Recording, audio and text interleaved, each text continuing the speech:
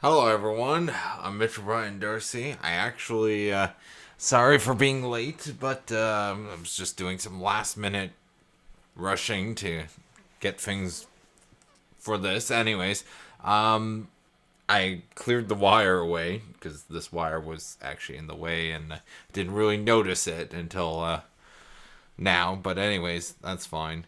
Anyways, we got a lot to unpack in this episode. I actually got a couple other bonus sort of thingamabobbers and whatnot, and I'm now starting to think that I think my camera might have went down a little bit because I don't remember it being.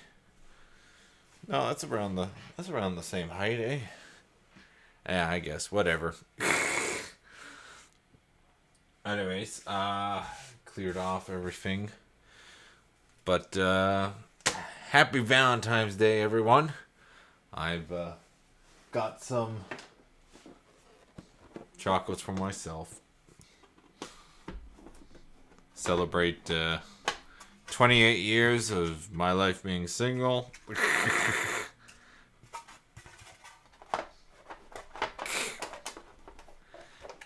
Let's move on before it gets more pathetic. Okay.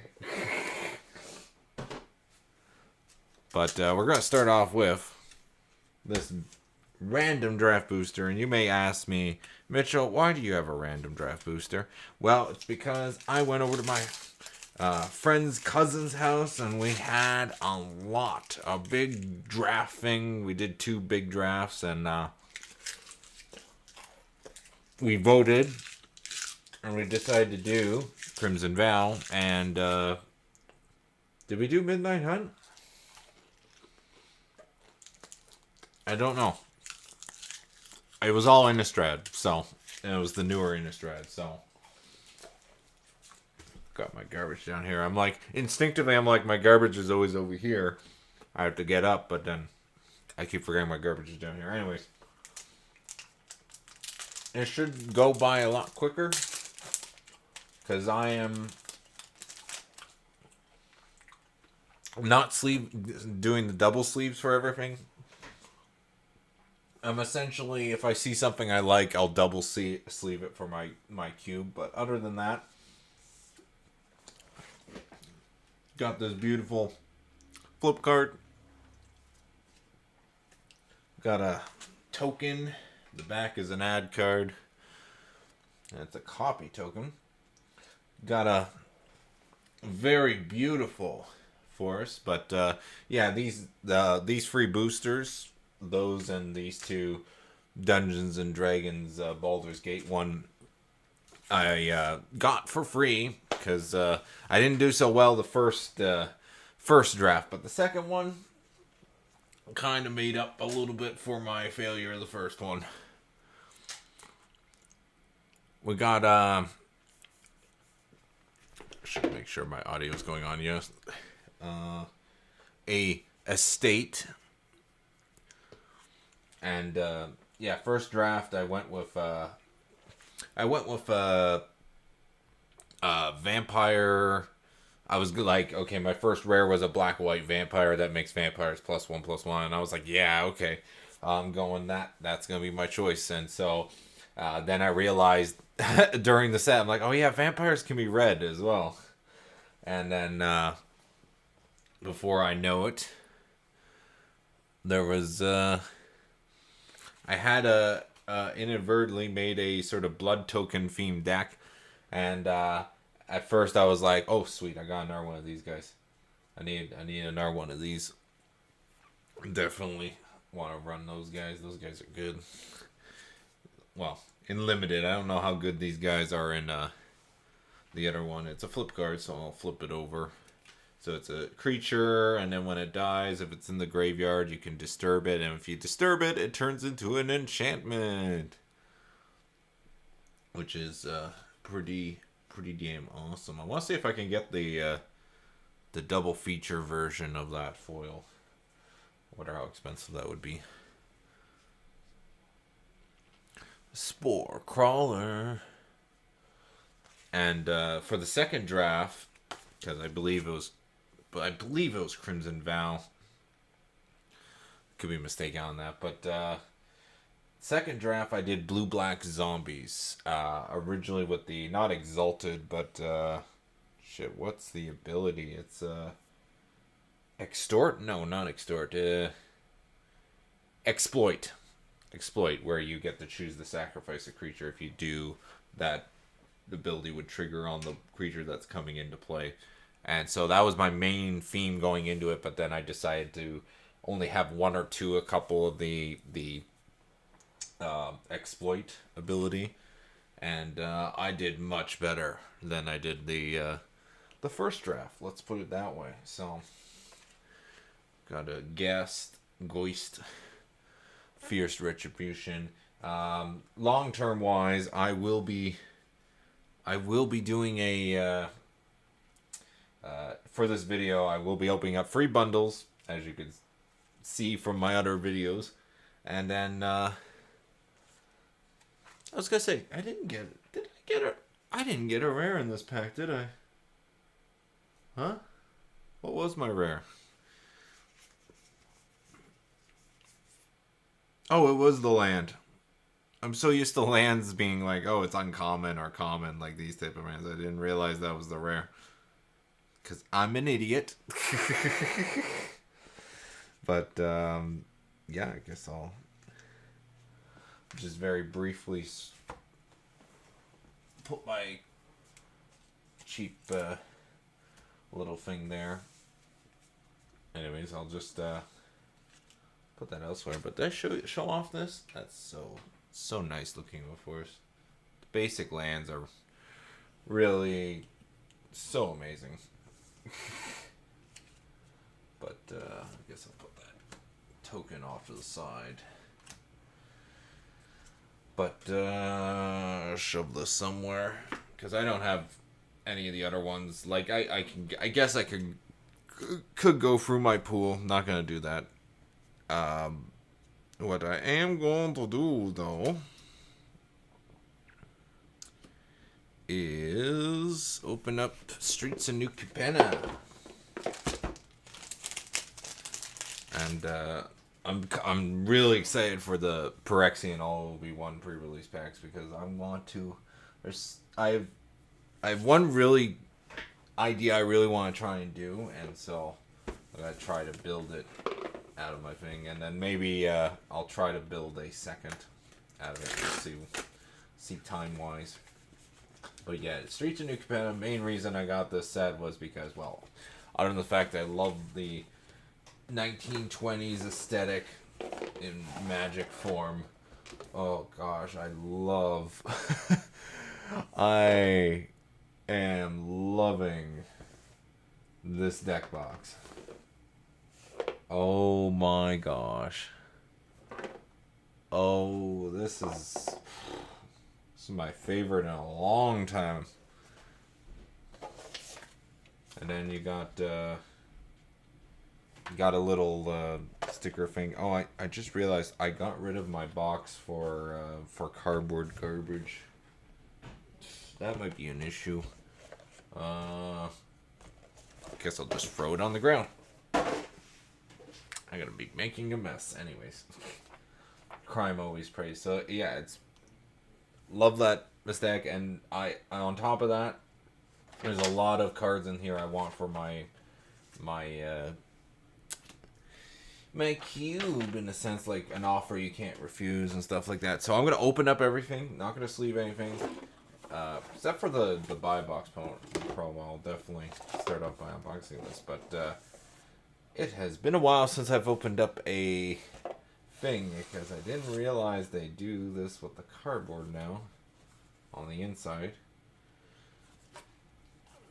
I like the idea of this as a cheaper token option for those, but seems like a bit of a waste in my opinion. Oh, that's weird. Why is two of these boosters in? It's been a while. Like, literally, I said the Dungeons and Dragon Adventures in the Forgotten Realm was going to be my last bundle. So, now that I'm back, you can kind of, check out my die right there. surprised that actually fits on the ledge of there. But we got... Ooh, oh, this is the more seeded... The lands and the one that comes with the buy a box promo. So the buy a box promo, I think, is going into my cube. And help cards, garbage, add cards. Where did my I'll just shove it here. Just making do. But anyways, we got 1, 2, 3, 4, 5, 6, 7, 8 set boosters. So very quickly, guess I'll open this up. Because how else am I supposed to get that buy a box promo out? Oh, it's so curved. Amazing. Absolutely amazing quality control, Wizards.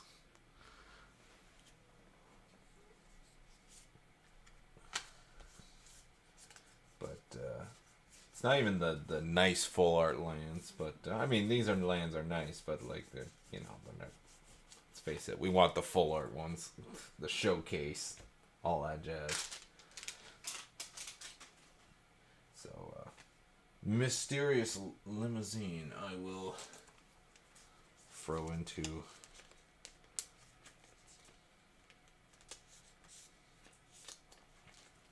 and then you can check it out.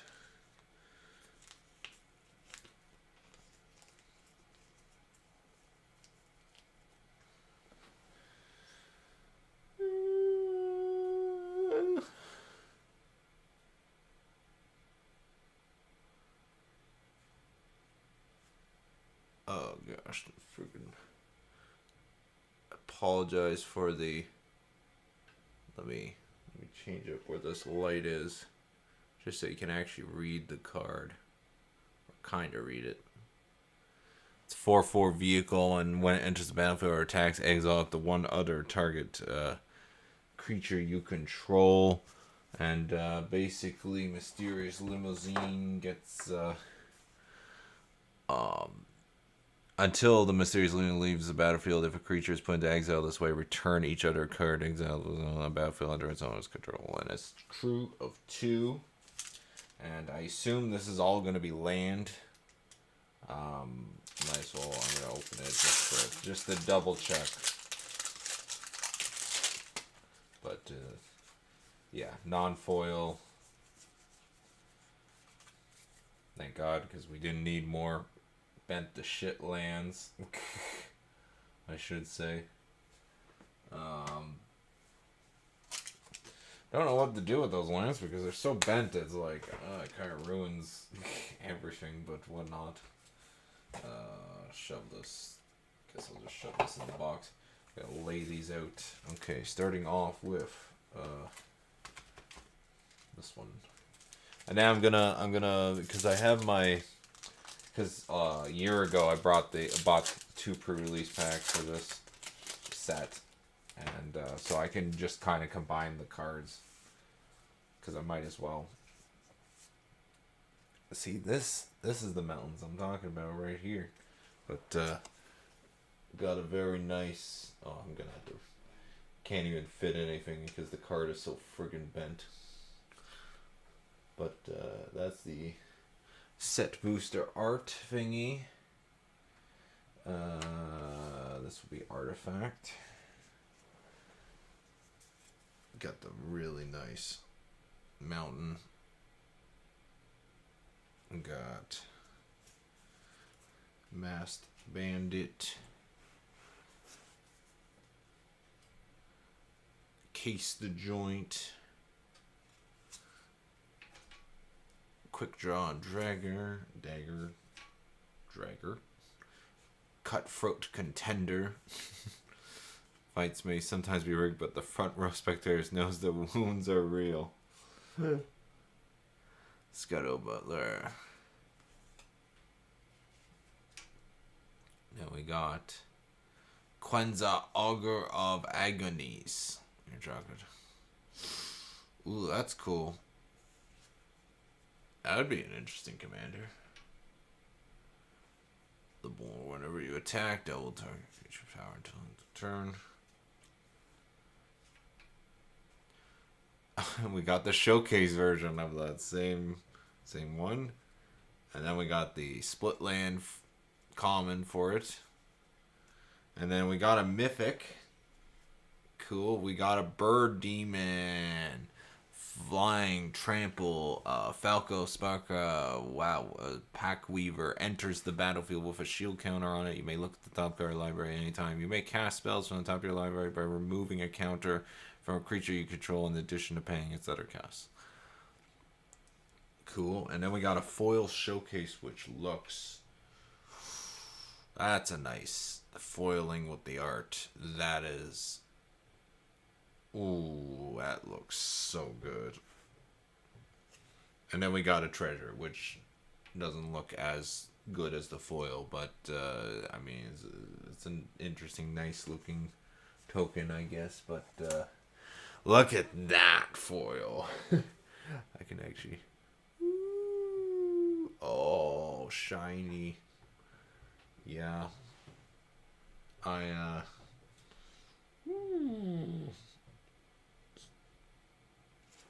definitely love that art. I'm gonna leave that there. Okay, so mythic, common lands. Put the common and uncommon lands together. Multicolored, common. We got the basic land I can just shove up here.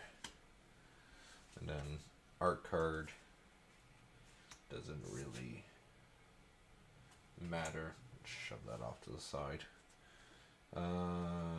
Common, blue, and then common. Okay. We need more packs. But that outlaw.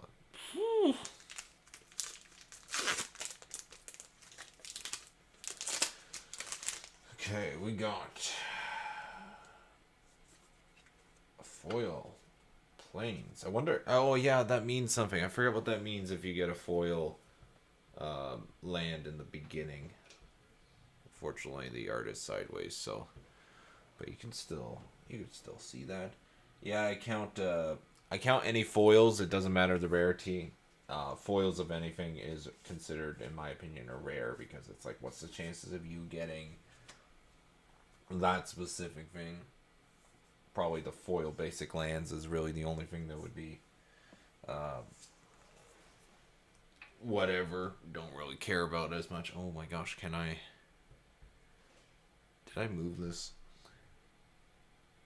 I just want to make sure it's in focus and that I haven't accidentally hit this when I was doing other things. That's my guide, so I know where to put it. Gun informant. The Backstreet Bruiser Defender. Cool. Refused to yield. That's an oddly specific plus 2/+7. That's definitely unique. When you cast a copy of creatures. Oh, that's how Brass Knuckles works. That's actually really funny because you cast a spell, you copy it, so now you have 2 Brass Knuckles, and then you could potentially for 2 costs equip both to the same creature, and then you got. It's almost like he's dual wielding. That is actually good. Creature has double strike as long as 2 or more equipments are attached to it. So it's like if you only have the one, it doesn't do much. But if you have 2, it gives it double strike. That's a very unique mechanic wise to go around Brass Knuckles. But I definitely want a good Brass Knuckles in my cube. And then sweet, we got the Tommy gun, the magic this when they announced the set, I was like, this is what I wanted. I wanted the Magic the Gathering equivalent of the Tommy gun, and I am got a multicolored creature cat citizen. And then, oh, we got the return of the augur again. We got this one, which I got in my, I think I got in my pre-release pool. But this one I'm very tempted to make a commander deck around. Making an army of cats or dogs. And it's like, depending on how I feel. We got a foil. We got a Celestia Regulator. When it enters the battlefield, choose target creature you don't control and tap it. If you control a creature or counter on it, the chosen creature does untap during its control next untap. Yeah, so I got 2 foils in that pack. And then we got a copy token, which I'm sure if you played Magic recently, you've seen that token a lot. And then, okay, so multicolored, consider it rare, uncommon, common, uncommon, green, artifact, white, blue. I always keep forgetting that it goes white, blue, then black. Every time I started Magic, whenever I said the colors in order, I always said white, black, and then blue. Because to me, in my mind, that always made the most sense. Because it's like, oh, what's the opposite of white? Black. And then black, blue, blue, the red, the green. But the way Magic they listed is white to blue, black, red, green. But I guess they wanted to separate the white and black, so... But moving that, so I have enough room. Oh, do I even? Oh, yeah. Well, that's why. I'm like, why do I not have enough room? Because maybe the artifacts and multicolored creatures are taking up the entire side of the board. Yeah. And then there's enough room for red there. If I get any, this is where I would be putting red. If I had any.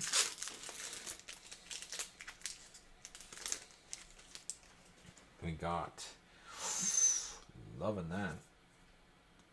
Can't just use this as a basic land. Like it's the only thing missing is the back. So if I put this in the sleeve, it's the same card thickness, right? The art cards is the same card thickness, right? Or is it actually a different material? Seems to be about the same. Because why can't I just use this as a plains? But, yeah, it's beautiful. Very reminiscent of Metropolis. I don't know if anyone remembers that movie from... Oh, God, it's almost going to be 100 years old at this rate. Oh, gosh. Anyways, we got a Goons... Girder Goons. Got a Dopper, a Body Dopper, Devil Warrior. We got Ready to Rumble. Definitely going in my cube, but I would like a nice special version of that. Public Enemy. Slip out the back. Phases out. Oh my god, hold on. Treat it as a...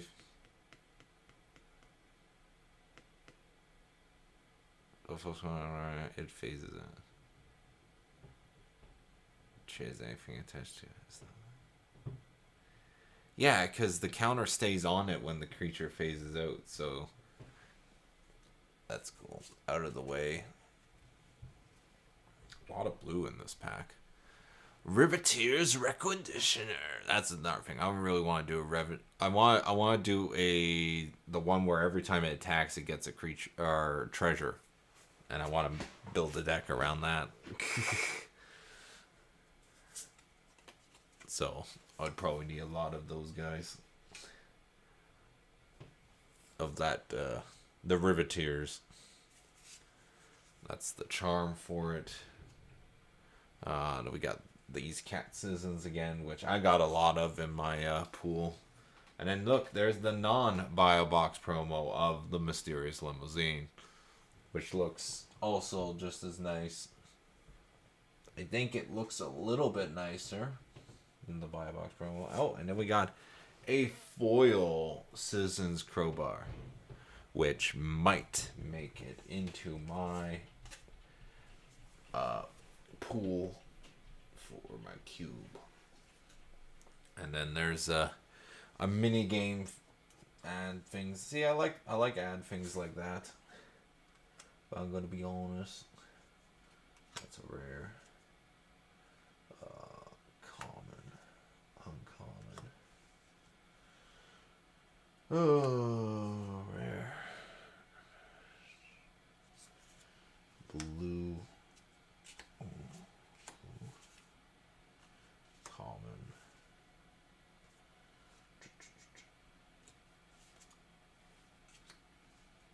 And then land up here. Art.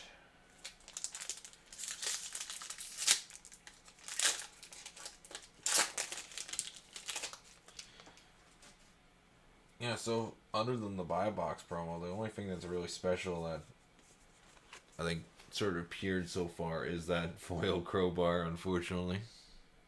There's the art. Got a normal basic ass land. We got Snoopy contrived. Draw a card. Discard a card. If you discard an online card, put a +1. Again, this is probably the most common multicolored creature you will get in this set because that's all I could get. Got a Plaza. Angel Cleric flying, enters the battlefield, you gain 1 life and draw a card.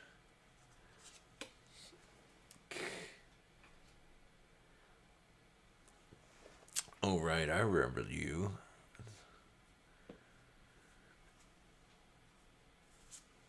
And then we got another Butler, another Augor, who's probably being the most common uncommon to get in the set now. Showcase of them again. And then we got a Corpse Appraiser showcase. Loving that art. Very,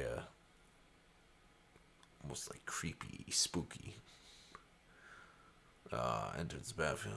And then we got, our rare is a Evolving Door. Sacrifice a creature, count the colors of the sacrificed creature. Then search your library for a creature card that's exactly that many colors, +1. Exile that card and shuffle. You may cast the exile card.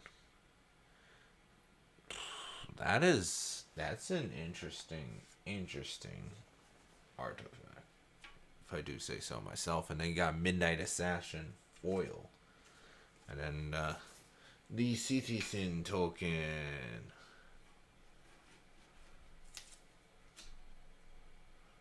Just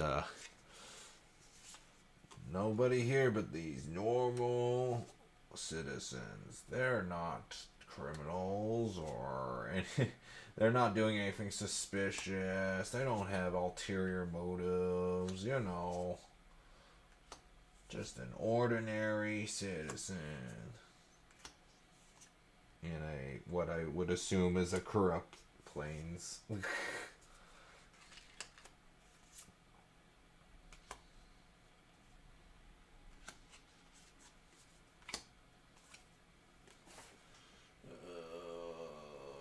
Guess I'm putting this over here. I try to keep all the mini game ones off to the side for the ad tokens.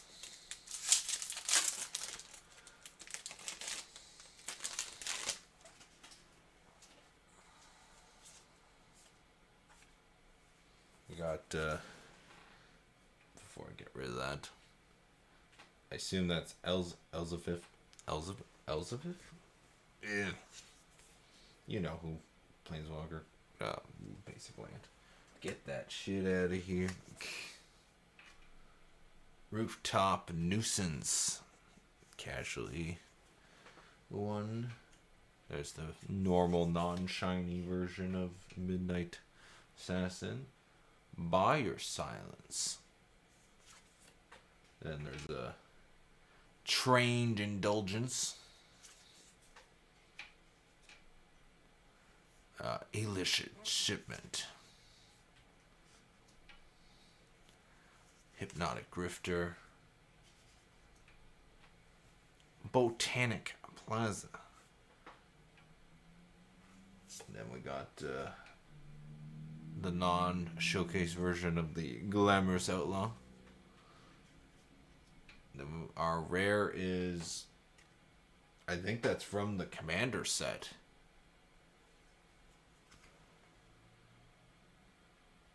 Yeah, I think that is from one of the Commander sets. Swindler's Scream, because it's a different logo thing. But anyways, I got a Mythic Cat Demon, who I've gotten before with my pre-release kit for this set, and then for a nice foil land and a Demon's Due again.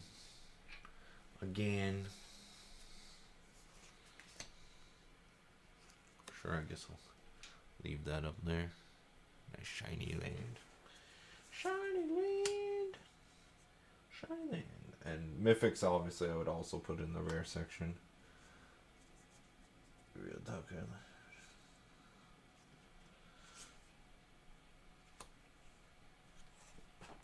Plaza. Lots and lots of Plaza.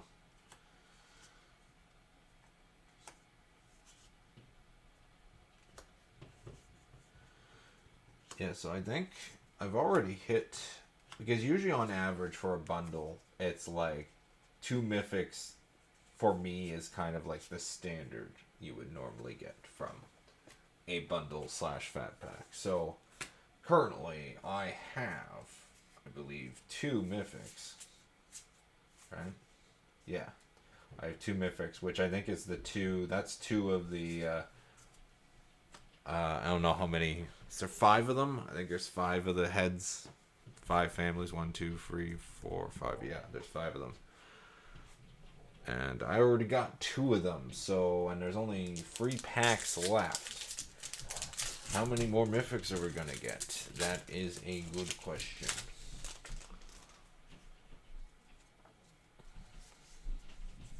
Got the art for the train. I love trains. So now I have the nice art of it. Then we got the even nicer forest. Still can't believe I'm seeing cityscape type skyscrapers in a Magic set, honestly. Still getting over that. Then we got the initiative. Another initiative. A grifter. Got a Night Clubber. Love that. Oh, whack. That's one of the cards I need definitely for my cube. Okay. And then you got the Racer's Ring. Green red land. You got the Azurif Charm. And then our rare is the Wiretapping. Hideaway 5. Whenever you draw your first card during each of your draw steps, draw a card. Then if you have 9 or more cards in hand, you may play the exile card while paying as mana cost. Oh, yeah. And then, we got a foil of the, I believe that's, is that the normal art or showcase art? I think that might be the showcase art. Yeah, that's the showcase art for that one. And then our token is a treasure, but no one cares about the treasure. Care about this nice foil. Leave her there. So you can gaze upon her beauty. Blue. Common land. Boom, boom, boom, boom, boom, boom.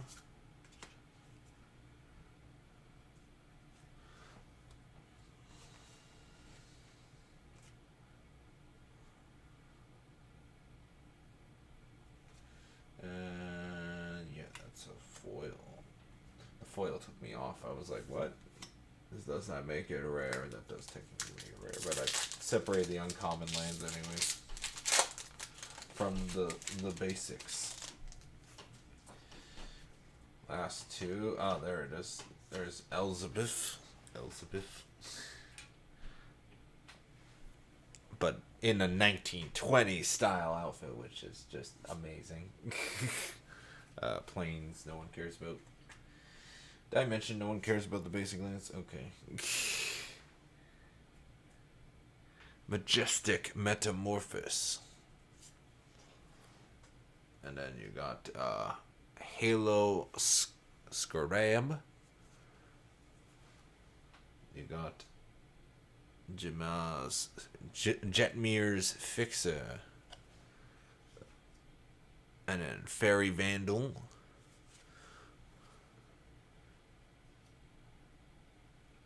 Nightclubber again.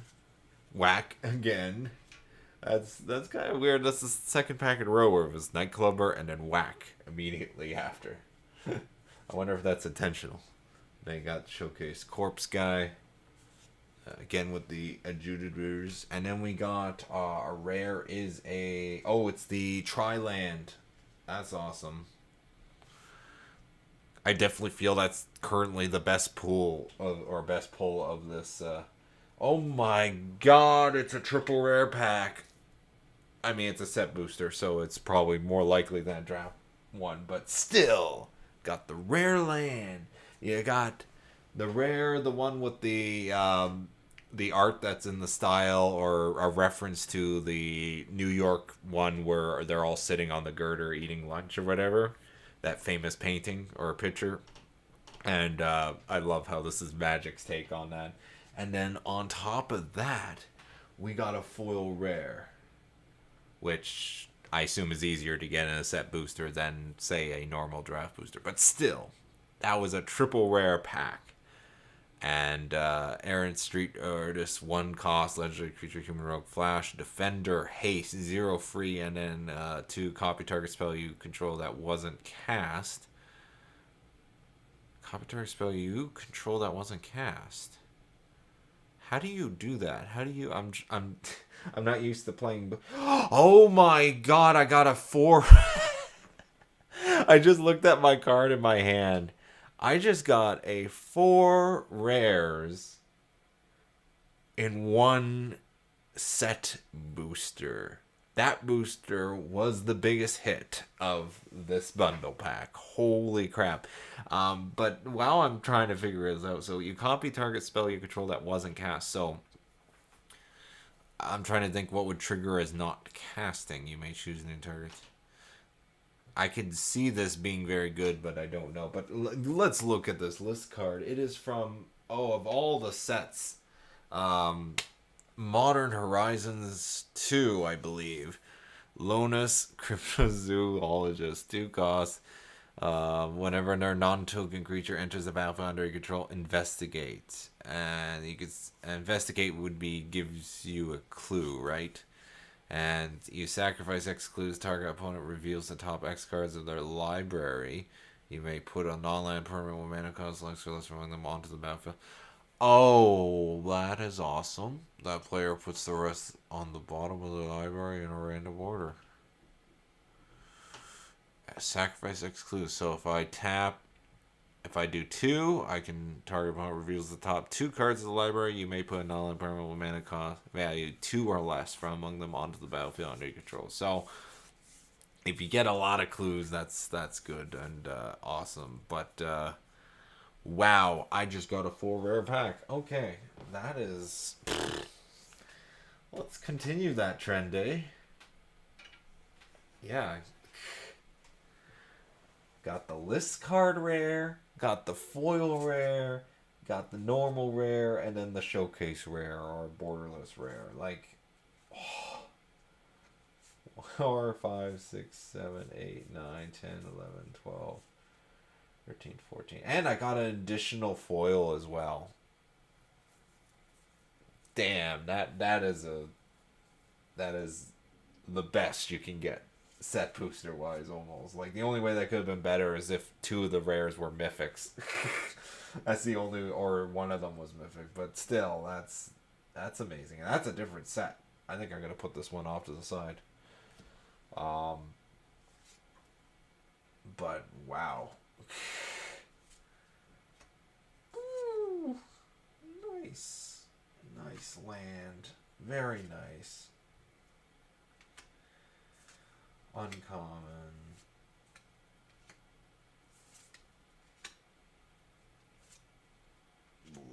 Blue.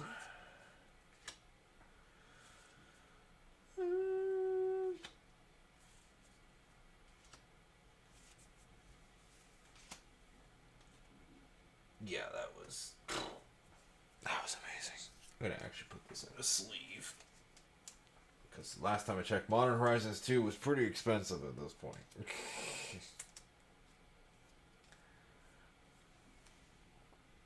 So I'll put this off to the side.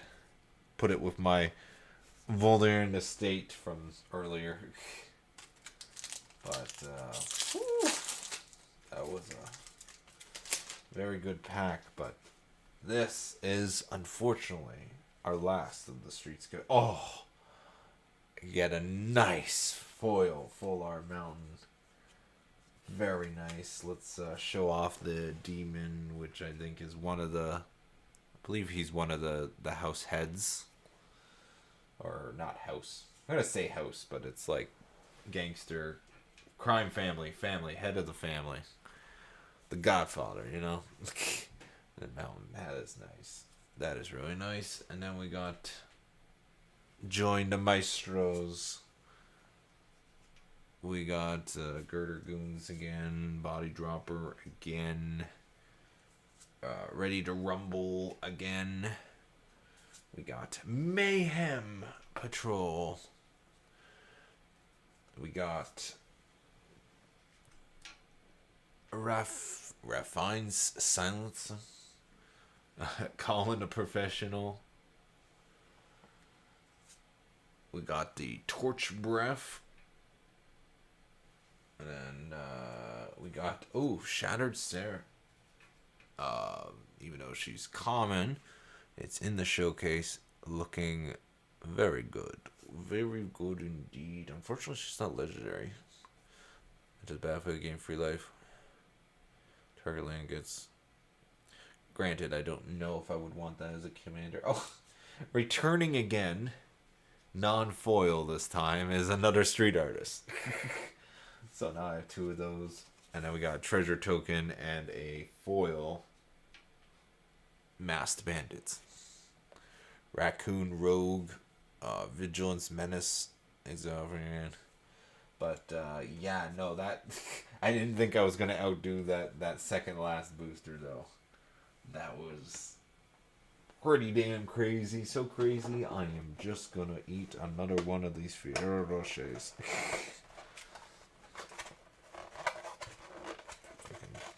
Just grab whatever. See how many of these can disappear before the end of this live stream. But yeah, so I'm going to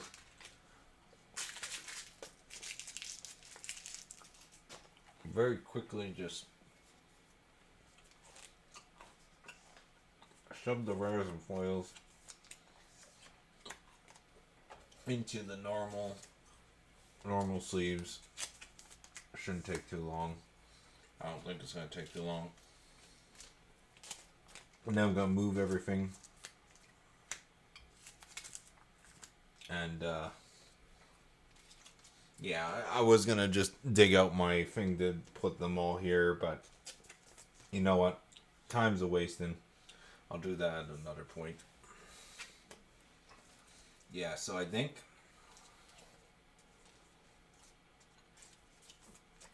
I might put the yeah, there might be one or two I'm putting in there. The Mysterious Limousine is definitely, the buy a box promo is definitely going in the thing. This one, the Riveter's Ascendery, might go in there just because I like the art it's referencing. And because I have extra of these ones, these two legendaries, the Cat Demon and the Elf Druid, I'll probably throw one into my cube. I don't want to throw too much in because I want to save it for the more important aspects of my cube, which is copyrighted material, Transformers and shit like that. But I do need some fixing in a sense. Oh my gosh, this still takes me back every time I look at it. But that was very satisfying pulling a 4 rare pack. OMG. What are the odds? What are the statistics of having a 4 rare pack?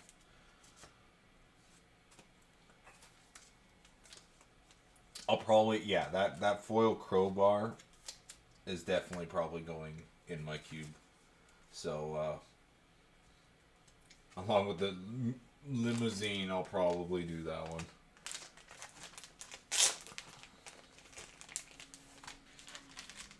But yeah, because I don't think there's a showcase of the crowbar. I could be mistaken on that. So I think a foil of this is the only way it could be better if it was extended art. I'm not worried too much about it. I'm just gonna put a crowbar in my cube. I don't care. Love it. Along with that, so I'll put those two off to the side. Sure. And then the rest I can just gather up and then move. Oh yeah, that's right. I forgot about the rare lands. Yeah, I'm just gonna put it in the normal sleeve, because I generally, like, unless I know it's a very valuable land like the shock lands or whatever, I would just put it in one anyways. But granted, that lands, the tri-lands are probably very expensive. Well, it's not very expensive, but expensive. Like, they probably kept their value. And the uncommon lands, I usually foil or do them anyways, but the foil one I'll do, but I'll just leave the rest, yeah. And then the one foil land, don't really care about. I got more than enough of those, so I could just shove those in here. Shove those in there. Then I can... Well, we didn't get any white rares. Interesting enough. The common and non-commons first.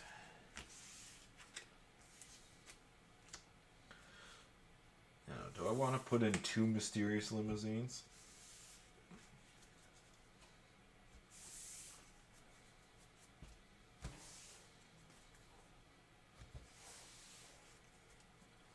I might put in 2, but I won't know right now. I'll probably take a second look at that later. And then stick these rare together.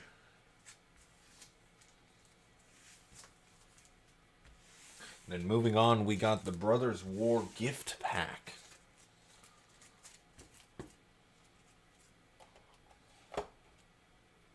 Which I'm excited. The only reason I got this set is it includes a foil Transformers card, and I know in the set boosters, I think every certain amount gets you a Transformers card. That's the only reason why I decided to take my shot at one of these, see what we get. Hoping for as many Transformers cards as possible. Other than that, I'll probably just slowly pick up the singles over time. If they're available, I don't know. Maybe they're Maybe they're very hard to get. Maybe people are just buying them left and right because they want the Transformers card so badly. But we got Urza art. And then got Transformers. That's a very juxtaposition there. Go from Urza, Magic the Gathering to Saturday morning cartoons. Yeah, that reminds me. I still gotta watch the movie. Transformers movie. I think I have it. But, where am I gonna put this? I guess I'll just leave that. Well, yeah, I'm gonna be spreading them out anyway, so I guess I do need that room. I'm gonna leave that over there. Along with that, I'm not gonna keep this. Liking the box. Not as good as the... Like, I kind of wish it was gift style shiny for the new Capenna box, but it still looks nice. I like it. It's kind of like a rustic machine type look. I wonder what we get. I wonder what the... Oh, as I drop everything. I wonder what we're gonna get. Because this booster was the last one to come out, I will... Oh, it's the collector's booster. Oh, yeah, I forgot the gift bundle comes with a collector booster. So I'm saving the collector booster for last. Oh, it even comes with the Transformers for the cardboard. Okay, you got me. I'm probably going to keep all these cardboard things. I'm not going to have room for these, honestly.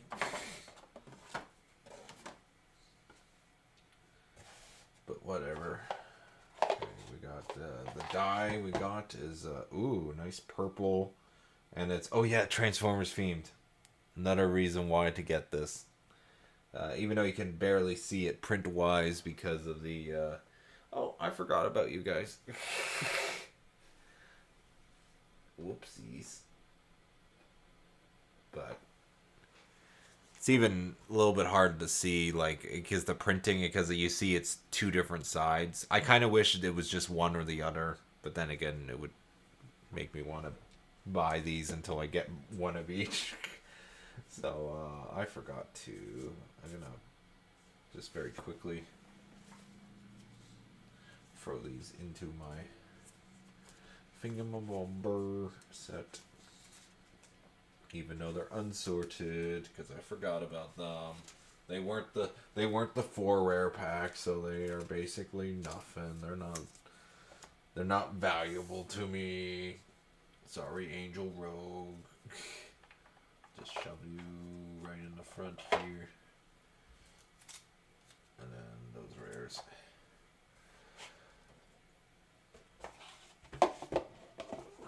Okay, let's see what Transformers card we got. And that is definitely going into my... Oh, wow.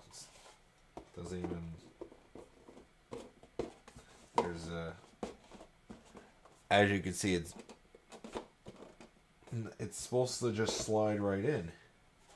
What the hell is wrong with this? Fits better one way than the other. Anyways. I'm gonna have to move my beautiful Streets of Capenna thing over. Whee! Oh, gotta remember my lighting and camera setup is there.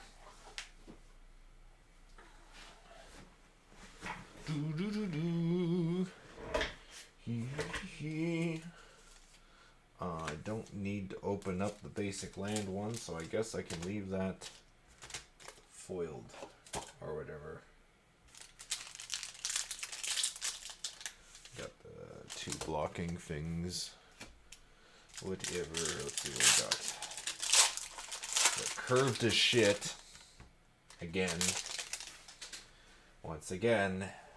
Liked it better when it was in the plastic, because at least with the plastic, it wasn't terrible. Put that over there. So I got... we got this dude. Now, is he a normal buy a box, or she a normal buy a box promo, or is different? I should actually maybe take a look at the back,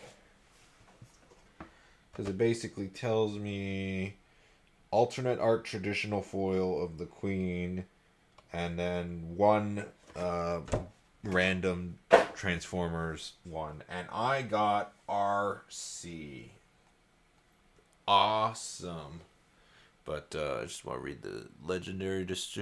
Discard all the cards in your hand and draw that many cards. You may choose an artifact or artifact creature card when mana comes one. You discard this way when you do the same for artifact or creature card mana 2 and free. Return those cards as to the battlefield. Activate only as a sorcery. Oh, that is going in my red-white artifact equipment deck. Absolutely. Possible commander, too. Yeah, no. I love the one I got. Sharpshooter, red-white. It was red-white, too. More than meets the eye. You may cast this card converted for...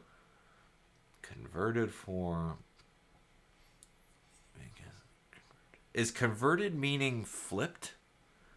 First strike, remove one or more opposing counters that deals so much damage to target creature, and then convert. Yeah, okay, so convert is transform, which is weird. I guess using the word transform. Oh, I hate how bent it is, but I love it. Love the card. Kind of wish there was a non-foil version, but the foiling does look really nice on it. But I'm going to be honest, living metal, as long as it's your turn, this vehicle is also a creature. That's a lovely ability. Whenever you cast a spell that targets one or more creatures or vehicles you control, put them in any. I hope these cards aren't too expensive, because I would love to buy probably one of everything. Get 2 of everything of the Transformers cards, but I don't know how expensive is it going to be, because I want this to play with, but at the same time, I'm like,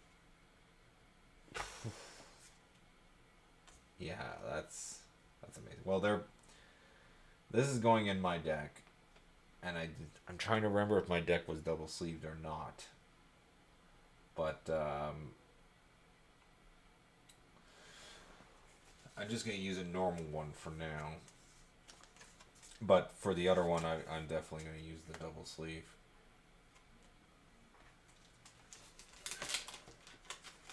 So this is absolutely going into my cube.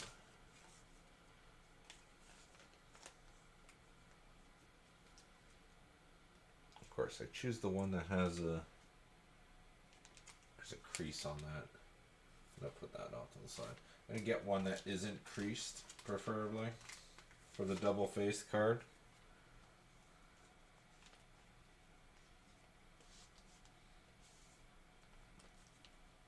Oh, which way do I do it? Let's do it the other way. Damn it.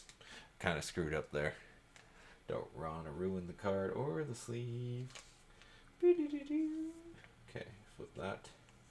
Take 2. Okay, once more with feeling.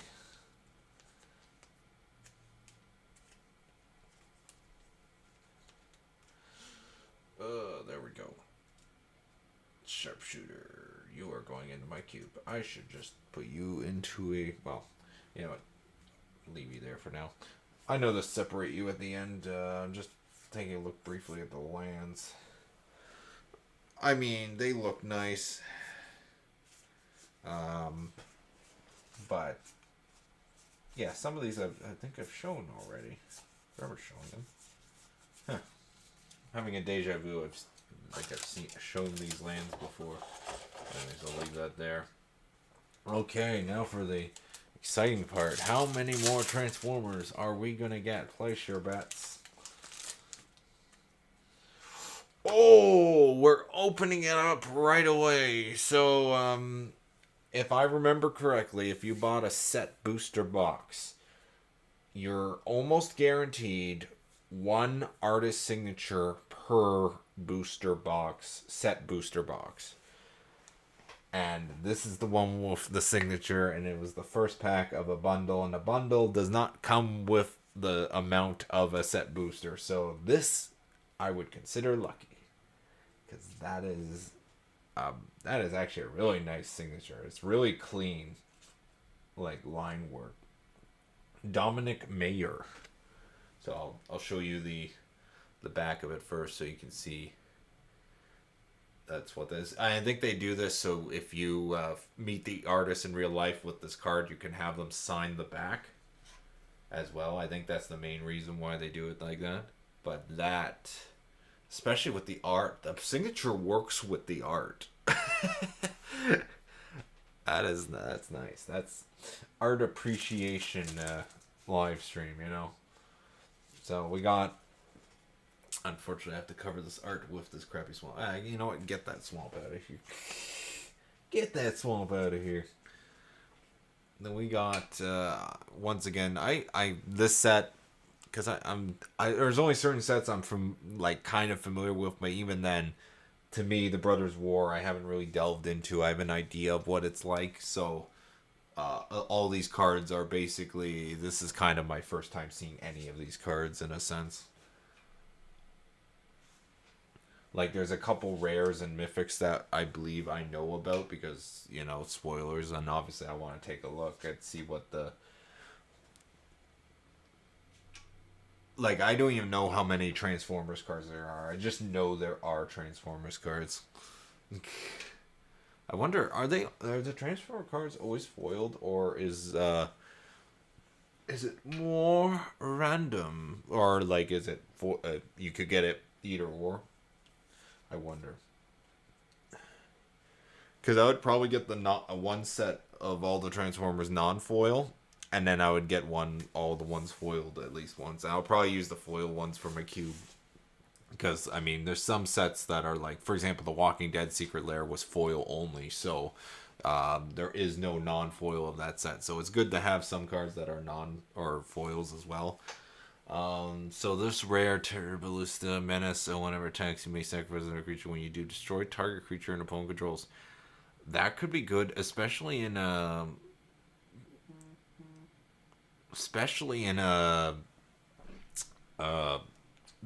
what I said earlier, exploit. Yeah, exploit deck. Especially with that zombie that you can just keep bringing back every time it dies.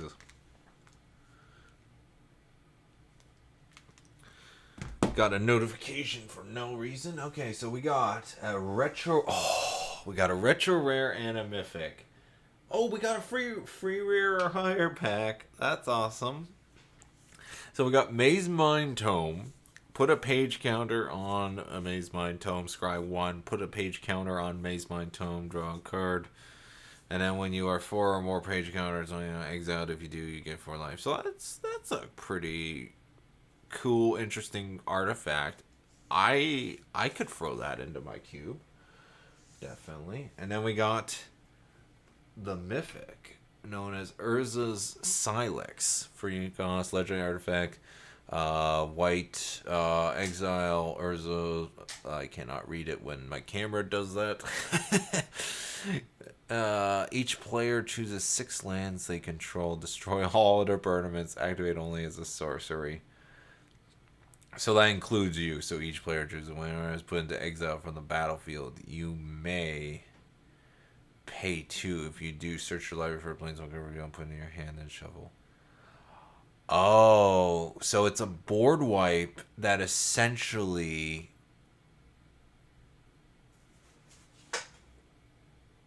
after you do the board wipe, you essentially bring 1 planeswalker from your library and put it into your hand. So next turn, you're guaranteed a planeswalker on top of whatever shenanigans you got planned. So that's...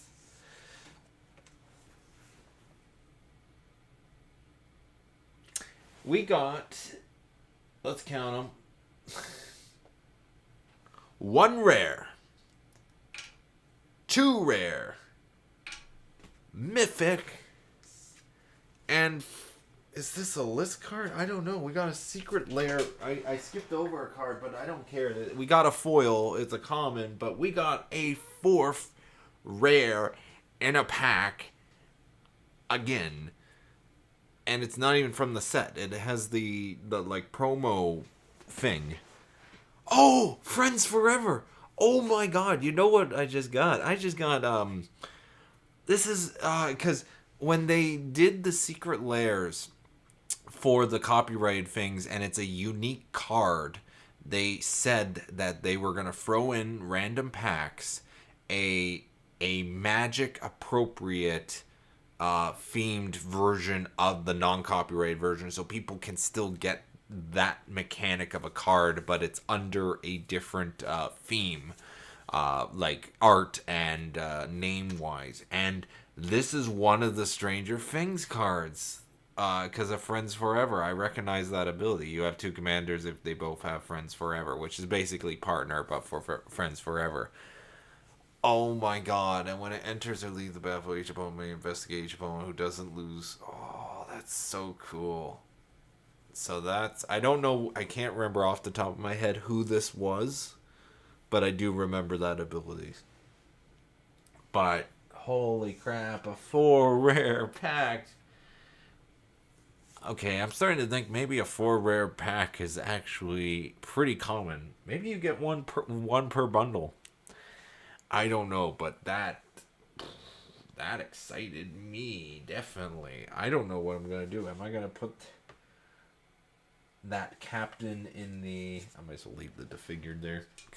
See, that's me right now. I'm just disfigured from what I just unboosted. Oh, gosh.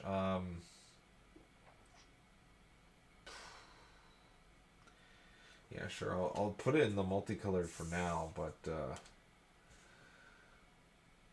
I might just keep that off to the side, because if I already got the Stranger Things one in my cube, it's like, am I gonna put the normal version of it? Artifacts go there, special lands.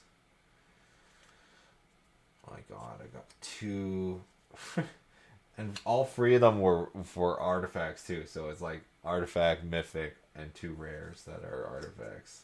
I mean, granted, I assume this set is very artifact heavy, given the lore. The lore. The beautiful, beautiful lore, you know? But, damn, that's amazing. And then, I totally forgot we got that as well. So it's like, that is definitely the best pack of this set right here.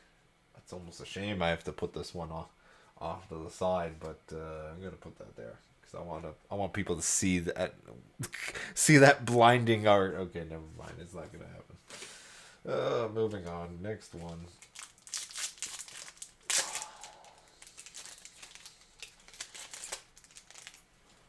Oh, what are the odds? What are the odds? I got another signature one. Are all set boosters come with the signature now?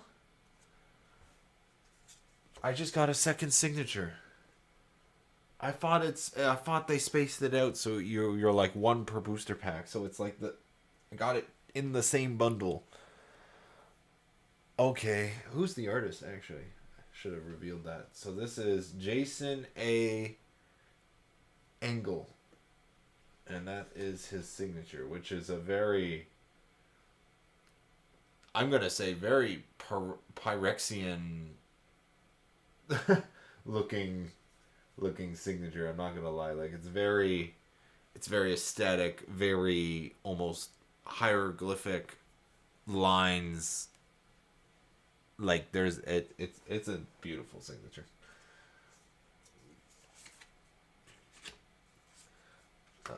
Oh yeah, let's just start placing them here. It's not like I'm showing you guys what I'm getting or anything. Third Path Servant, Deadly Repulse, Desynchronized, Bitter Reunion, The peace summit proved the grudge between Urza and Mishra could end only in blood. The law, the law. Disciples of Grix. Phyrexian human.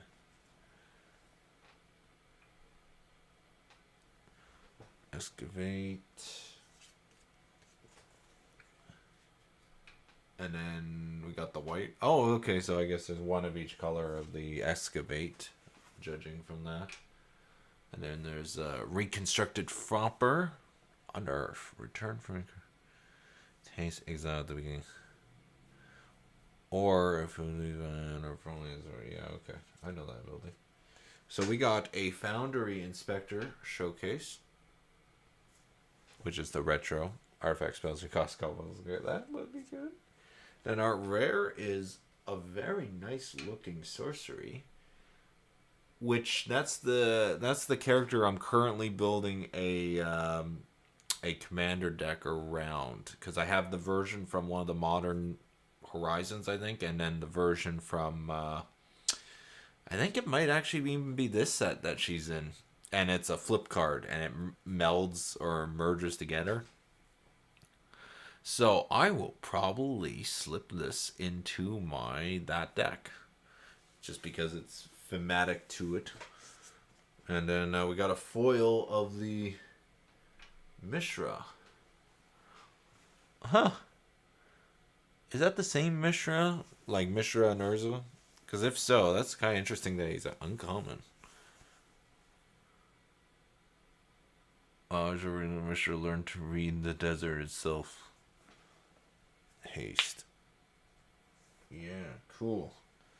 And then we got the flip token. The flip token.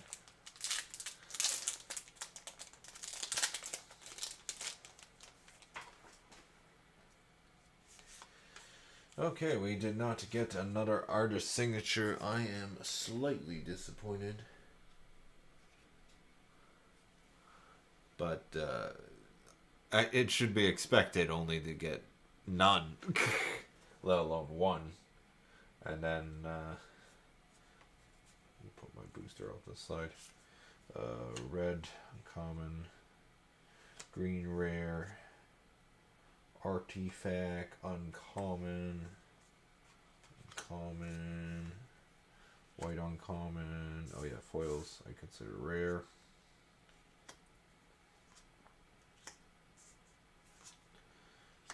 Oh, that's a common.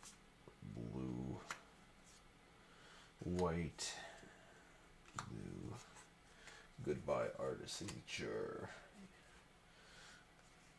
And then, yeah, rare foil. Okay, so this is the one we were going off of. We got a swamp. No one needs to see that. We got a veteran's power blade. Ooh. That'd probably go well. Equip soldier. Oh, okay, so you get a cheaper cost. Okay, I see how that works. We got Scrap Smith. We got Urza's rebuff, which looks very Evangelion meets Pink Floyd's The Wall. That's the vibe I'm getting from that art. Recommission.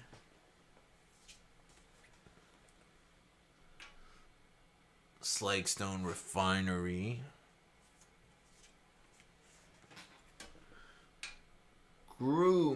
Gruesome Realization. The Fall of Krog, whoever that is, as retaliation for the Warlord's ambush at the Peace Summit. Mishra leveled Yoti's capital city. Cute. Oh, we got the bauble. I mean, before it was reprinted, I remember this being quite expensive of a card. I don't know if it's like that now, but I think it's like a $5 or $10 uncommon. But I don't know if that price has changed now. Oh, cool. We got... This is the worm I really wanted to try to work with. shenanigans wise. I want 4 in a deck and try to build a deck around that. Whenever land enters the battlefield, create a tapped Power Stone. It's an artifact. And the mana can't be spent unless to cast a non-artifact spell. This mana can't be spent to cast a non-artifact spell, so it has to be artifact. So it's like, if these 4 creatures are the only creatures that are not artifact, and then have the rest of the deck be artifact, that could be interesting. A very interesting. It's something I want to try. I definitely want to try that. Then we got a foil uncommon of Yodian Descent, or Descent, whatever an artifact in the battlefield control. Put a +1/+1 counter on target creature you control. And then we got the. This is what a Power Stone looks like, for those who don't know. But yeah, cool. We got 2 mythics in this booster box already. So does that mean the rest of it's gonna be non-mythic? Let's find out. Common.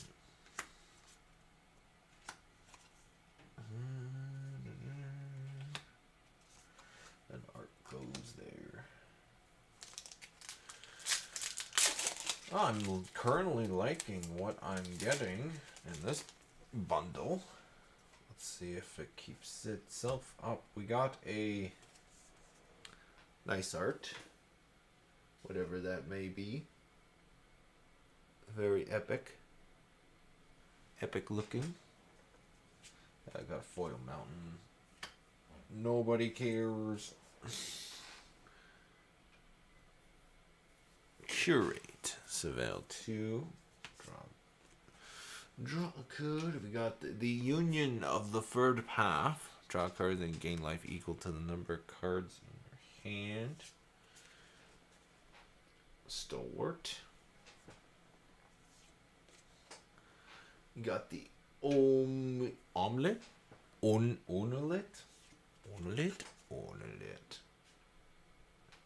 Disfigure again. The Invangle of Symphysis. Symphysis.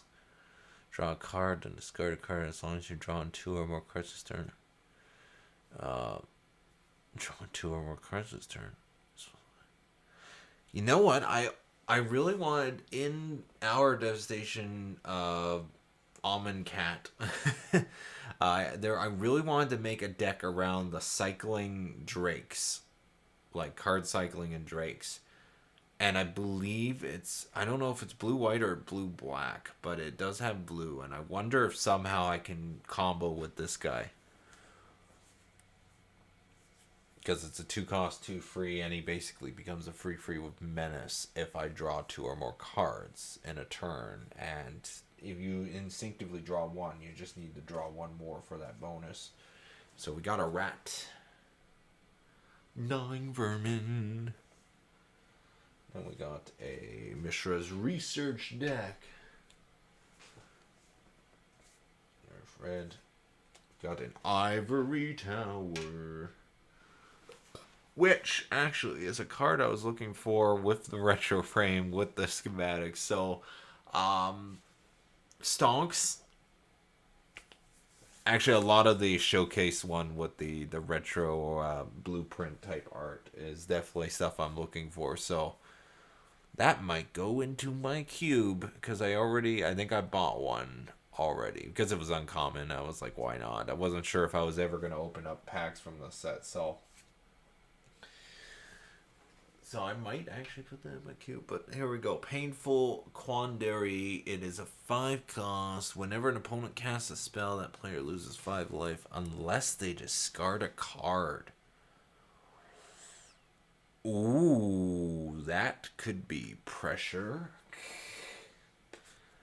And then a foil, Mishra's Domination, which it's not picking up, but the red looks really, really bright on this foil for some reason. Like the red in general, like even the mountain over here, look how red it is looking on my camera. But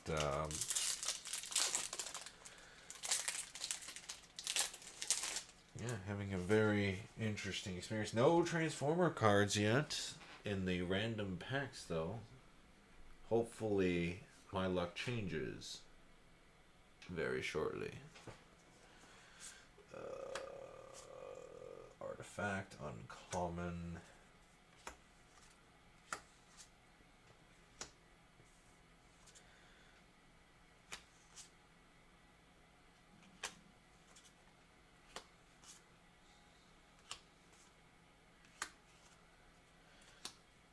And there's Stone. Okay, we got a nice art here. Once again, I apologize for not having my thing set up so it's not sideways, so I can turn it around easily, but didn't think that far ahead. I don't know why I opened up another booster. I'm still in the process of doing a booster, but let's leave that there. I don't know. I'm just having a brain fart right now. Don't mind me.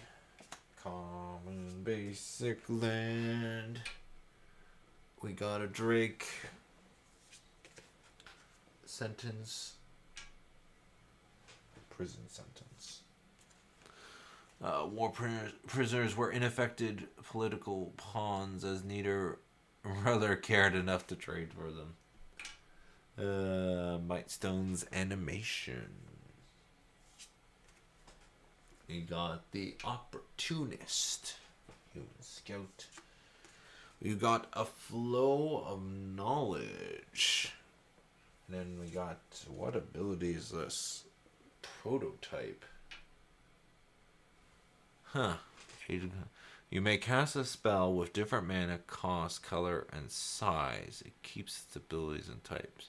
So instead of it being eight colorless, you cast it free, so it's a free cost, red, one free prototype. Mana cost, keeps the ability type, so it'd be flying, and it has that ability. Or if you have the mana, you can cast it. That's a cool ability. I think that's cool. And then we got the Serenif Steel Seeker. Whenever an artifact enters the battlefield, you look at the top card of the library. If it's a land card, you may reveal it, put it in your hand. If you don't put the card in your hand, you may put it in the graveyard. Yes! Okay, I did get a Transformers. And we got, so there is a non-foiled version. So that's good. I'm going to try to get one of each non-foil, one of each foil. I'm going to assume these cards are out of stock and hard to get. So I'm going to treat them as if they're the only ones I can get. And flying, remove one or more +1/+1 counters from among artifacts you control. If it has that much colorless, this mana can't be spent to cast non-artifact spells. And I can convert him. Jetfire. Air Guardian, living metal, flying, and then adapt free. If it has no +1 cost, put free +1 cost. Oh, that's a good ability. But hell yeah, I got a Transformers card. I'm going to immediately put this into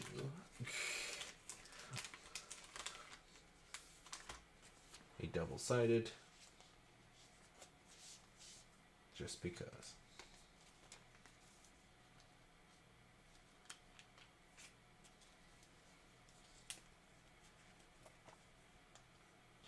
But at the very least, if I just get one of each, one foil or non-foil, just whatever is available, I'll probably just stick them into my cube as is. I'm not too picky. We got a Spike. So we got a Mythic. Yeah, Mythic and a Rare. So that's a pretty good pack right there. Cube creature has Death Touch. Whenever a quick creature deals combat damage to a player, that player loses half their life for free cost, and then free cost to equip. Has Death Touch. And whenever a quick creature... That seems a little bit powerful. Just a little bit powerful. Granted, it's an artifact and equipment. You can only equip a sorcery, but still. Oh, okay. That was a free rare pack. Apparently, I got the Visions of Phyrexia, which you may remember from my was it collector booster sample that I got from part 1 of this unboxing, mega unboxing. So that was a free rare pack. Okay, that's good. And you got a foil, uncommon, prototype, flying thingy. And then to top it all off, a token we have not seen before, which looks from that art style, it almost looks like something from War of the Worlds, the classic.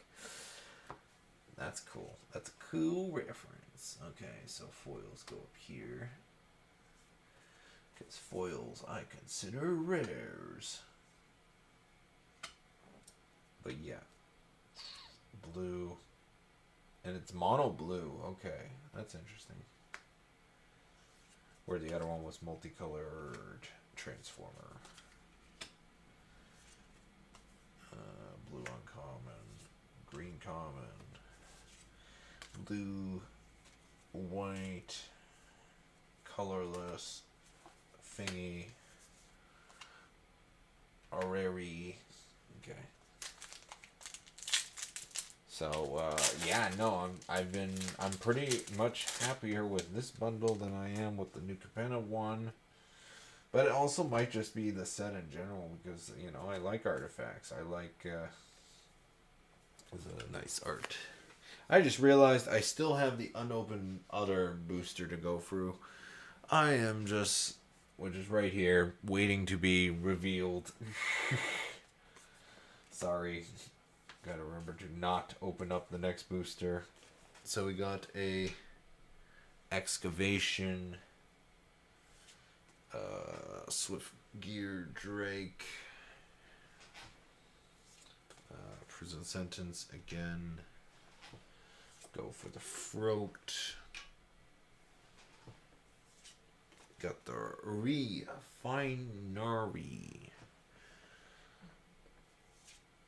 And apparently, I just read it, looks like I did get another Jetfire. So I got one to play with, one for my cube. So that's good. It would have been nice if one of them was foiled. But I might as well just put this in a regular thing then. I know I'm doing this ahead of time. I shouldn't do this ahead of time, but I don't care. You've already seen him just recently, but it would have been nice to get one of the other ones. But I got an unwinding clock, so we got 2 rares, in a sense. 1 rare, 1 mythic. I have that card from a different set already, I believe. And then it's a free rare pack. Wow, I'm doing pretty good in this. And we got Fade from History. Each player controls an artifact or enchantment, creates a 2/2 green, then destroy. Interesting. Wait, it's a 4-cost sorcery board wipe. Each player controls an artifact or enchantment. Yeah, it's a board wipe of artifacts and enchantment.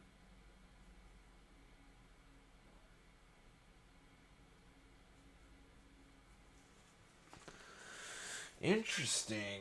And then we got a foil. And the punch out token thingama bobbers. He might not. I don't know. Probably not. Maybe. I don't know.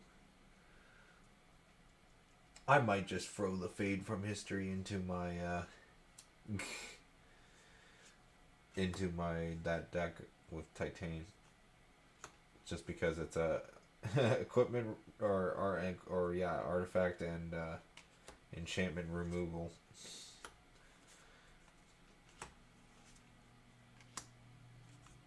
And it's green too, which is what the cards I'm playing in for that deck. Okay, so we'll do the one we already opened a bit. Oh, I might as well just do it from here. Put it here and then just reveal. So it's a nice looking art. Do it that way as well. We got, oh, that is I like that island. That is a nice island. Oh, it's full art too. All the other ones weren't full art. That's probably competing for a top 10 favorite island at this point, full art island. Because it's just the artifact creature standing in like an ocean type lake area, so it's like that's pretty cool. Got the curate union of the third path. We have seen these before. It's definitely starting to repeat. Disciple. Architect, and then we got a cave guard, and a foundry inspector, another one, cool, and then we got the Stone Brain, legendary artifact. Exile the Stone Brain. Choose a card name. Search target opponent's graveyard hand. Library for up to 4 with that name, and exile them. That player shuffles, then draws a card for each card exiled from their hand that way. From their hand. Okay. Yeah, that's a good removal. And then we got a Disenchant. And a Paper Stone. And the token is that thing again. Actually, no, we got the token and the thing that gives the punch out things. Interesting. Okay. Down to the last 2 packs. This is the last of the set booster ones. Let's see what we get. Oh, is that? I wonder if that's cannon fodder card or goblin, goblin whatever. I can't pronounce it, but yeah, cool. Like it. Like that art. I don't know why I'm taking it away. I can just leave it there. Got the island. None. So I don't know. Can you get the Transformers cards in the collector booster? I wonder. Gonna find out. I assume you can, and that it would be foiled. If you did, I would hope, because it would be suck trying to buy up all the gift packs for Brother War just to try and get the foil version of each. The audacity of my camera. Then you got alter. Junkyard Genius. Springleaf Drum. Oh, wow. Yeah. Well, first of all, Springleaf Drum. I might switch out my, because I have this in my gold deck, and the retro frame really brings out the uniqueness of that card. So I think I might switch that out. But I got another Mythic, and it is a duplicate. Cool. I just need 2 more, and I can start building a deck around that. Let's see if I can get one in the collector booster. I got a nice soldier looking token, but that's cool. So I got 4 mythics in that bundle, the gift bundle, and I got 2 packs. 2 are free packs that were over 3 rares per pack, and one of them was a 4 rare pack. So that is cool. I definitely love this. Love this. Yeah, I think I'll put that off to the side, because I have a good idea what I'm going to do with that. Artifact. Oh, that's common. The blue, the red, common, white, and beautiful art. Okay, here we go. Collector booster. What do we get?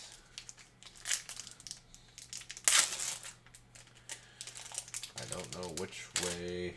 Assume this is common. Okay. Let's do this the right way. Praying for Transformers cards. All the Transformers cards.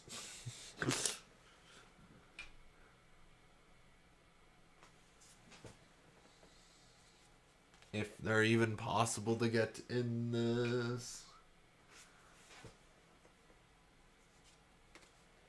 Ooh. Is this a different Juggernaut? This is a different Juggernaut. 5 trample, attacks each combat available, and it has Unearth. That makes it a little different from the other Juggernaut. Yes, it does. And we got... Ooh, that's a big... That's a big creature, and the prototype is less powerful, requires green. Cool. Then we got a Third Path Iconoclast. Whenever you cast a non-creature spell, create a 1/1. And then you got the R Given Avenger. Oh, it's a shapeshifter. Cool. Shape-shifting artifact creature. That's interesting. Wasteful Harvest. And did I do it the wrong way? Did I look past my... Oh, I started instinctively going through my green pile that I've already showed you guys. I'm like, wow, we're getting a lot of green cards. Why are we getting so many green cards? And then why is it going down in rarity? Okay, let's try this again. So we got a Plains full art, which is really nice looking. I think I am going to sleeve that, actually, honestly.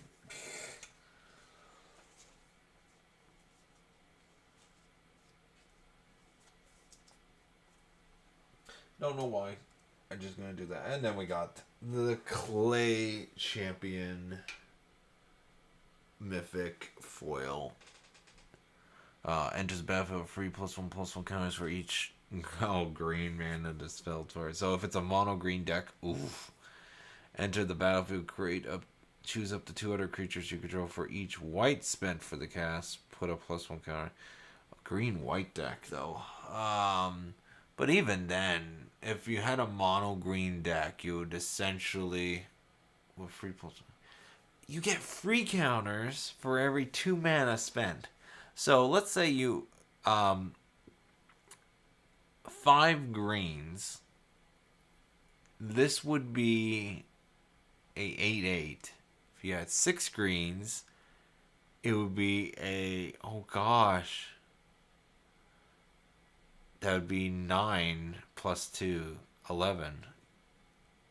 That jumps up. For 6 mana, you get a 9/9 artifact creature. Yeah, okay. That's cool. And then we got the extended art version of the Mythic we kind of started off with. I think that was our first Mythic that wasn't Transformers. So now we got the extended art of it as well. We got a nice... Oh, it's from the Commander one too. I think this is from the Commander one. 4 cost, land you control land. And land cards in your library are basic. Land cards in your library are basic. Does that mean... Does it lose all other types and it includes basic? Or does it... Yeah, does it include basic? I'm not sure. I would have to look at the ruling of that. But, oh, I got a shiny! I got a shiny ivory tower. Coincidence? No, I think not. Now we got the tome blueprint.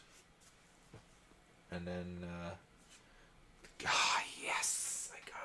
I got a Transformers card! Yay! I am very happy with this pack. Though, I kind of wish I didn't get two of the same. But at the same time, I'm happy I got two of the same. Because that way I don't have to worry about getting another version of them.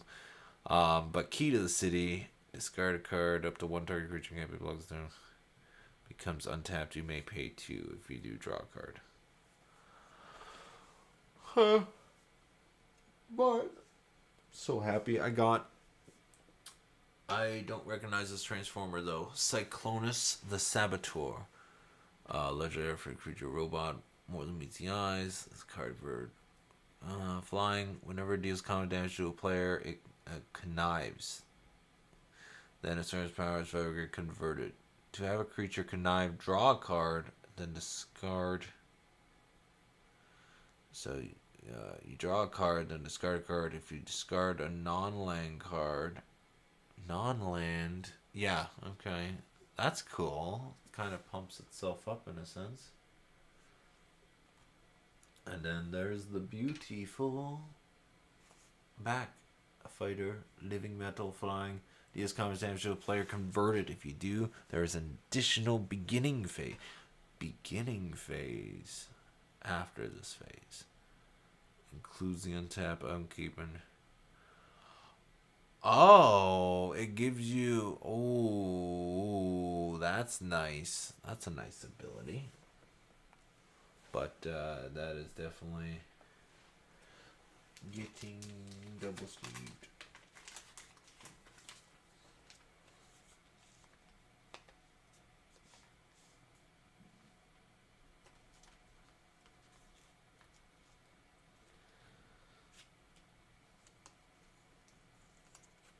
Yeah, so I got 3 different types of Transformers, and they are cool. And then I got Scrap Trawler, foil retro, which looks cool. And you got the foil Power Stone, which looks nice, shiny. And then on the back we got a token I don't think I've ever seen, but that is... I like that. I like that token, artifact creature soldier token. Very nice. Anyways, I'm gonna pack this up. So I'm quite happy. I got 2, 4, 5 mythics in that booster box. 6 if you include the other artifact. So hold on, I have to count this. Cause did I get 6 or 7 artifacts? Or 6 or 7 mythics? Yeah, because this was a mythic, this was a mythic, this was a mythic. I got a lot of mythics in this bundle. I just realized that. Holy shit.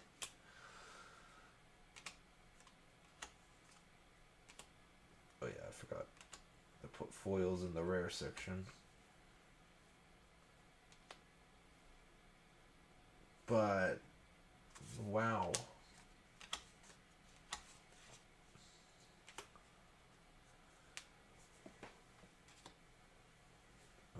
Let me count that, because this might be the most mythics I've ever gotten in one bundle. Granted, it was a gift bundle, but still. So we got 1, 2,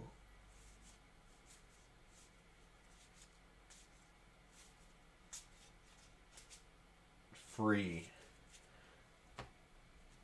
3 mythics. Granted, there are a lot of duplicates, but still. 4, 5, 6, 7.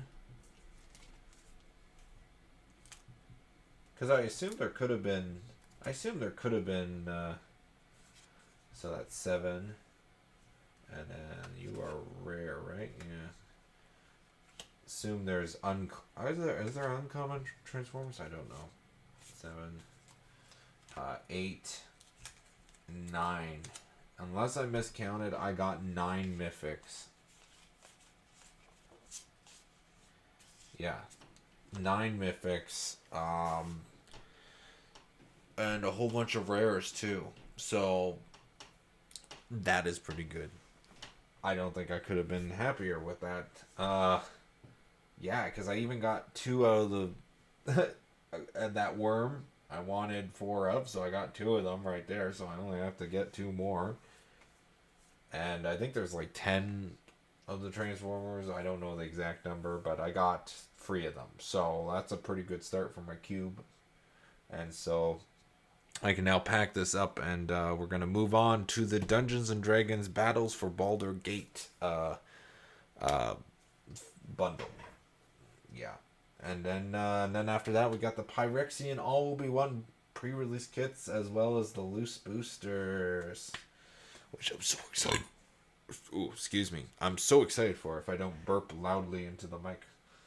But yeah, no, this is the one that's doubled is going into my cube. That's going into my cube. That one's going into my cube. I don't think any of... I'll be looking through these eventually, but I'll just quickly sleeve up the rares, but and mythics and foils. But yeah, those are definitely going into my cube.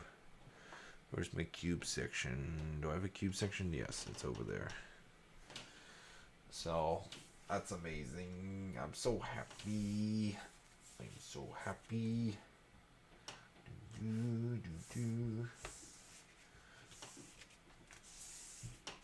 Not even putting them in the correct order. It's white. Why is there a red card here? Did I put this in the wrong side? I did. Okay, so white, blue, black, and then red, then green.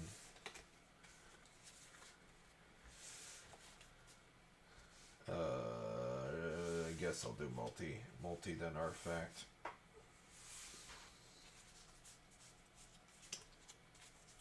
Got quite a few of the, yeah, and I had the 2 art cards that are signed, or the signature ones. So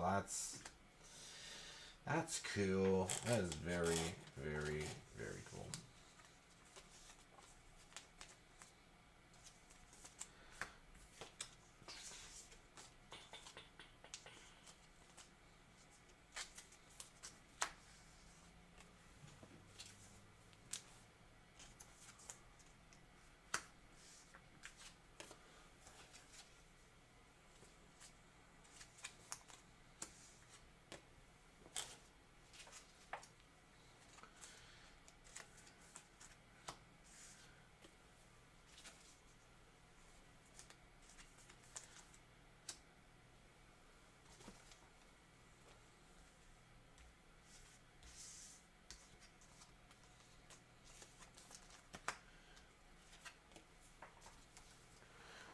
I didn't forget anything. Oh, I got forgot about the token.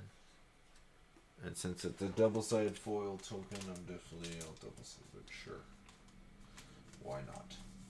Never have to worry about unsleeving it ever again.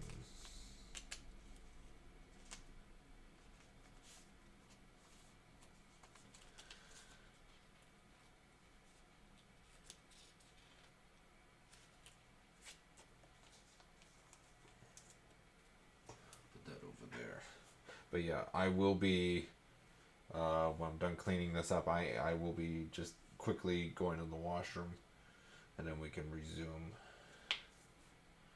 with this.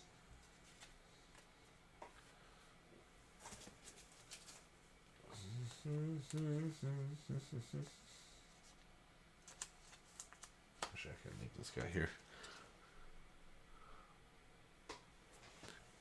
Ingenious.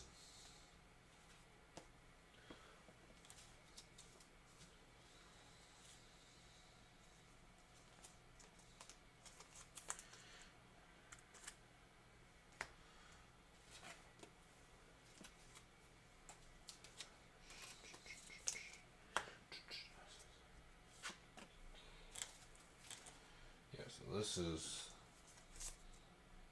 These two, actually...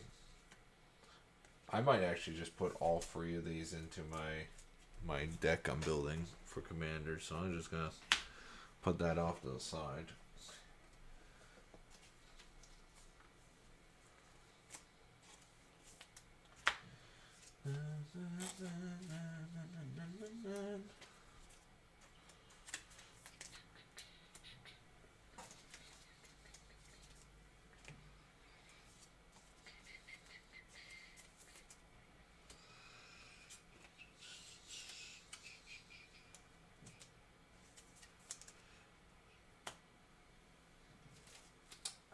Still can't believe it. I also got the non-secret layer version of a card as well. Yeah, that was a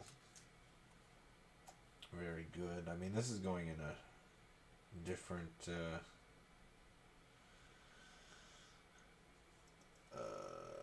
different deck. I should yeah, sure.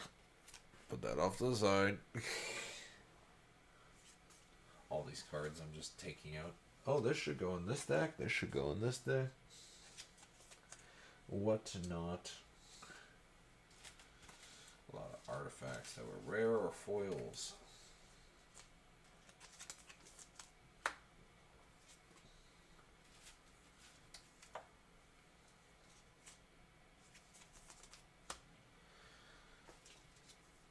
Oh, I should run Ivory Tower in my Merfolk Explore deck. But I know that will probably not make it part of it, because I think it's standard block to Ixalan. I could be mistaken. I would have to double check that.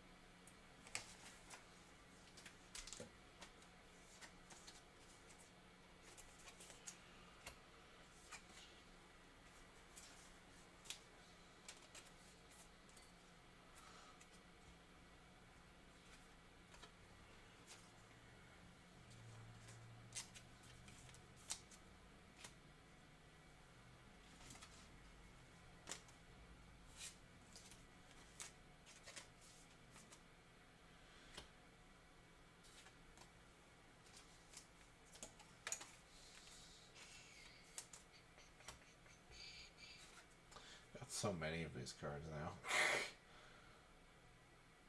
Just gonna throw them into every commander deck that I have white. That's mono white or whatever. Or just throw that into any mono white deck in general. Yeah, so yeah, you know what? I'll gotta put the full art one also in it, because I like that. I really like that island. Shove that there. No one cares about those.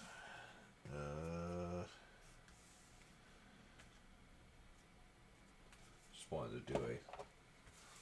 How many rares did I get? So I got 1, 2, 3, 4, and this is I'm counting non-foils, so 1, 2, 3, unless it's a foil rare, 4, 5, 6, 7,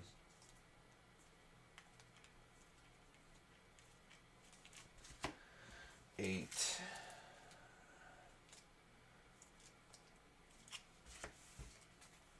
9. I essentially got free rares per pack. Let's face it. That was my average for the bundle.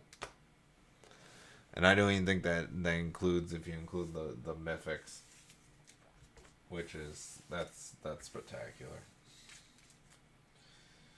Red, black, and then white. Shove it into here and bring it far away. Okay. Next up, we got Commander Legends, Dungeons and Dragons, Battle for Baldur Gates.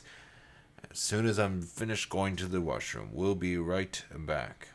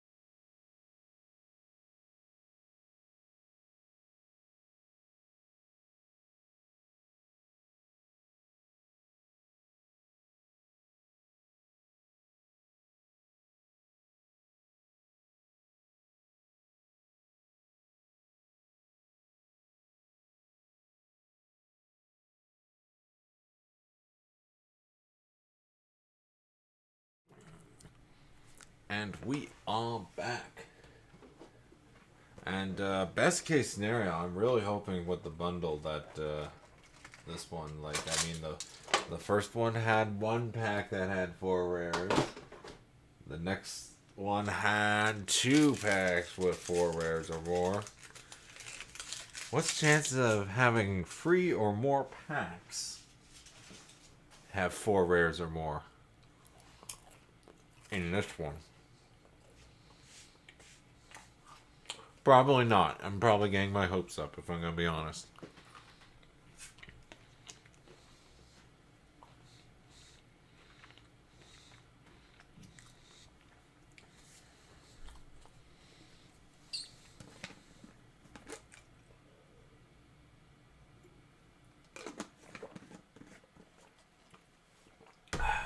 Okay.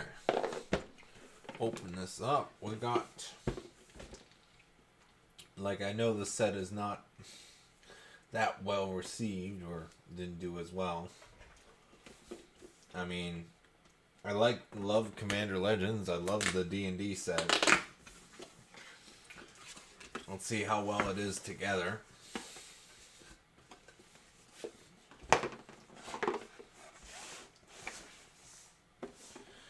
Oh, it gave us an oversized card. Oh, it's the Undercity. Right.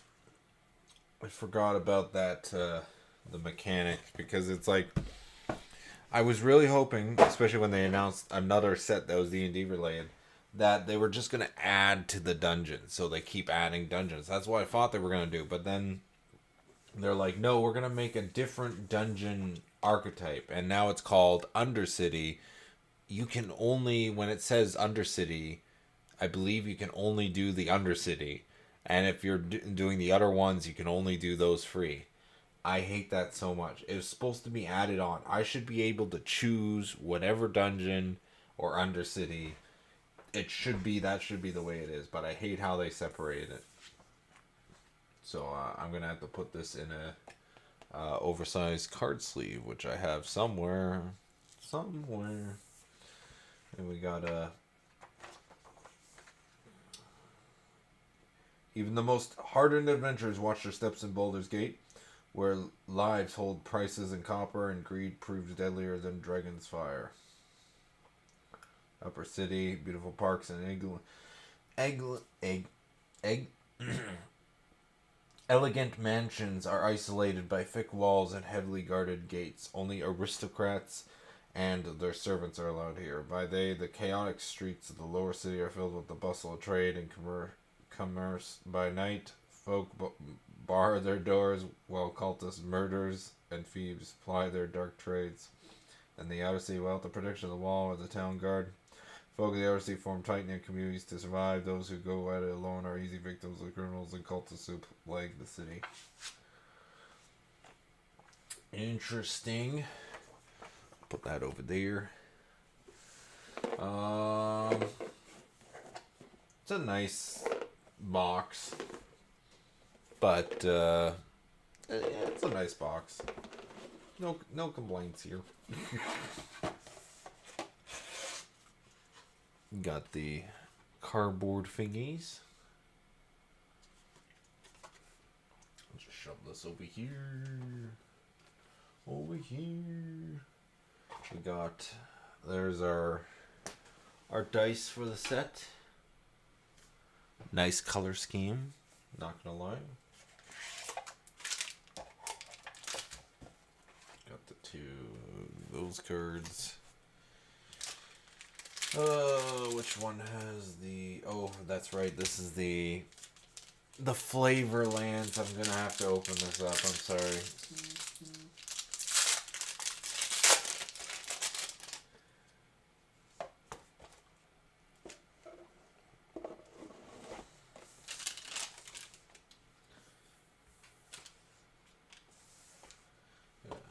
Forgot to put this elsewhere.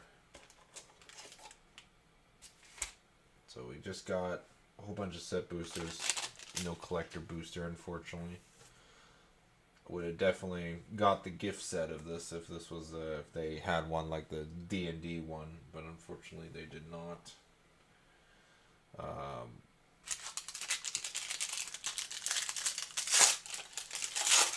Once again, tell me if you haven't heard this one before, but the foils are bent to shit. Look at that. Bent to shit. Bent to shit. Bent to shit.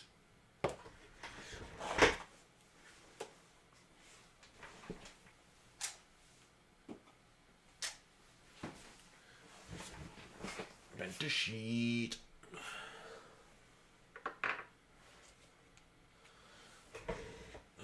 Where are you? We got... Just very briefly go through these. You know that Hyzek's bark produces a lot of smoke when burned, but why would Rizzle around need so much of it? Then this is a different one.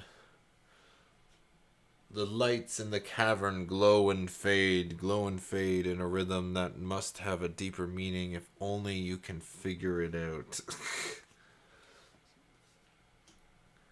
You continue to mutter and complain as you trip over yet another gnarled root. From behind the nearest tree trunk, something mutters back.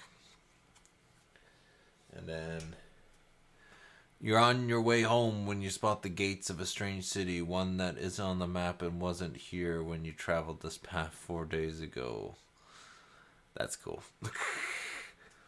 I like how it comes with one different one each one, so it doesn't even repeat from these ones. So I assume the foil version is gonna be the same of these ones. You've heard rumors of bandits along the coastway, but your journey so far has been surprisingly uneventful. Lady Bourmont claims an owlbear has been trampling her fields, but there's something unnatural about the tracks it left behind. After spending all day trying to track down a rare tome, you're about to give up when you hear your name whispered from a dark alley. I like that plains because the tents almost look like it's like a horizon of a plains. That's actually a neat detail. You arrive at Baldur Gate with instructions to head straight to the heart of the rumor mill, the bakery. As you sail past the imposing sea tower of Balduron, you realize that breaking your friend out of that prison will be much harder than you thought.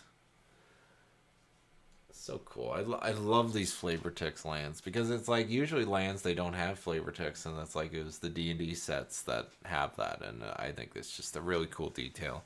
As you gaze down upon the Worms Crossing, you hear distant cries of alarm, and you notice that all traffic on the bridge has come to a halt. You're about to disembark to find the harbor master when you spot a merfolk darting underneath your ship.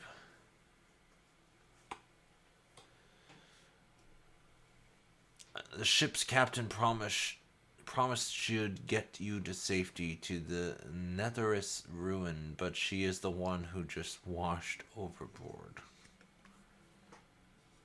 You got a swamp. Now that you're clearly hit the marsh part of Lizard Marsh, you begin to worry about the lizard part. The sudden sinkhole was surprising enough, but nothing could have prepared you for the ancient city that was hidden underneath. The old wizard's experiments destroyed the castle centuries ago, so why does some of the rubble look recent? At the mouth of the sewer pipe, you realize it's massive enough that even a giant could walk through without snooping. That gives you an idea. As you explore the slums of the outer city, you keep hearing rumors of a den of werewolves in the caves below Dusthawk Hill. Lord Janaf sent you to secure the mine from Gnoll raiders, but so far you haven't seen any gnolls or, for that matter, any miners. That's a nice mountain. Rumors hold that powerful artifacts and untold wealth are hidden away in Razor's Tower, and today you plan to find out for yourself. As you pause mid-climb to catch your breath, you swear you could hear a heartbeat pulsing deep within the mountain. Yeah, very cool. Love those. And so our rare is a Wand of Wanderer for buy a box. Or not buy a box, but the bundle promo. And you get to roll a d20. Each opponent exiles cards from the top of their library until they exile an instant or sorcery card. Then shuffles the rest into their library. You may cast up to X instants and or sorcery spells from among cards exiled this way while paying their mana cost. And X is 1, X is 2, or X is 3. So if you roll d20, yeah, you can... Yeah, that's pretty good, especially the fact that it's each opponent does that, and then you're basically... They get the... You still shuffle their decks with all the other cards, but you get that instant or sorcery from each of them, so you can get potentially free instant and sorcery spells from among the cards exiled from all of them. And shuffles the rest of the library. You may cast up to X instant or sorcery. Oh, but they only go up to the first one, so if you're playing one opponent, the most you're going to get is 1. So you would need more opponents to get the value of this card. Unless I'm reading it incorrectly. But Yeah, and then we got all the foil lands, which I could just shove over here for now. Along with the non-B or the basics. Okay. Let us begin. Actually, before we do the ones from my actually, yeah, let's do the bundles first, and then I'll add the 2 that I won from draft night with friends. But I'm excited to see what we get. I actually learned that apparently, I don't know the specifics, but I'm under the impression now, I thought this set included modern, but it's actually, from what I hear, it's just Commander and Legacy that this set is legal in, so that's a nice art. Boo-doo-doo-doo.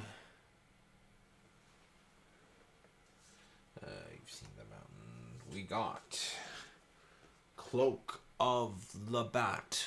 Equipped creature has flying and haste. And I'm loving that art. Marching Duodrone. Construct 2/2 attacks. Each player creates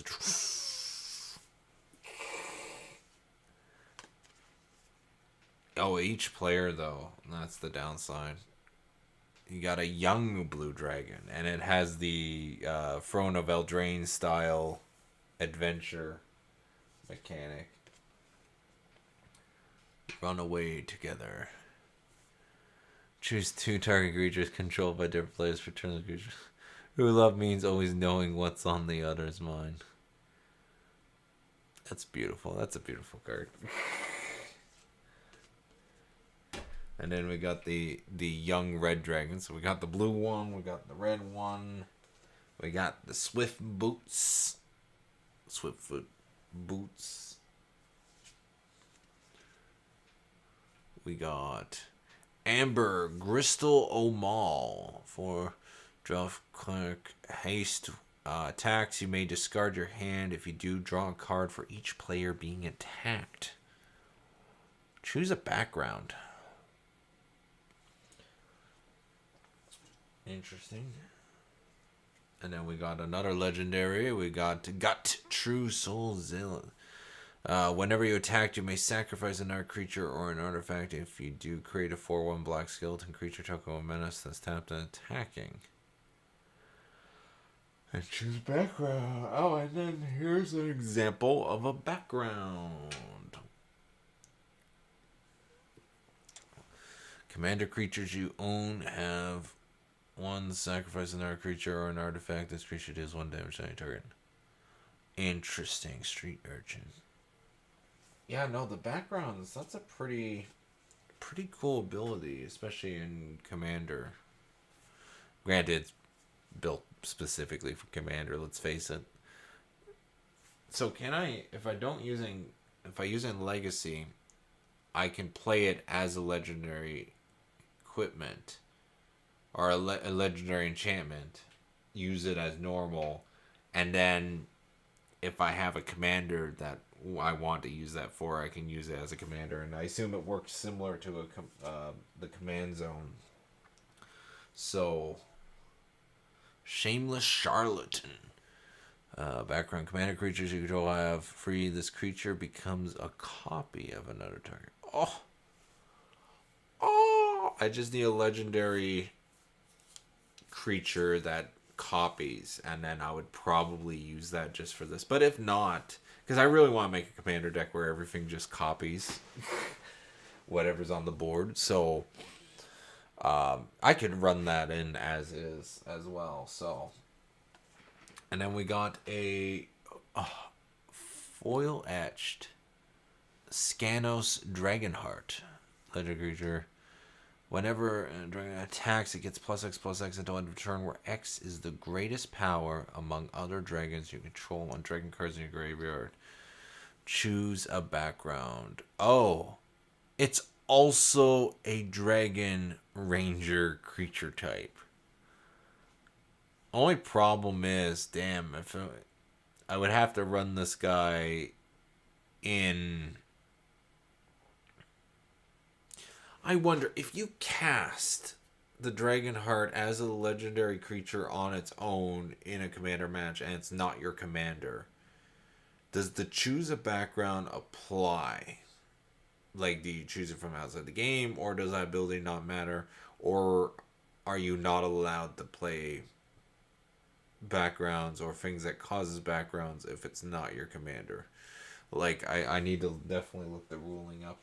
We got a god, apparently.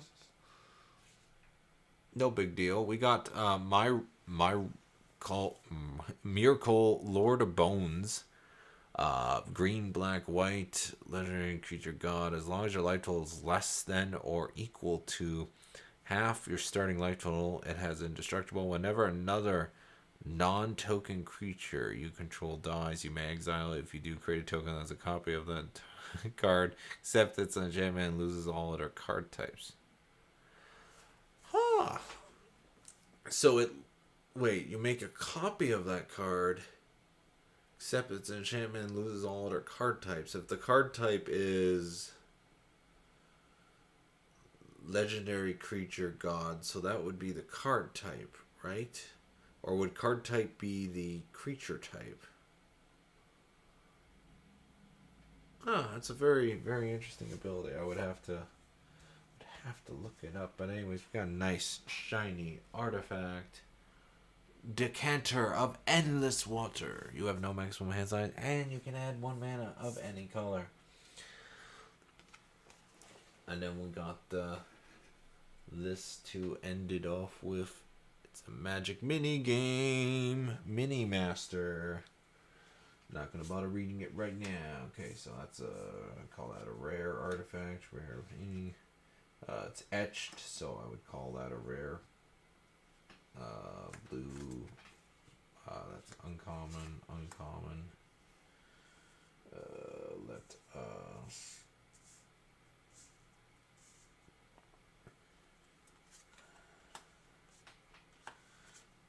Artifact. Red. Blue. Artifact. Common. Cloak of the Bat.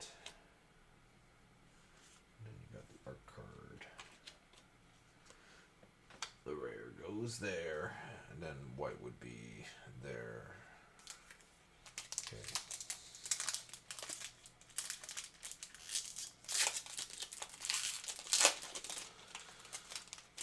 Undercity token. Oh, just realized it's facing the wrong way. So this is a close-up of the Undercity. You can search your library for a basic land card, reveal it, and then you can forge, counter, scry 2, trap, target player loses 5 life. I don't understand why they had to separate venture into Undercity and venture into dungeon. Why couldn't they just say venture into dungeon? And since there's only one Undercity, consider Undercity just the name of the dungeon. Like, how hard would that have been? Like, I understand they want to keep it separate if it's power, like if this is too powerful. Search your life for a basic line reveal. But it seems very somewhat balanced. A creature card from the middle of the battlefield gains hexproof until your next turn, then shuffle. Yeah, it doesn't seem too powerful. Like, yeah, you get a lot of decently good playability and value out of it, but still, you're already venturing into it. Yeah. Anyways, still salty about that. But then you got the initiative. This is a counter or token. Whenever one or more creatures a player controls deal combat damage to you, that player takes the initiative. Or you take the. Oh, it's like the crown monarch in Magic. Yeah. So whenever you take the initiative and at the beginning of your upkeep, venture into the Undercity. Yeah. It's cool that they have that. Anyways, I got a really nice art here to show you of whatever the hell that thing is. Got foil swamp, cool. Just shove that in my foil section. We got I'm gonna butcher this.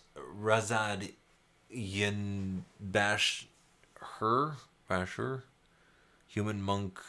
Each creature you control assigns combat damage equal to its toughness rather than power. Whenever it attacks, if you have the initiative, double the of this of each creature you control until end of turn.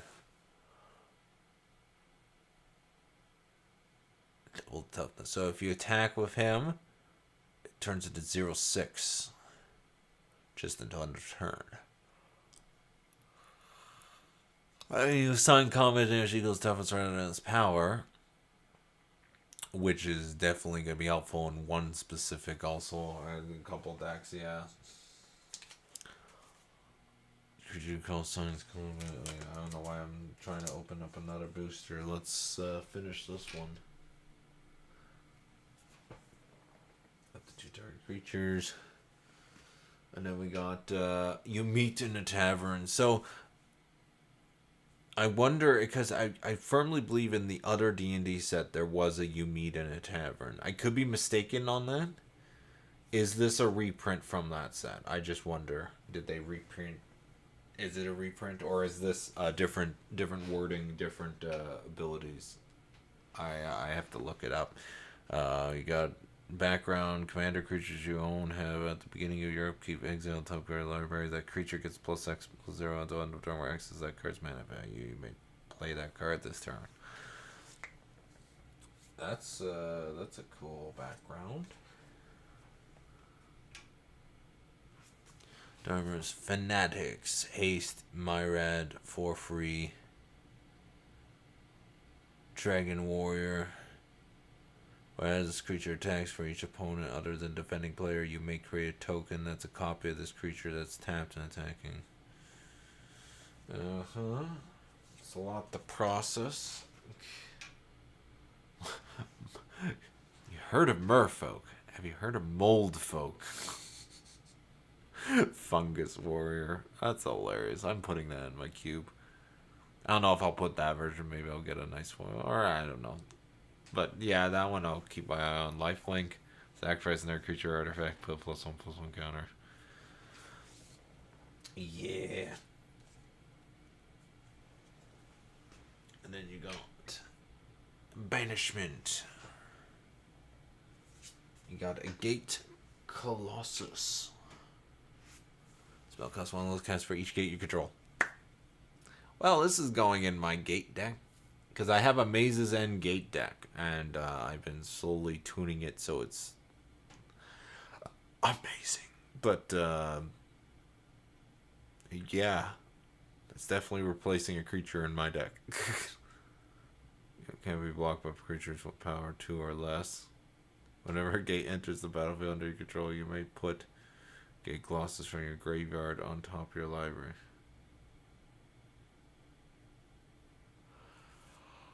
Cool. It gives me the option to bring them back. And then that's right. They also added more gates in this set. So gates you control enter the battlefield untapped. Oh, yes. This is so going in my deck. But unfortunately, that's going to make my standard Dragon Maze deck. That's going to turn it into Legacy now. Small price to pay to make it even better and more effective. And then we got a rare Alaldo the Seer, Human Shaman. Draw a card, exile a card from your hand to put a number of time counters. This last time it's removed from the card. If it's exiled, you can cast it while paying its mana cost. Oh, so it gives suspend in a sense. If you cast a creature spell this way, it gains haste until end of turn. Then remove a time counter from each other card you own in exile. If you draw a card, then exile a card from your hand and put a number of time counters on it equal Does mana value. So if its mana value is 5, you put 5 time counters. It gains when the last time counter is removed from the card. It's exiled. You may cast it while playing its okay. So, and then remove a time counter. So every time you activate that ability, it essentially takes off a time counter. But that's the difference between suspend, because suspend, it's every upkeep if I remember. So that's I definitely might be making a commander around that guy. Let's just put it that way. Candlekeep Sage. Commander creatures you control have when this creature enters or leaves the battlefield, draw a card.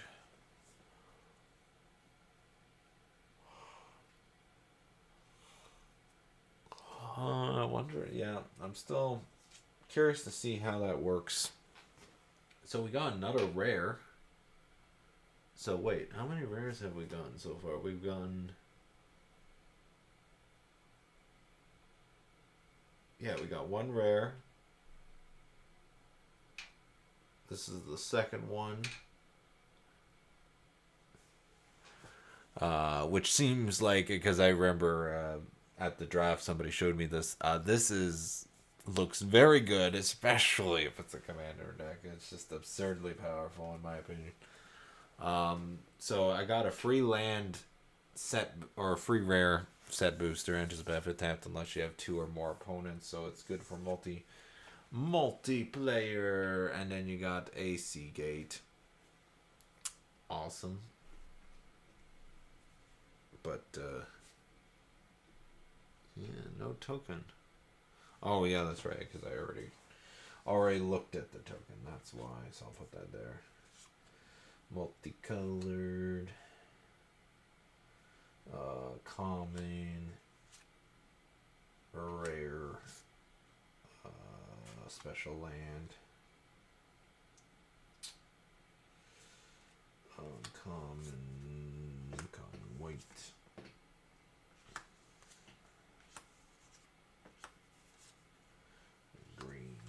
Green, and that is a white uncommon art.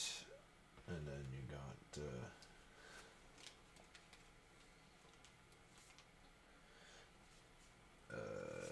2 tokens. Well, this I'm gonna have to. So I don't have many of these. Whatever. I'll just leave it off the side. And then the mini game goes with the other games.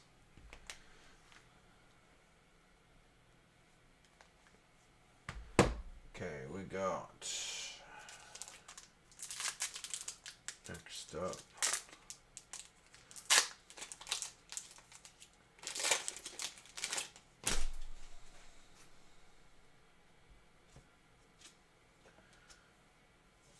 Planes, going plane file. So we got starting off with a Cultist of Tiamat. Whenever you cast a non-creature spell, target creature is +X/+0 until end of turn where X is that spell's mana cost. And you get to choose a background.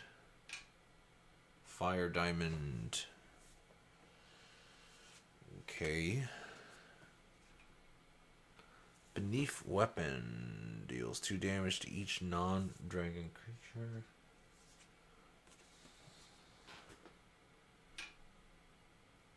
Dragon, flying.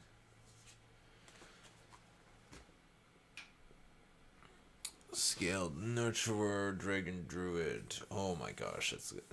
This set is adding so many good dragons to add to a commander deck that I'm making that's dragon themed. Obviously, it's going to be the 5-color dragon dude that I got in my first ever. I think that was my first ever collector's booster ever opened, and I got the dragon from Unforgotten Realms or whatever, or not Unforgotten Realms. Ventures in the Forgotten Realms. Merry Thief. A mystery key. Could be anything. It could be even a mystery key. Then we got a Cone of Cold. We got Shuttered One. Elf wizard. An elf wizard that's blue black. Interesting. Target opponent gains control of the one target creature control. First the game and it gains this creature game.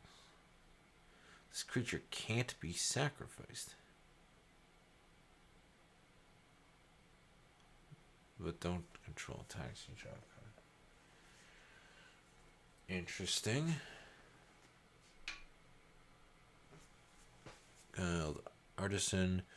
Whenever this creature attacks a player, if no opponents have more life than that player, you create 2 treasure tokens.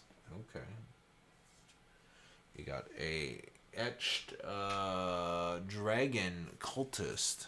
Creature on them at the beginning of your end step. If your source you control dealt 5 or more damage this turn, create a 4/4 red dragon creature token on flying. Cool. And then we got a mythic. Font of Magic.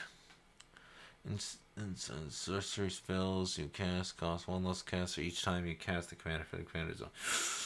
Ooh. Okay, yeah, that's good. And that's an enchantment that does that. Oh, as long as it's on the board. So it says costs 1 less cast. So you can have like a 9 colorless, 1 blue mana type spell, and it's like if you cast in your general like 9 times, you essentially get it for free, and then Guiding Bolt.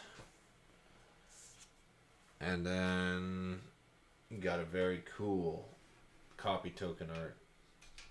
Very cool. I like that. Calming. Oh, that's rare because it's foiled. Red. So that was 1, 2. I had 2 rares in that pack.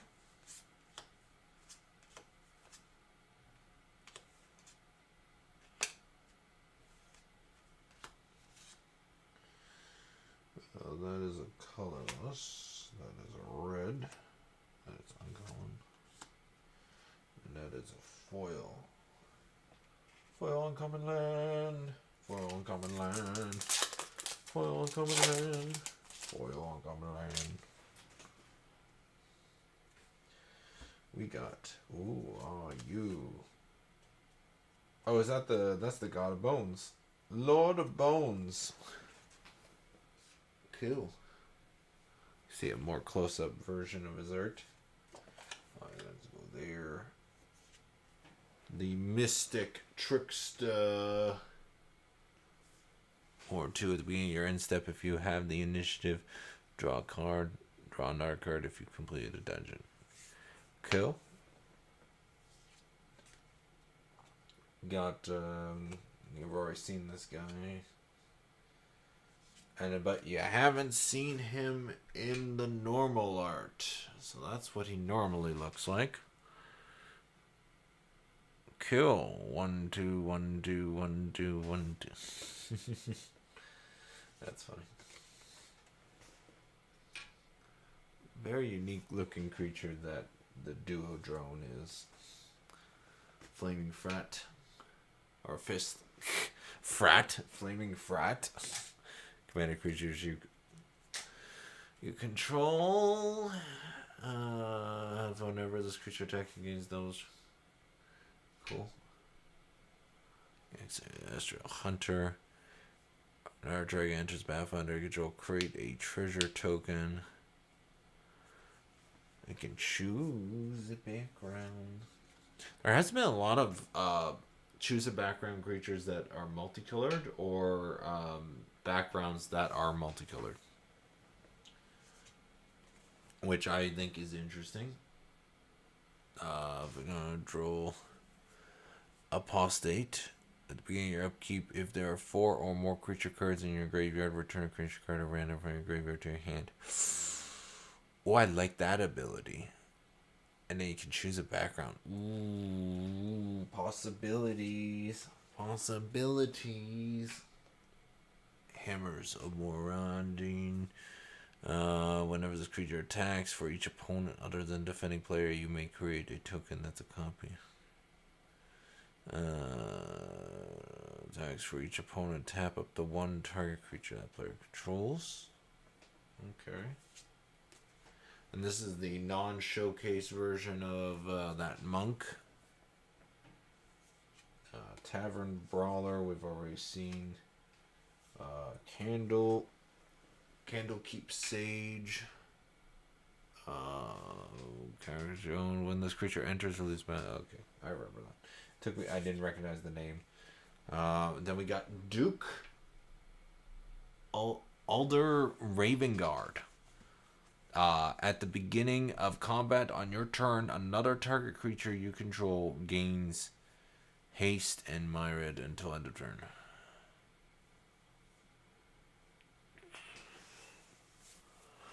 Combat on your turn, another target creature you control gains haste and myriad. What is myriad again? I keep reading it, but every time I read the brackets, I'm like space out on it. It's oh gosh, what was the card that had it? Myriad. Okay, so whenever this creature attacks, for each opponent other than defending player, you may create a token. So for each opponent other than defending player, so if it's one-on-one, this ability doesn't really work. You may create a token that's a copy of that creature that's tapped and attacking that player or a planeswalker they control. Exile tokens at the end of combat. So it's like you get an additional creature whenever this creature attacks for each opponent, and then our target creature control gains haste and myriad until end of turn. Yeah, that might be going in my white-red deck. Definitely, probably. Then we got Sword Coast Sailor. Commander creatures you own have, whenever this creature attacks a player, if no opponent has more life than the player, that creature can't be blocked this turn.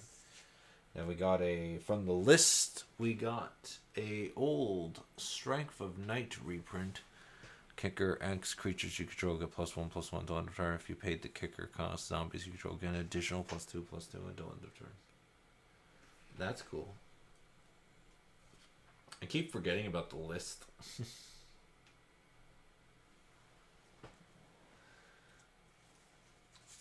That's rare. That is a rare.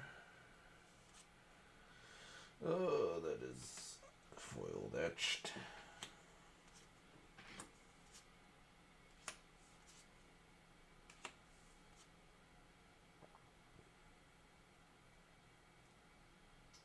Red. Where am I going? Where was I planning on putting that? Just on the other side of the world. Blue.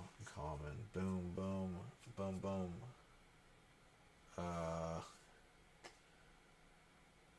Copy goes in token land. Art goes in art land. I'm already spacing out. I need to wake up, Mitchell. Wake up. You got. Let's do. Is that a gun he's holding? It looks like a gun. What do you think? What is that? What is that? Is he holding? Oh, I need some chocolates to wake me up. Wake me up. Wake me up, John. Wake me up and don't shame me.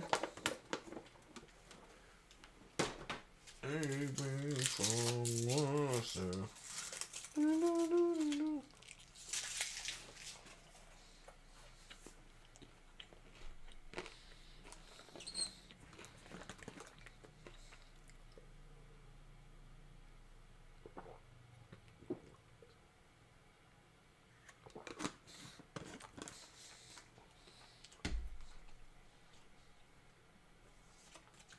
Planes go there. Love that art for Fireball. Skeleton just going, wah! And we got this amazingly detailed looking dude. Or girl. I don't know. Am I assuming a gender? I apologize. I can't tell from the art. Cloak of the Bat. Equipped creature is flying in haste. So that's the non-showcase of it. Then we got a Pseudo Dragon Familiar. Target creature gains flying until end of turn. That's cool. We got Imp. One or more opponents you control leave the battlefield. Scry 1. Oh. Oh, but yeah. I'm telling you, one of these days, I'm going to build a commander deck around the one-cost legendary creature from the Time Spiral block, who every time somebody attacks, whenever somebody enters, or I forget, it was a lot of things, basically the creature disappears until the next turn. And he's legendary, and he's one-cost red, and I want to build an entire deck around him. I just basically need anything that's red, that's whenever something enters or leaves. And just throw that all in a commander deck and see if it works. But we got another unicorn with the Steadfast. And then we got a Veteran Soldier. Oh, excuse me. When this creature attacks a player, if no opponents have more life than player for each opponent, write a 1/1 white soldier creature token that's tapped and attacking that player.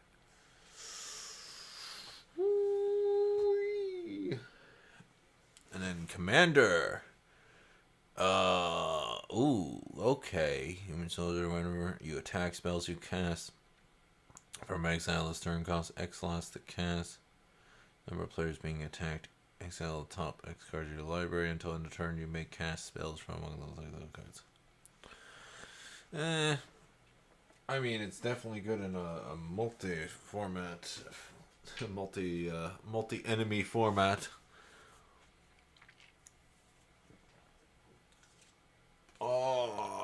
And this is the non-showcase version of that human rogue wizard. And then we got a Veteran Soldier. Yeah. And then, ooh, this guy looks good. An vampire elf rogue. Asterion the Decaded.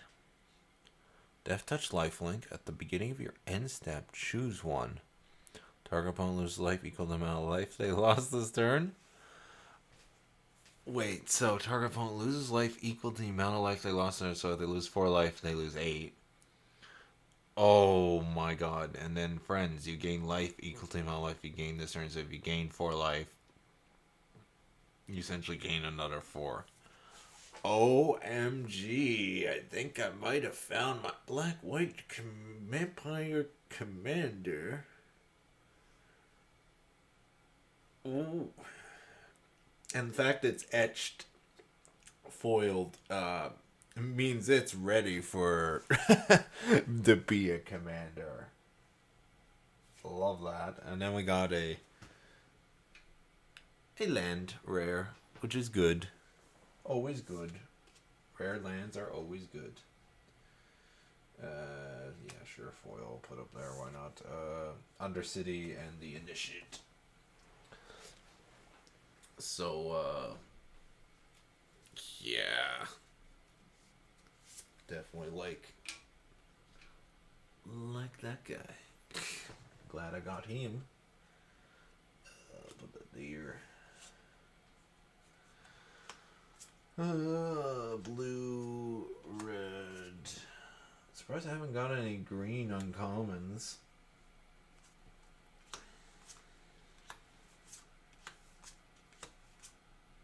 Because you think I would get one at one point.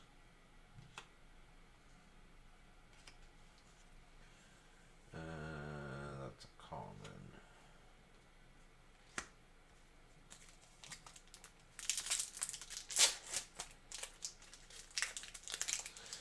Technically, I should be putting list cards in the rare category, but creatures you can get +1/+1 if you paid the kicker cost. You know what? that is going into my cube.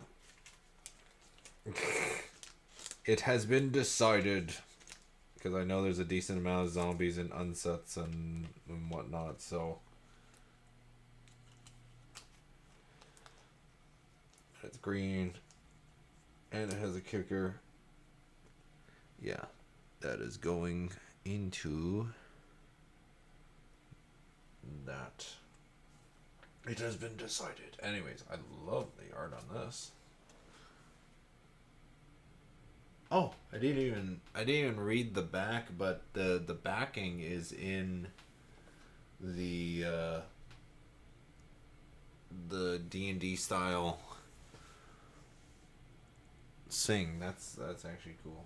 That's actually really cool. Then we got the lightning bolt. Nimbleclaw Adept.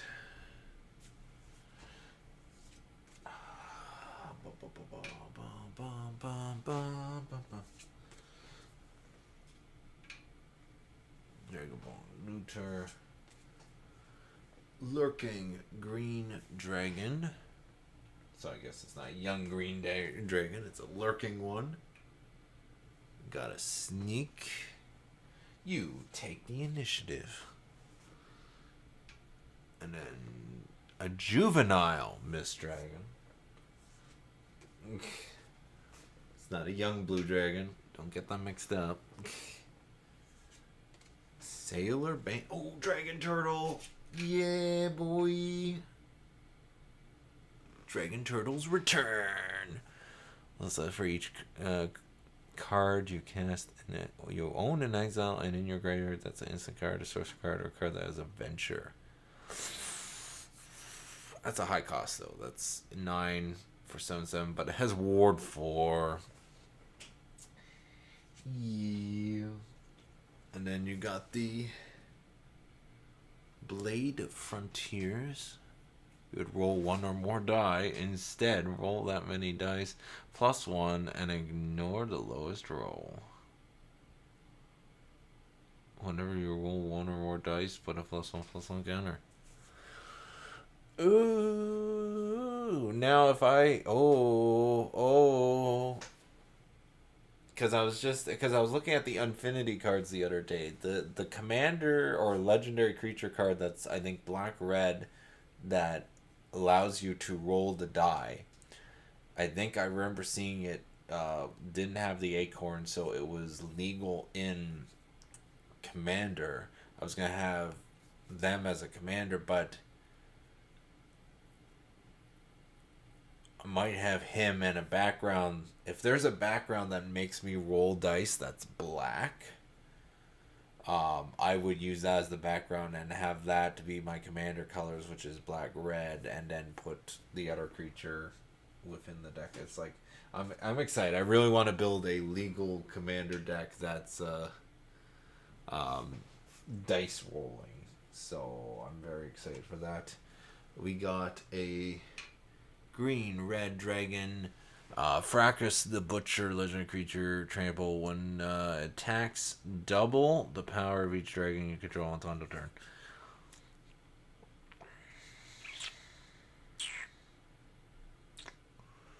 Butcher attacks, double the power of each dragon you control until end of turn.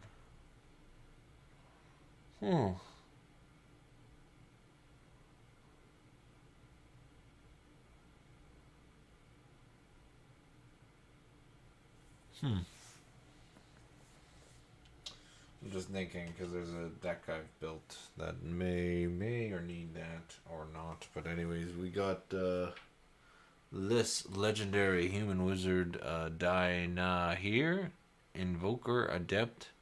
Haste, you may activate abilities of other creatures you control as though those creatures had haste. When the next activated ability this turn, by spending 4 or more mana to activate, copy that ability, you may choose new targets. Cool. And then we got a foil, a V-Rock? Bird Demon, flying, toxic spores. At the beginning of your end step, if a permanent you control left the battlefield this turn, each opponent loses free life. And then you got the treasure token for the set.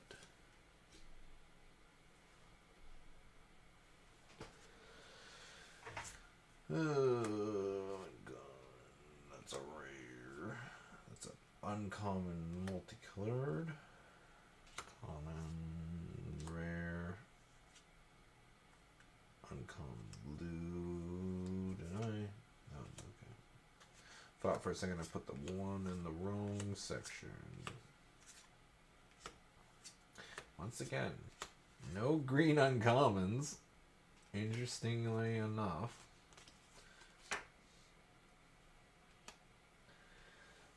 And I am Baldur keeping track of rare or mythics. I don't think I got in a lot of mythics though.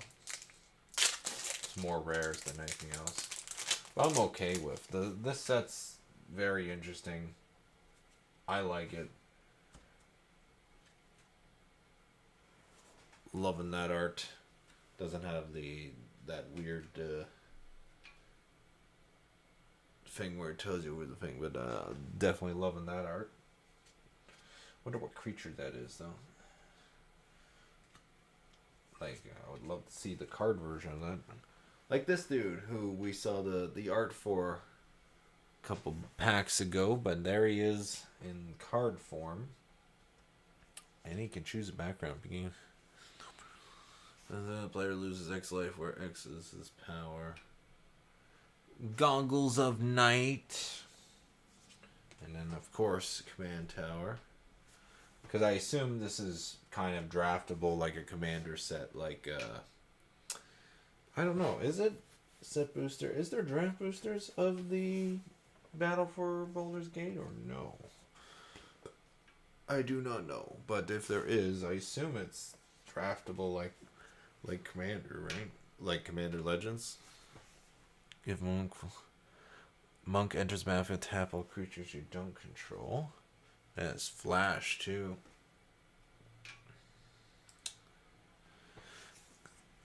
Exquisite Blade. When it enters the battlefield, gain 2 life. Scry 2. Whenever you cast your second spell each turn, exile the one target creature you control, then return to the battlefield under control. You can essentially, when you cast your second spell, exile the. You can exile itself again, and then get it trigger again. That's cool. We got the Gordon's Ward.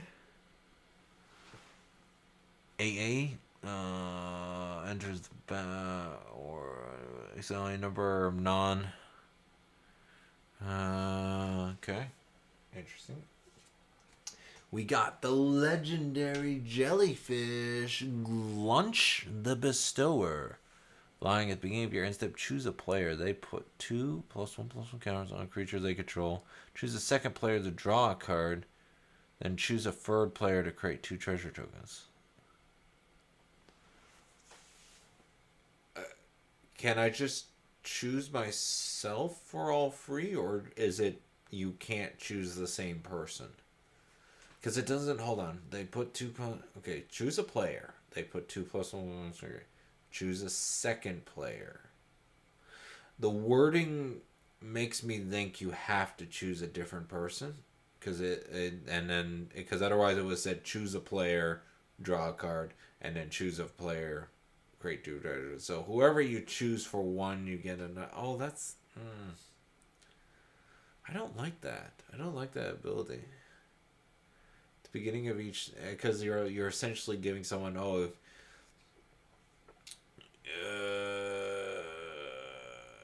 at the beginning of your instep, choose a player, and you have to choose a player. They put 2 counters. Choose a second player. If you can choose yourself for all free, then yes. But if you have to choose somebody else, then I would say no. That's interesting. Have to look up the ruling for that. Anyways, we got a Outlander. Command creatures you own. Whenever this creature attacks a player, if no opponents has more life than that player, another target creature you control gets +6/+6 where access that creature's power. You got the Merchant of Marvels. Dragon Artificer. You may cast dragon spells and artifact spells as though they had flash. Ooh. And then we got a mythic vehicle, and I am loving the look of this vehicle because it's like one of those. It's like Captain Nemo's submarine, only it's an actual octopus serpent looking thing. And so that exile target player's graveyard. Whenever it deals combat damage to a player, you may put a creature card exiled with the ship onto the battlefield under your control. Oh my gosh. Late game, that could be good. Early game could be decent. Well, we got another legendary dragon, 3 colors, flying, ward 2. Whenever another non-token dragon enters the battlefield under your control, create a token that's a copy of it, except the token isn't legendary if that dragon's legendary. Oh, I could just throw all my dragons under my 5-color dragon, call it a commander deck, because holy crap. And then you got a foil of that, and then Undercity and the Initiative. And then this is the last of the bundle packs for set boosters, and then I got the 2 loose ones, and OMG, look at my luck. We got the artist signature for that amazing looking art. Hell yeah. Don't know, it's hard to see that signature with the way the art is, but that's a pretty good signature once you see it. And then you got so Justine Jones is the art, but yeah, that's a cool, I like the little star in the middle of the signature. And hold on, what's this? No, it's a set booster, right? Why is the rare on top? Oh, this is the one I just put away. Where's the booster I just had?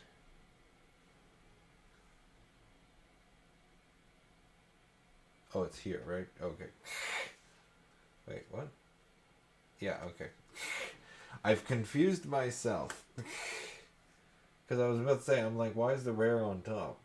Why is it something I already got? But that, yeah, no, that's a cool mythic to get, not gonna lie. Yeah, foil etched. Green uncommon. Oh, that was our first one. Jellyfish is rare, so I would hope for free cost that you're getting that value out of it, but I don't know anymore. Don't know. Won't know until after the live stream, off screen. Land. Blue. Common. Uncommon. And then art. Now that we got that out of the way, I believe this is part of the... Wait, no. Oh, this is the booster. Okay. I'm like, where is it? Where is the booster? There it is. A legendary creature, human rogue, death touch. Kingpin enters the battlefield. You take the initiative whenever you attack. Target attacking creature gains death touch until end of turn. If you've completed a dungeon, that creature also gets +5/+0, gains for strike, and menace until end of turn. You know, there is such a thing as overkill, right? And if it gives it to yourself, it would be a 7/5. Your own. Cool. And then we got the Emporium Master. At the beginning of your end step, create a treasure token for each creature that died this turn. Possibilities. Prize statue. This battlefield or is put into the graveyard from the battlefield, create a treasure token. Huh. And it's only 2 costs. Huh. You're spending 2 costs to get essentially 2 mana later on, or something to help with your or treasures.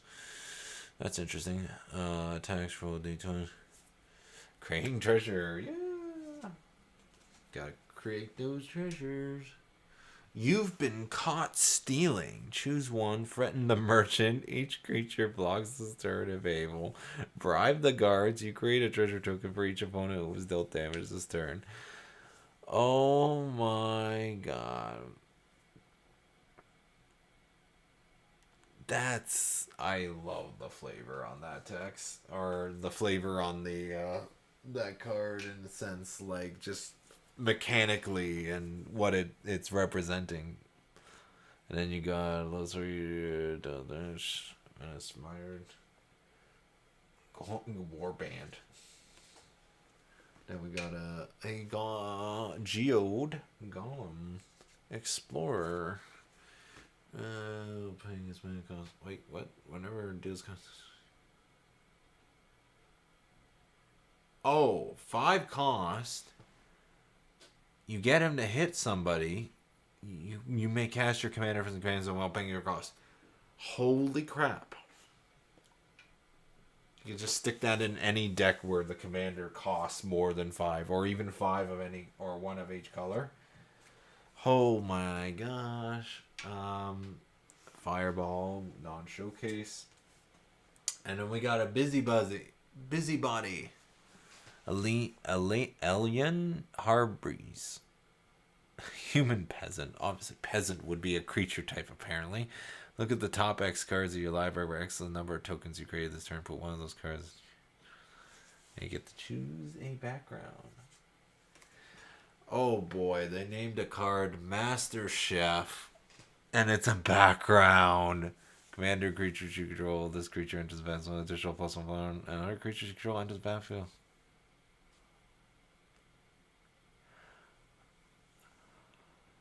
And never fought rations was an appropriate term for the feast that you prepared for your party.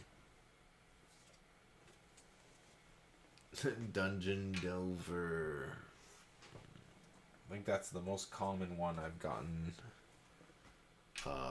Foil etched background wise, and then enters battlefield tapped unless you have 2 or more opponents. So I got a decent amount of the split lands. And then I got a Displacer Kitten Cat Beast Avoidance. Whenever you cast a non-creature spell, exile the 1 target non-land permanent you control, then return that card to the... Isn't she the cutest thing you've almost seen? And then, appearing for the first time, we got a Demon Token. I believe that's the first time we're seeing it. Very, very cool. Very, very, very, very, very, very, very cool. Land. It's a common, too.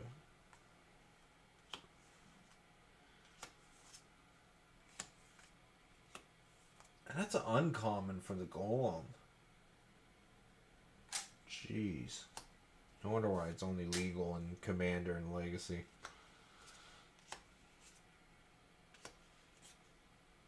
No, that's multicolored. Okay, now for the 2 bonus ones. So, bundle-wise, got a nice variety. I don't think I got an overabundance of value or whatnot, but I liked it.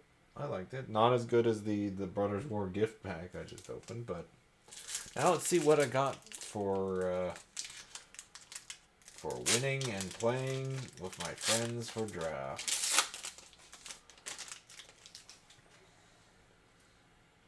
Ooh, I love that art. I want to see this creature in the normal card. I wonder what abilities it has. And then we got another of the Emporium Master. This one's a new one. Pegasus Guardian. Guardian Naga. Exile target enchantment. So return for total damage. And then we got your temple is under attack. Choose one. Pray for protection. Creatures control gain destruction to one. Or strike a deal. You and target opponent each draw 2 cards. And then Drawbringer Cleric.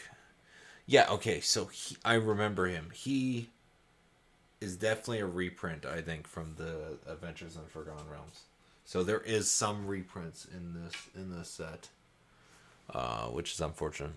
Coronation of Chaos. Up to 3 target creatures can't block this turn. Code them. But then again, there's a lot of new abilities in this set, so maybe I'm a little too harsh on Wizards of the Coast. Swashbuckling Extraordinaire. Creature, Dragon, Rogue, Warrior. Now that is a class type right there. Talk about multi-classing.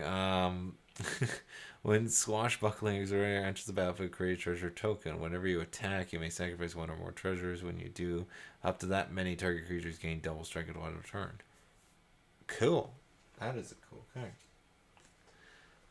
Criminal Past. Let me talk about my criminal past. This creature gets +X/+0, where X is the number of creature cards in your graveyard. Ooh, I like that. Oh, I got a Planeswalker. Yo. It's been a while. You draw 3 cards. We got Tasha, the Witch Queen. Black, blue. Whenever you cast a spell you don't own, create a free black demon creature token. Cool. And offer each opponent exile up to 1 target instant circle from that player's graveyard and put a page counter on it. You may cast a spell from among cards in exile with page counters on them without paying its mana cost. And she can be your commander. Cool. That's cool. That's a cool commander. That is this... No, that's my artifact. Okay. I'm like, which pile is my pile I'm doing? And then, we got the foil etch of that creature. We got that rare again. And then we got the Burnished Heart. Oh, I remember this. I think it was from Pharos. I could be mistaken on that, but yeah, I remember that. That's a cute art for the reprint. And then we got a list card from Scars of Meridian, Bleak Coven Vampires. It's battlefield. If you control 3 or more artifacts, target player loses 5. It's going into my... It's a list card. I'm just going to shove it into my cube. Seems to work with other things, so...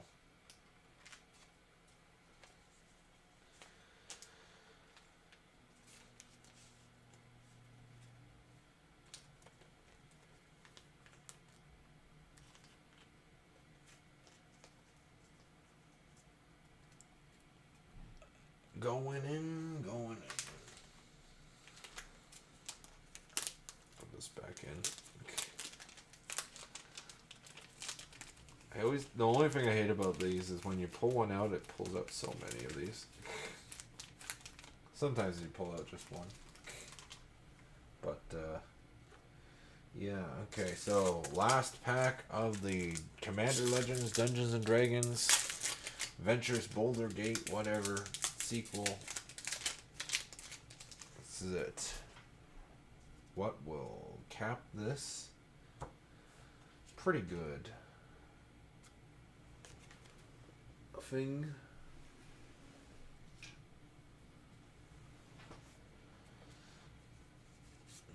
As long as a rare.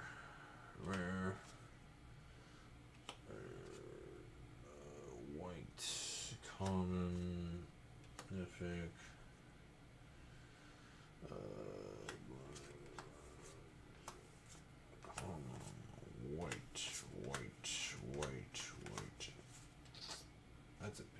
it's very striking art. Especially the colors on it very stands out. Really good. Demon. And then here we go. Plains goes over here. We got a Dragon's Legacy. Flying.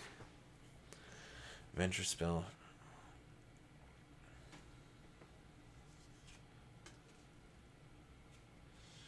We already got one of these. That is Fire Diamond.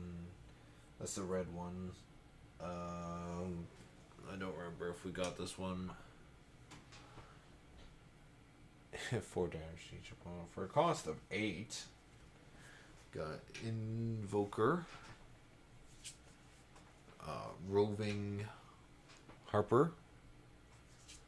Split the Spoils. Got a Bag of Holding. That's uncommon, isn't there? I'm trying to think of the bag that's like rare or mythic in the other D&D set. And then you got the Stone Speaker Crystal. Got the Mind Stone. Got the Refined Grizzly, a legendary bear warrior. Spell can't be countered, vigilance, retrample, and you get to choose a background. So it's a 2-cost 2/2 with a decent amount of abilities, and then just do stuff with that. At the beginning of your end step, if you source you control, deal 5 or more damage this turn, create a 4/4. Cool. Oh yeah, that's that guy. I remember that. Oh, that's a nice looking etched foil that works really well with the art. It's almost like dimmed lights in a sense with the art. Human elf druid tokens you control, tap that green, and then you can choose a background. That's a cool. Then we got Lord of the Bones Showcase. Kind of like the original art a little bit better, but the showcase is still good. Definitely. And then we got a foil showcase of Emerald Archdruid, which I don't think we've seen yet. Control becomes a green bear creature and face power and toughness to the other types. And then you get to choose background. And then ending it off with a Night Token, which is also nice looking. That was green, right? Multi-color, green rare. So I definitely have some good choices when it comes to what goes into other commander decks that I'm currently building, ones I currently have, as well as my cube. So that's good.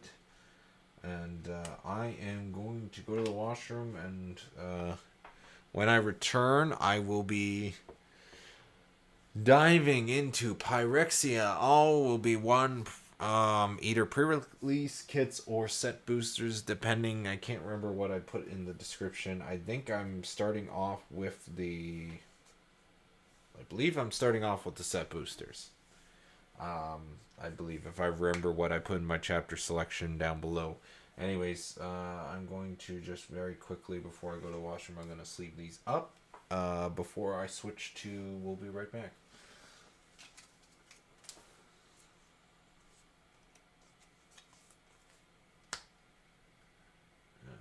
White and then blue.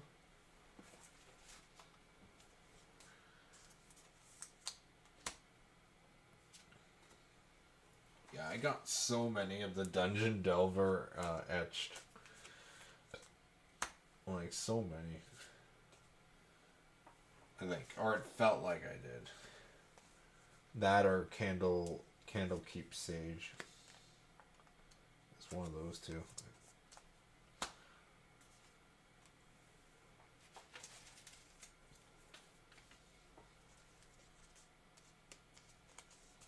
Yeah, and then when I come back, I'm gonna have, because I have all my because there's one pre-release kit I opened because I only played at one event because my favorite Magic store was only holding one event, unfortunately. So I sort of just picked up the rest of the pre-release packs as if they continued with the other events. I guess because of COVID's kind of hit them hard and whatnot, and not as many people, so they only are hosting one event because that way it's guaranteed to get the most amount of people to show up to play, because they might have to cancel if there's not enough people that show up, and they don't want people coming to the store just to have the event canceled. So it seems to me that they've only been doing down to one. So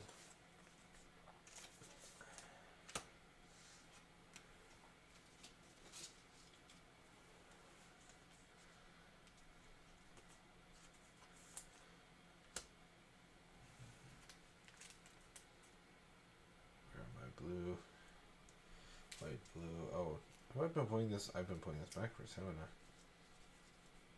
Yeah. Technically should be having it under, and then green.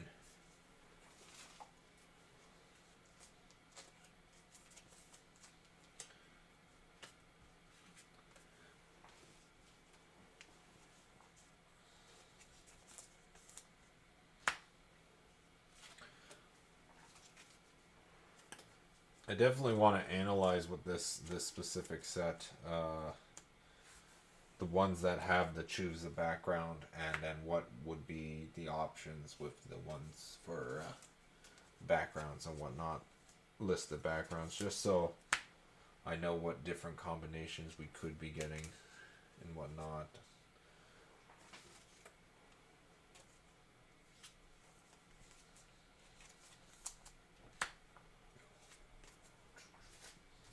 And also, I want to really know what that jellyfish does. Because for free cost, that seems like it's doing a lot if you get to choose yourself for all free. Because you get 2 counters, draw a card, and then create 2 treasure tokens. That's a lot. Especially for free cost.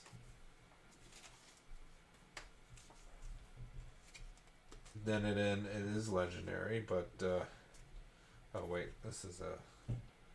That's a tight sleeve. I want the loose penny sleeves. I try to throw out any of the ones that are sleeves and that. This guy I definitely want to. There's a couple decks I can put him in. There's decks I can build around him.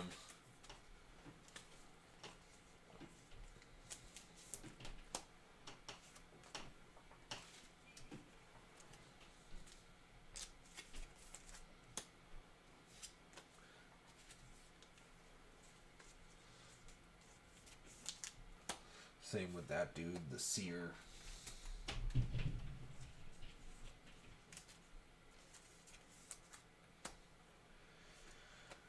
And then this guy here is just OP. I don't know if I would want to build a deck around him. And Lord of Bones would be interesting though.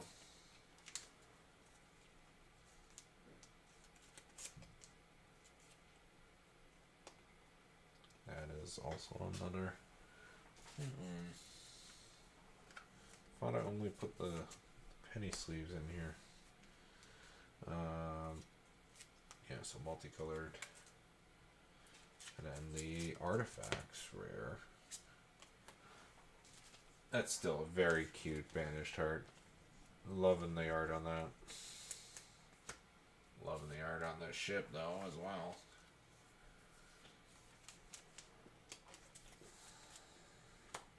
And then you got this doodad of an artifact. So many options of where I could put that. So many options.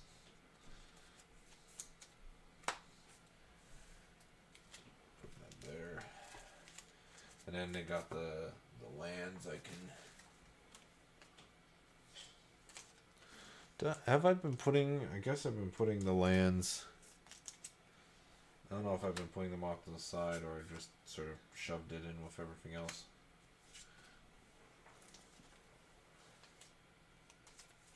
placement. These are probably definitely going in my land binder. Just until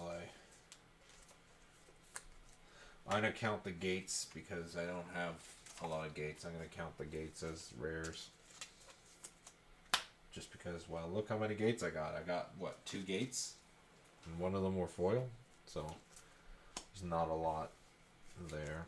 But, yeah, I got free different of the split lands. So, that's cool. Yes, oh, I have a pile of lands over here. Or is that... Oh, that's what I got in my pre-release kit. So, I'll shove that over there for now. But, white, black, or no, not black. Keep forgetting it's white, blue, then black. White, blue. Why is there a foil in here? Did I accidentally put the foil? Thinking it was normal. I did, didn't I? Didn't I? Blue, black, red. Yeah, okay. That would have been in between there. Where am I? White, blue, then black, then red, then green.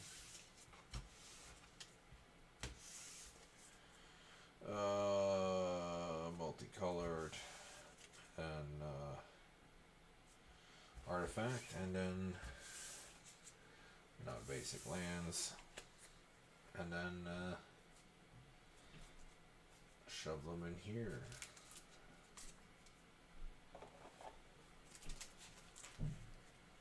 Just temporarily until I sort them out off live stream.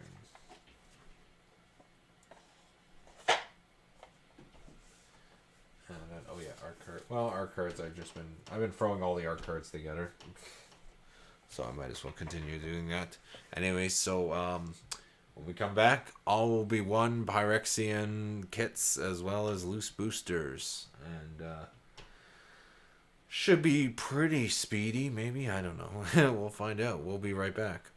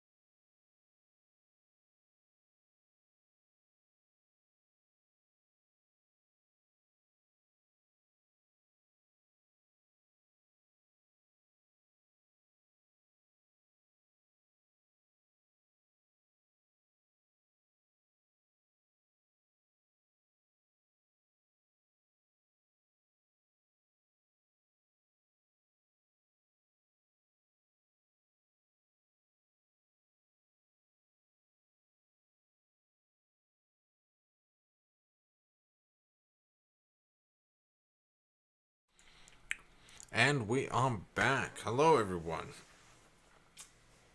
Time for Phyrexia. All will be one. This is what you're looking at right now.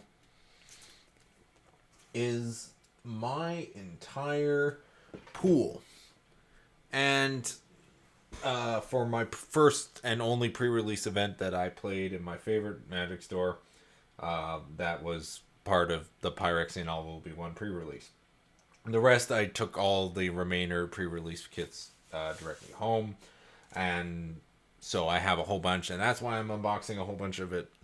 But the funny thing is, this was my promo card, and I was watching the loading ready run pre-release for Phyrexian to All Will Be One to prepare myself, and I really saw this card along with there was a blue card seer where you get a bunch of oil counters, and I wanted that, a whole bunch of those ones, and this card in my pre-release pool. And I got the cup in the promo. I got this as one of my rares. I didn't get any of the seers that do the tap, remove a oil counter, you get the scry one, but it comes in with free.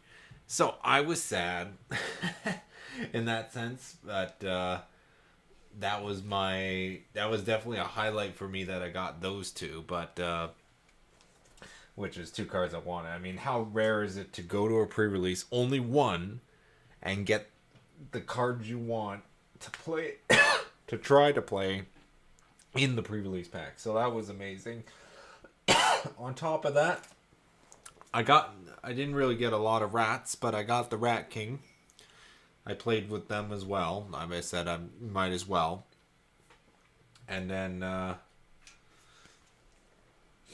highlighting wise, in case you didn't already could tell from my board, but I got Kaya, the Intangible Slayer. It was the only Planeswalker I got in this pre-release pack. And also got, a couple other multicolored rares and whatnot. But that was kind of like my general... That was my pre-release pool. The deck I built, the focus was on the cup and the two cards I wanted to play. And essentially... and I also had this as a rare, which also had oil counters and kept getting oil counters. That one actually never really saw play in the games I played. And then, luckily enough, I mean, it's some sort of luck to get lands. So I got a foil of the split land, and then a foil of the split land, but it's borderless. Well, it's not foil, it's borderless. I mean, if it was bordered foil, that would be even better. But the fact that it's still borderless rare, and it was in the colors I was playing, which was blue, black, and the fact that I had the splash for white because of the Planeswalker. So I essentially lucked out mana fixing wise for my major rares in that case for this set. So... And the fact that my promo was the one card I really wanted to get, I in some ways I kind of really lucked out. Granted, I don't know the rest of the set. I know I have a good idea of a majority of the set, the Planeswalkers, whatnot, and who's completed, who's not completed, and all that jazz. So I'm going to start opening them up. Let me bring them. I forgot to bring them over.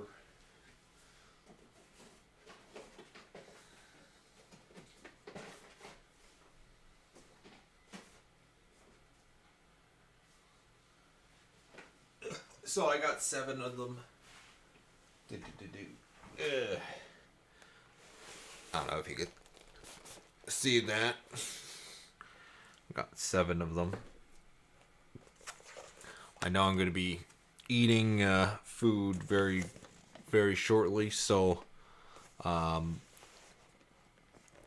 just going to, pick one to start. I guess this one with the tape. Let's start with this one. See what we get. But I basically want to, if there's time, I would love to try and throw together 2 decks. One of which is going to be the one related to the cup. So I hope to get at least one more of the cup, if not more. But the cup seems to be the kind of rare that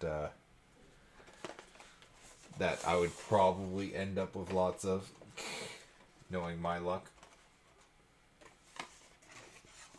And then this I can kind of, I guess I'll just throw somewhere for now.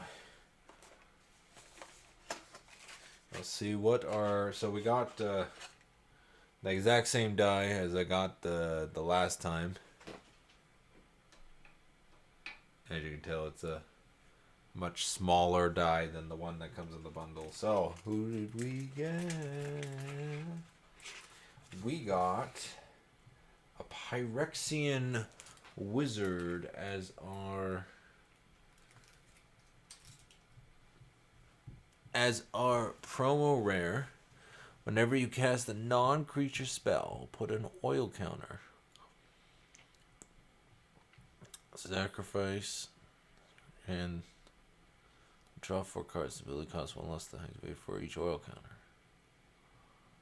So if you had 6 oil counters, it's just 1 cost. Sacrifice, discard your hand, and draw 4 cards.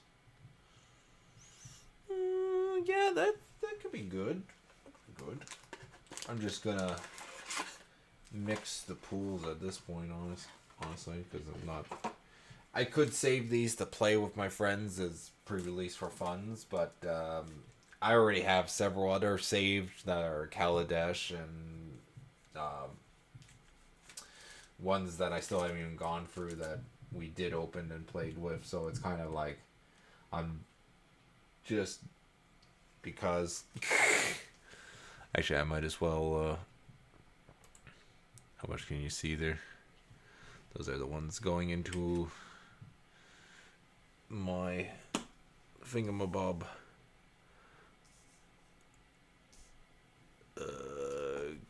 Kind of see those, but you can see how many packs I have left.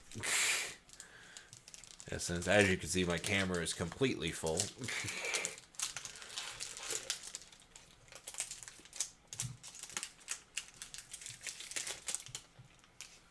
But okay, be going through them because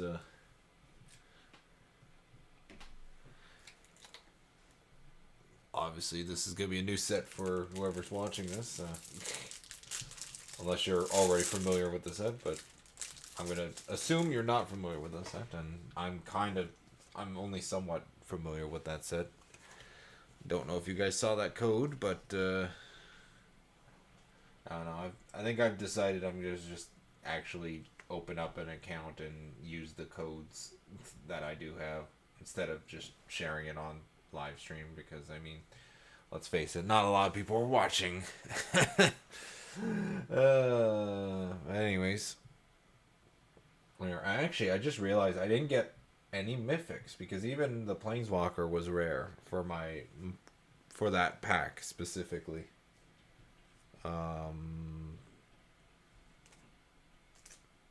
Did I? Oh yeah, I already opened up a pack. So you got Prologue to Pyrus. Mirren, for Mirrodin, so it's kind of like the good guys version of the Germ token, which I liked. I liked how there was kind of like a reversal on their end. You got a Basilisk. We got Barbed Batterfist. A Fleshless Gladiator.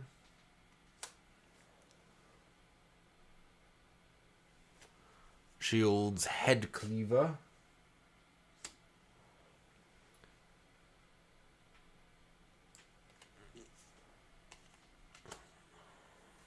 Experimental augury. Rust Divine Cultivator.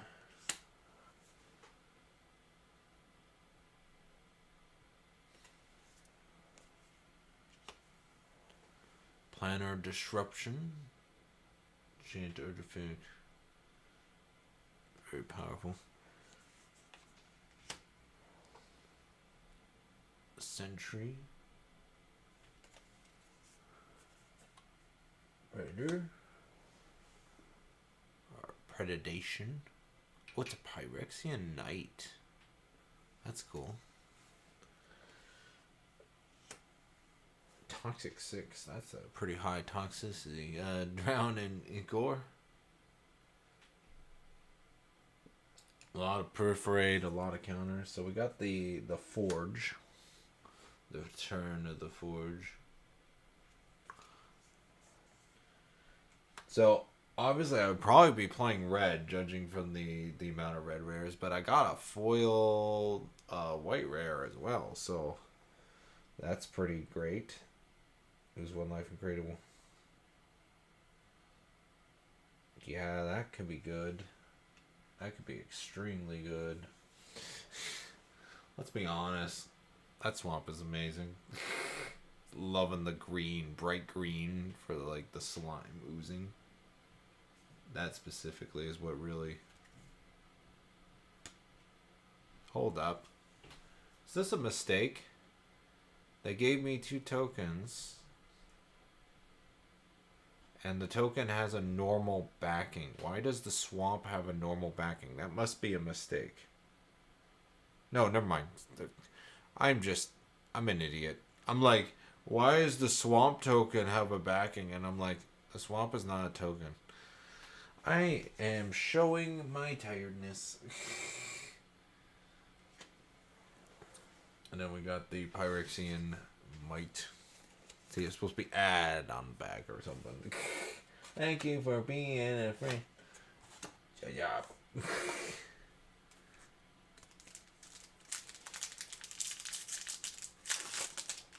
Let's see what we got here.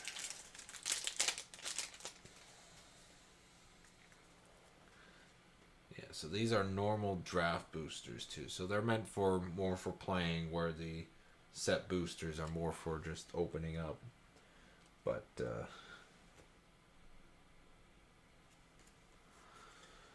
gulping trap, scrap trap. There it is. There's the common I was looking for in my first pre-release pack. 1 blue, 0 free. Enters the battlefield with free oil counters. Remove an oil counter. I get the scry 1. I got none in my pre-release, and now I have 1. I just need 3 more. Titanic Grove. Didn't they already have a card called Titanic Grove? Was it like the +20/+20 one? I don't know. It's probably a different name I'm thinking of. There's a Raptor. Ruthless Predation. We got the showcase Sawblade Scamp Haste when you're casting on. Read your spell, put up oil counter. A lot of the non-creature spells is what makes you get counters, which is kind of interesting, I think. Bright Belly Rat.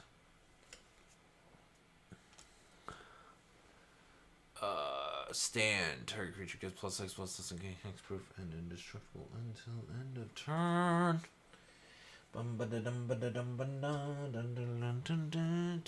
Phyrexian Horror. Corrupted. Enters battlefield. Sacrifice a creature unless the opponent has 3 or more. Awaken the Sniper. You don't target creature, don't turn. If it's equipped, you may destroy all good. Ooh. Ooh, that's a nice option.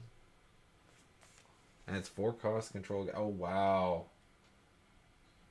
Wow, I am definitely would have been playing red white with this pre-release pack because I have two of those, and red is, oh yeah, that would have been, oh well. And then we got the Rebel. And then the, ooh, Phyrexian Goblin. Got the Phyrexian Goblin. Womp womp. That was only the first two packs, too. Getting that foil rare and then getting the non-foil version of it.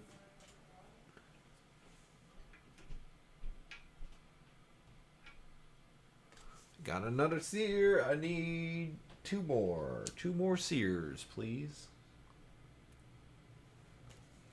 Funny thing is, I'm getting more seers in this red and white heavy rare pack than I am getting in the one that was actually blue and black. Funny how that works. Put white in the green, apparently. Hazardous Blast. Vraska's Fall. Womp womp.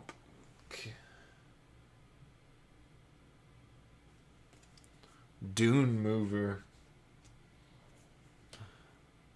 Enters the battlefield. You may search your life for a basic link and review and then shuffle and put that card up.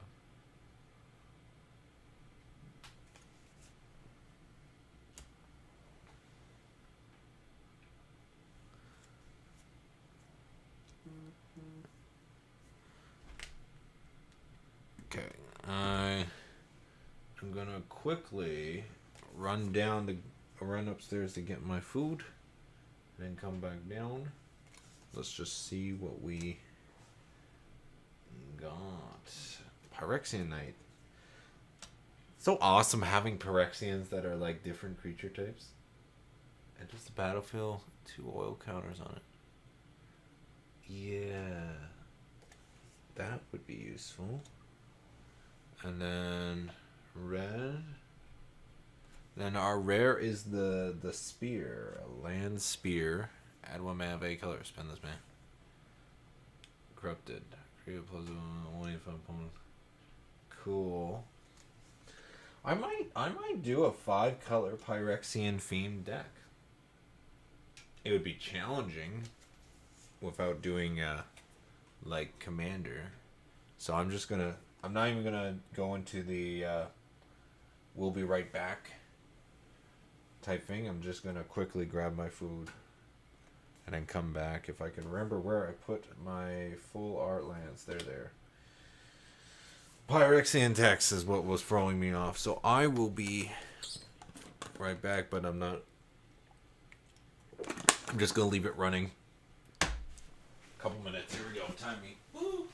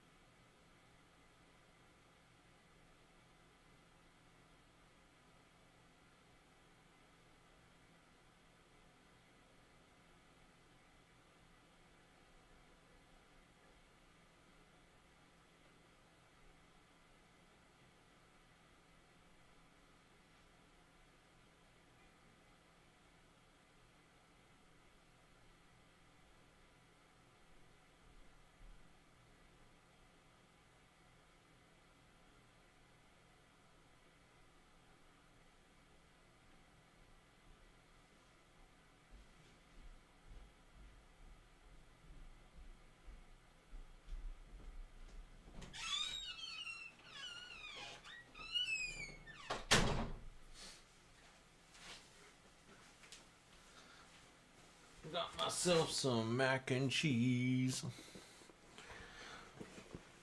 I'm just gonna. Good. Oh, it's hot. Very, very hot.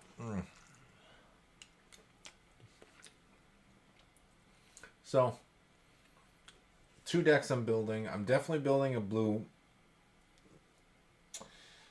Should I go 5 color? Because the idea is just get as much oil counters as possible. And I'm thinking blue. Blue definitely. But should I just do mono blue? Because land-wise it would be easier. Anything I could potentially counterspell, whatnot. I can add stuff from other sets as well. I could hypothetically keep it mono blue. Just so I can get that trigger on the artifact. Even though it's legendary, if I run 4 of them, I can hypothetically keep any I get in hand. Keep them in my hand. Get as much oil counters as possible.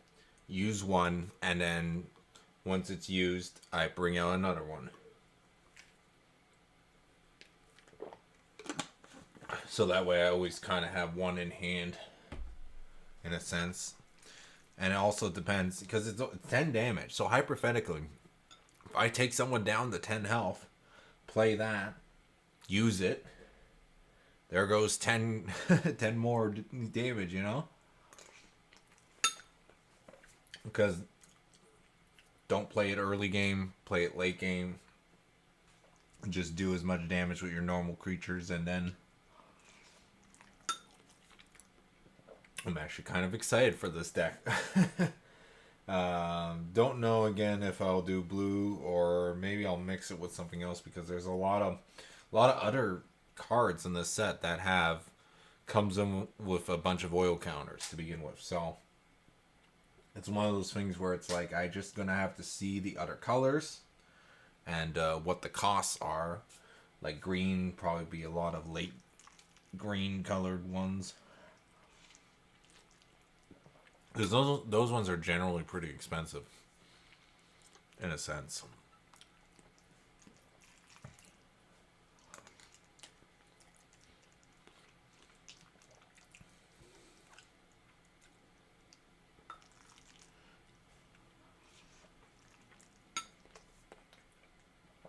I just wonder.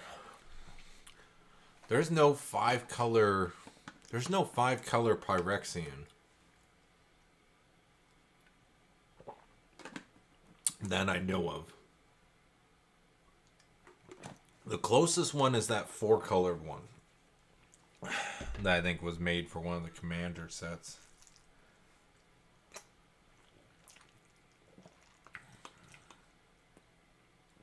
But I'm trying to think, what color was she missing? Because I think she was missing red. Because I think she was white, blue, black, green. Have her as a commander. And then you can use the spears, add 1 mana of any color, spend that mana only to cast Phyrexian spells.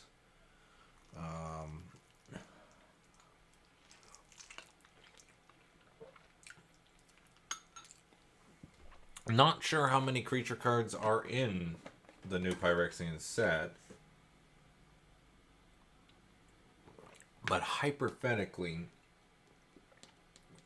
you might be able to get away with it without digging into Scars of Meridian or the older Meridian set. Or Dominarias or whatever.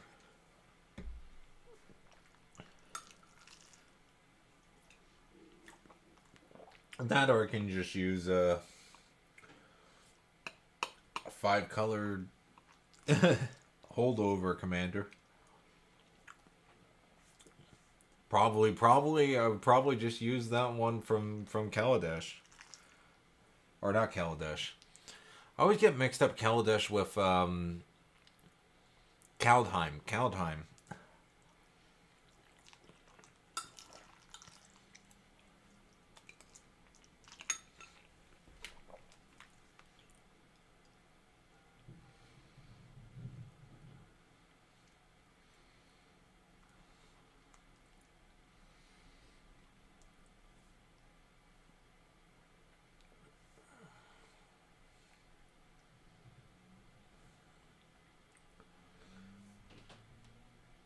But, yeah, I'm super... So far, I'm liking what I'm getting. Well, I got... I need how much? I need 1 or 2 more of the blue sears, and then I'm basically done there. Obviously, I'm pretty sure I already got 4 of the flyers that come in with free oil counters. I'm obviously going to run that blue spell, the one that I think you draw a card and then either proliferate or you put a poison counter on your opponent. That way you can already start that ball rolling in a sense.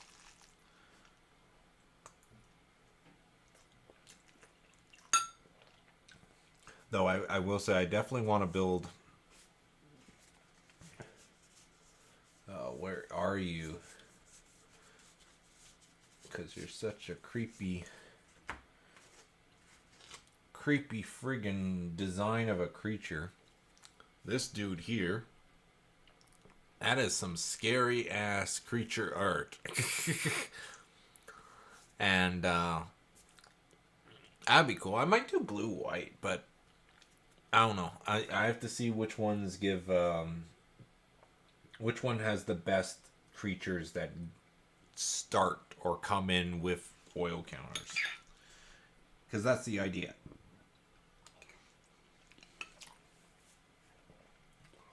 Opponents will be worried about infect, or not infect, but toxicity.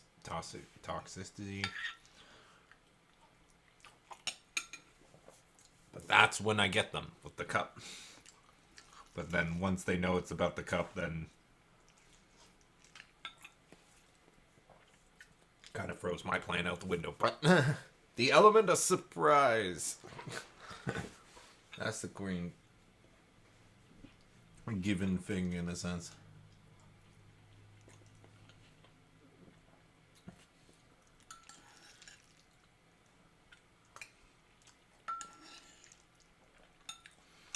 From all the planeswalkers I've seen, the one I kind of do want to get is Phyrexia.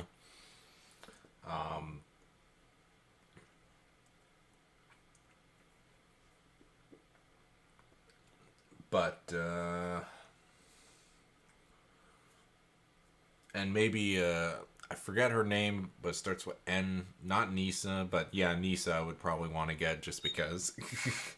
But the one that's red-white, probably, if I remember her ability, I don't remember her abilities, but she might be good in my red-white Aura enchantment deck, or not Aura enchantment, Aura equipment deck. Or is it just equipment deck? I can't remember. It's been so long since I've looked at my red-white one. Because I think I was building 2. I think I was building in...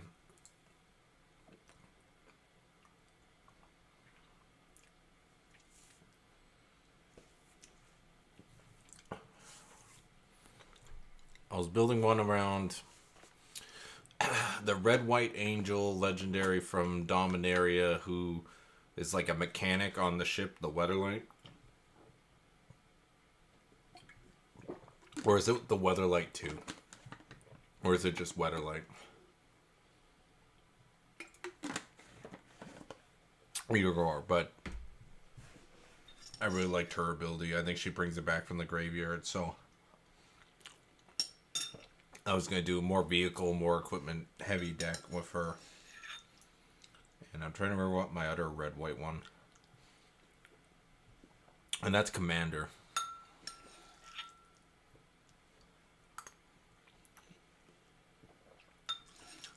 I'm almost done, and then we can get back to opening these packs.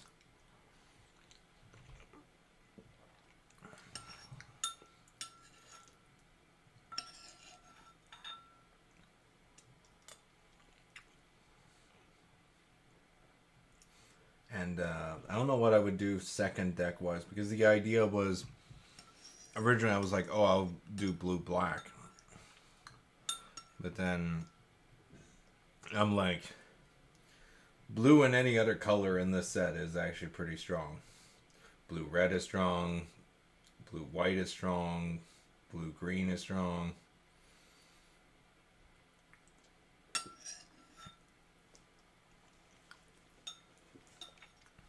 It's hard to say.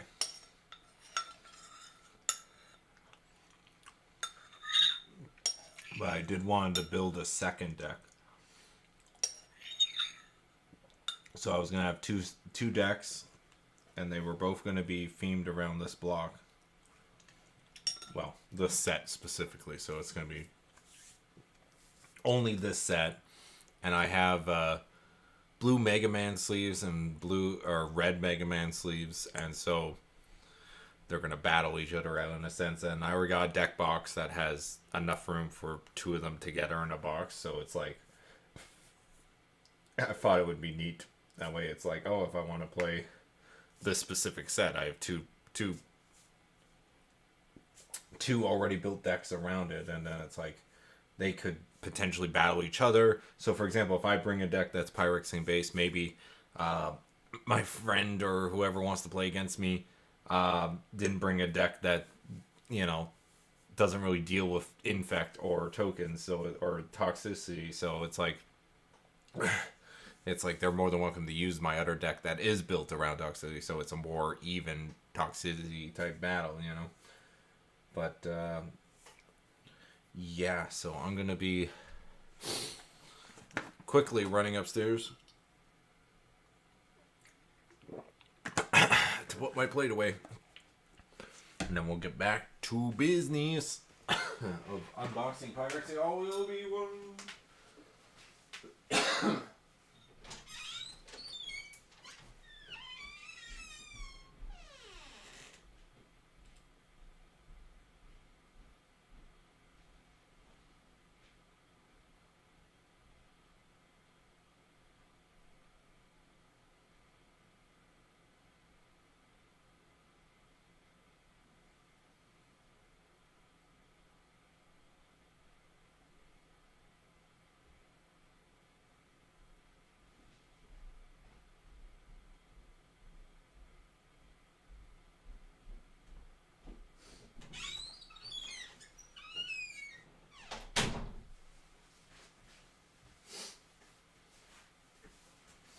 I am back. Okay, sorry about that.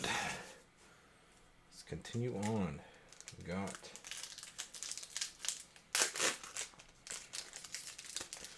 what do we got? Actually, I totally forgot. I should actually wash my hands before I continue. I'm gonna refill my water too. Sorry.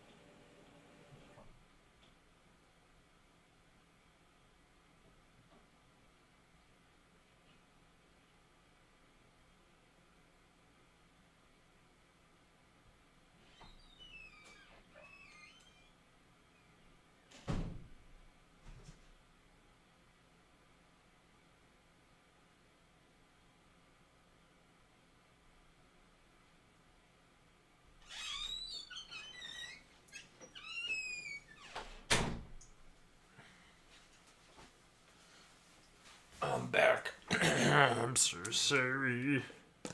I'm taking forever.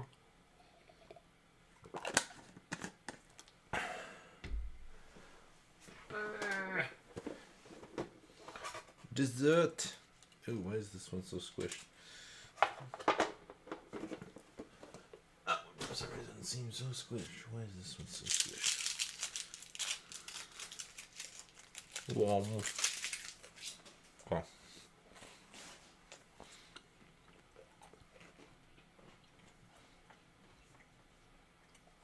There it is.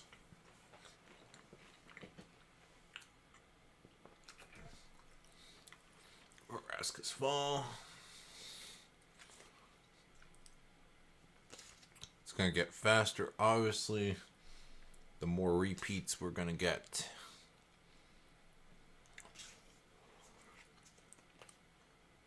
If I actually remember them.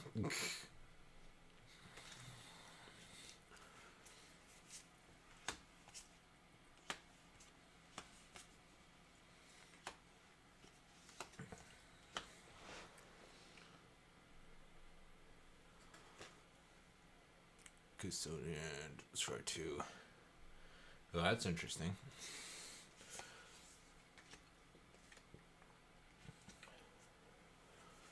Hunter Maze, that's the green spear. It's basically a spear for each color. And apparently, I think there's one land that or one card that matters if you have more spears or whatever.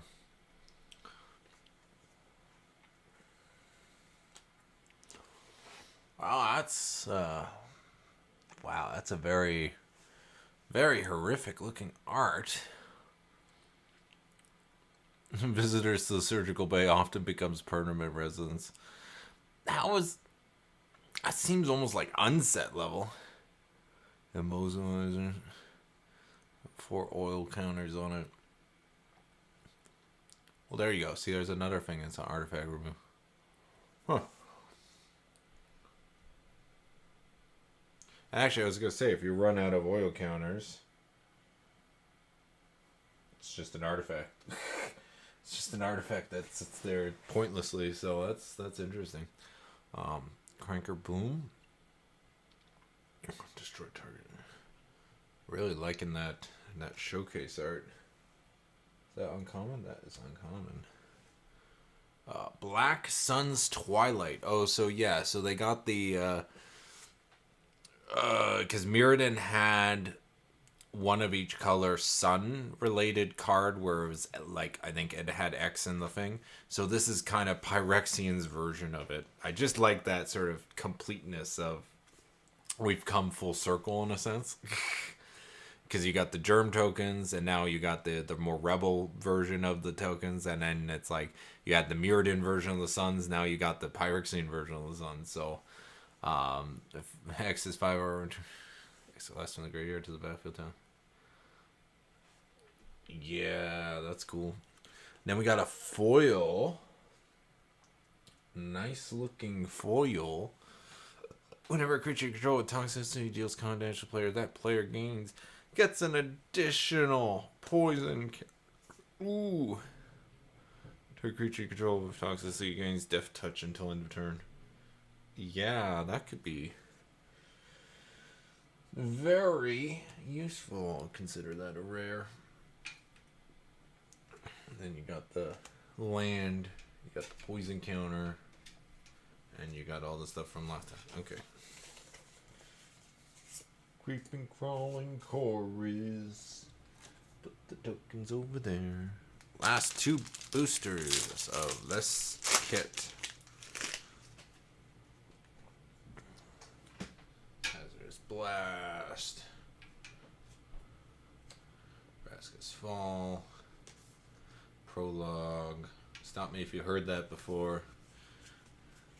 Yeah, we got that one before. Basculus.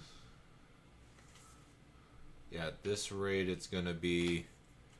Okay, so that's a new one. That's the Blue Skull Bomb. So they have the bombs they brought back for each color. Annoyed by Fiction. Good removal. Chimney Ravel. Ooh, love that art. I've seen the close-up version of that one. It's very detailed between the layers. I didn't actually realize that was an art from the card. I figured it was just art made for the set in general.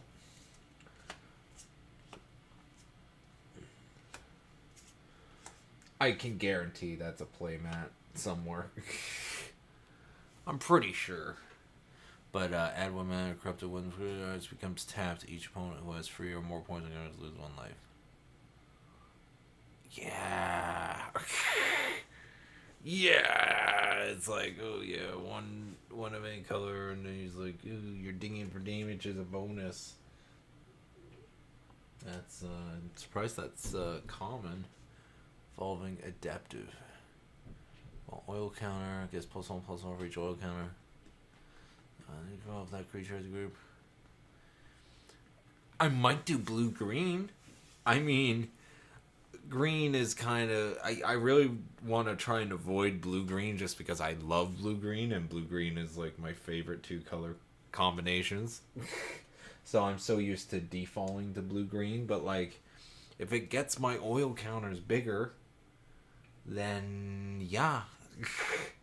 And then look at that, we got the non-foil version of that one. And our rare is... We got Kemba! Come! Wondering! Sorry. No, I remember seeing this card somewhere, leak-wise, and I was so excited because she is still alive. Because I literally don't know hardly anything about this character, except that I remember her from being in the Scars of Meridian set, and I was like, I need to build a commander deck around her, which I have. And then it's like, all of a sudden, it's like opening up this set, and it's like seeing that she's in it. It's like, oh yeah, that means she's still alive. Hopefully she stay alive. I don't want to. Well, a completed version would look cool art-wise. Let's not face the facts here. And a completed version of anything would look cool. But lore-wise, I would be a little bit sad, probably. I don't know. I need to do more research about her. That's the thing. A lot of Magic the Gathering lore, I'm just kind of like... I have an idea, but like at the same time, I'm like, not a lot. Like, I know some things. Like, at one point, Karn was being tortured, and he basically was, like, put in a box, and then they would throw goblins in the box as they're shaking it, because Karn himself can't really die or be hurt, so he was being tortured by killing these goblins or whatever creature they were throwing into the box as they were shaking the box.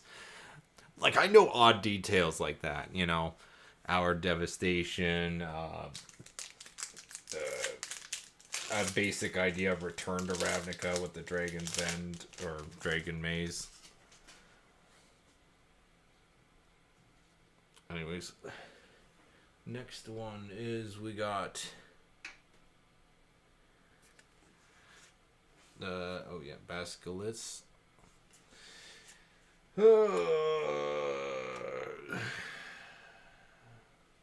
Same. Oh, that's a new one. Phyrexian Skeleton. Corrupted. Return from graveyard to the battlefield. Tapped. You lose 1 life. Activate only poison.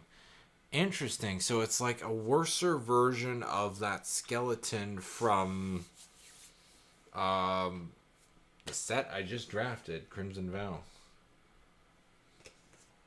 Yeah, actually, now that I think about it, I don't think we did Midnight Hunt. I think we only did Crimson Vow. Escaped Experiment. Phyrexian Beast. Mandible just right. That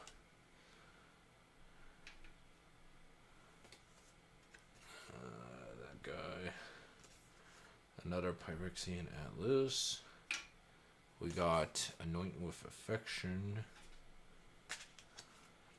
Another Mobilizer. Oh, that's new. Okay.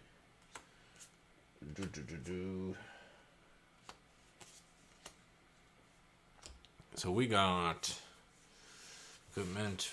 When this equipment enters the battlefield, create a 2/2 red rebel creature token, then attach this to it. equip creature. Equip abilities. You activate other equipment cost one less activated. Your creature is double strike.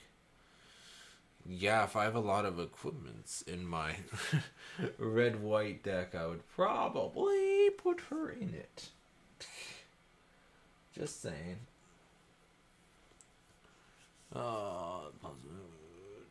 Cool. Cool equipment. Oh, what do we get? Something spacey.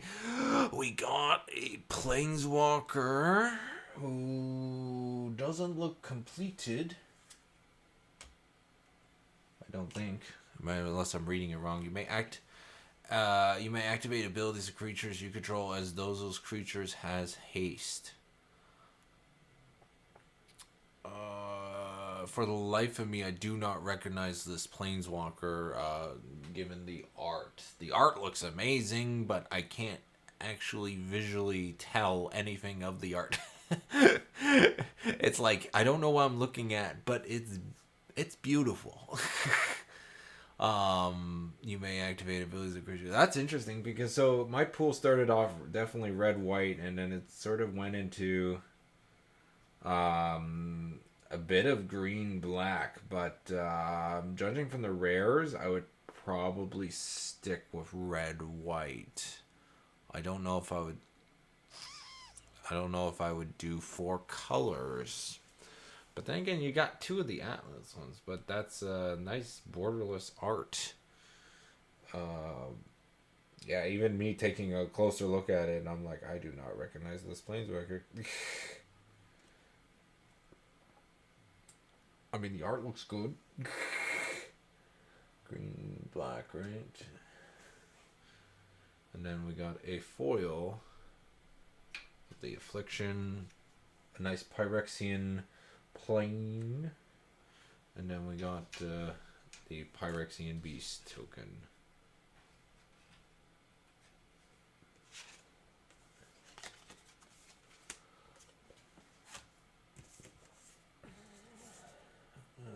And that was the last of that one. So I guess I'll keep that over there. Next one we got. Let's see what we got. It's a little bit badly ripped.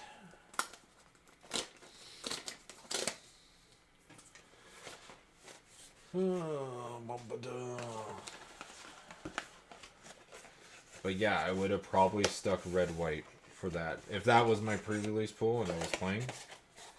Though the splash for green-black would have been probably very tempting. Okay, so in this one we got the Maze Crusher, Phyrexian Beast, red green. And okay, so it looks like all the dice are the same colors. It's unfortunate. Either that or I'm really unlucky and I'm just getting black blue for each and every single one.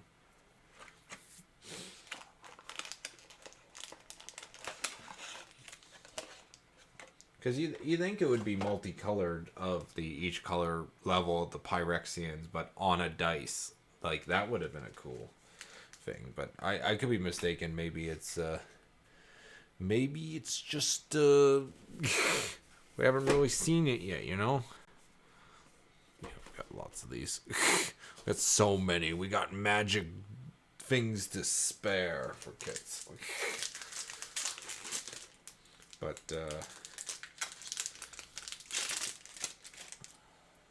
I'm going to open up the promo.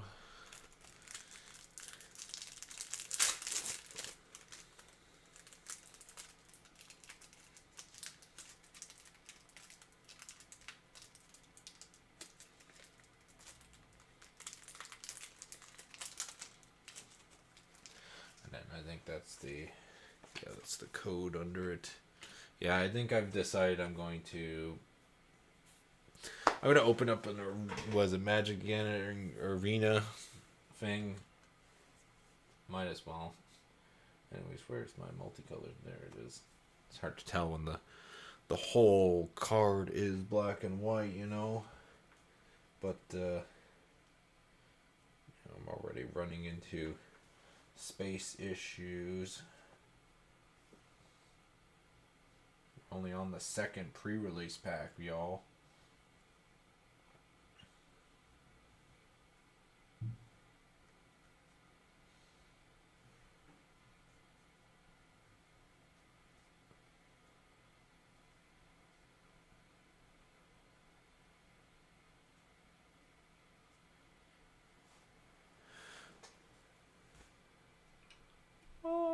Annihilation glare.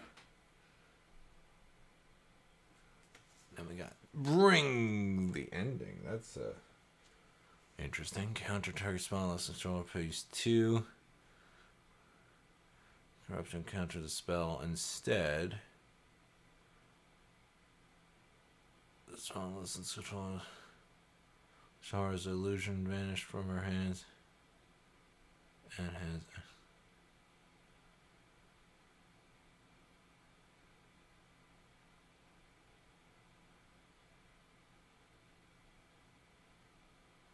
Okay, I wonder story-wise that's the moment where it's like, okay, so he was, because obviously Jace is turning into a Phyrexian because Vraska turned into a Phyrexian and then I guess stung him, betrayed him, and then he sort of, I guess that's the final climactic moment where even though,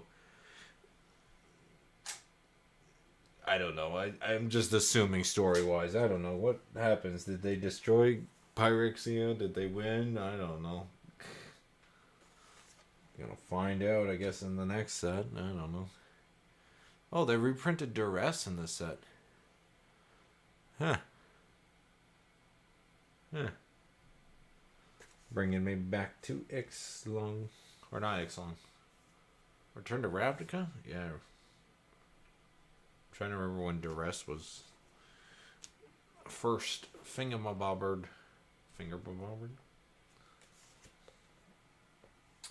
Not seeing any more of those seers. Where's my seers? For this rotation.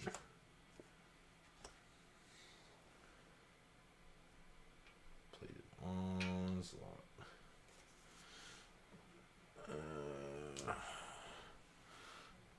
Got another Phyrexian rat. And then Forger. And there's the red sun. So we got the black sun, the red sun.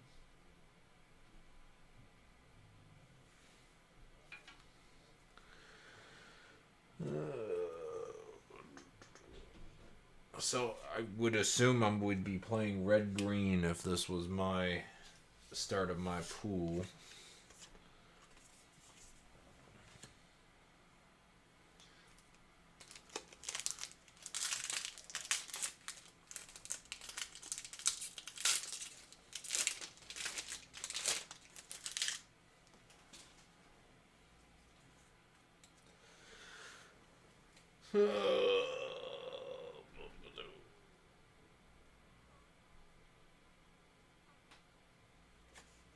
Chrome Prowler.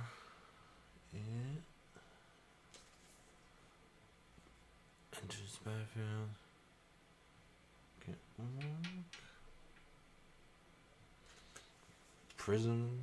Of course, they reprinted that.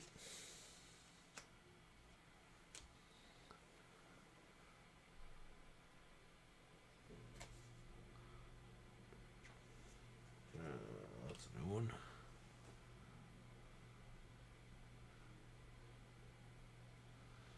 Yeah, maybe, yeah, blue-green, because blue-green would seems to have cards that I can, at the very least, proliferate. I do notice a lot of red has anything with, like, pumping spells or whatever. That's when it gives counters as well. Like that. And then you got the white spear. Skull bomb. Skull bomb. Another raptor. Definitely have more than 4 of them. There's the normal version of the saw blade. Font progress.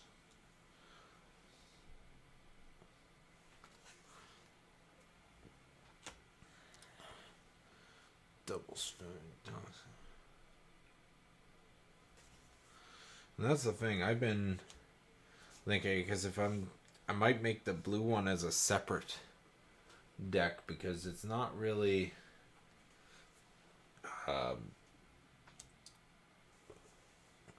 it's not really, because if it's mono blue or blue green and it's trying to just do the oil counters, it's like I don't know how balanced it will be against the second deck, so maybe I'll just save the Mega Man sleeves for 2 decks that are all about creatures and toxicity, but have it 2 separate different colors. So one would be 2 colors, one would be a different 2 colors. Just so it's a little more interesting of a balance, because if it's one's mono blue or blue green getting oil counters, and then the other deck is all about toxicity, how balanced is it going to be? But this creature, let's look at his legendary white red. Loving the art. Trample. First attacks, it gets plus X, where X is the number of equipped creatures you control. Then if power is 4 or greater, draw a card.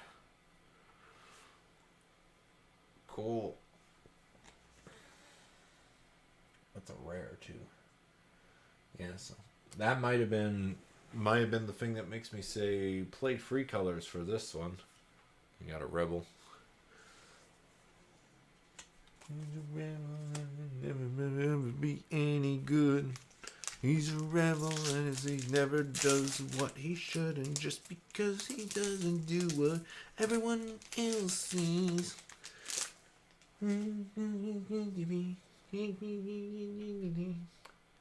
He's not a rebel, no. He's not a rebel, no, to be blazing crescendo.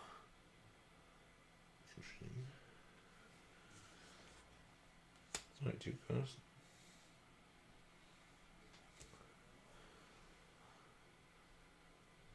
Glare right in the end. And you got a Furnace Strider. Whatever need you.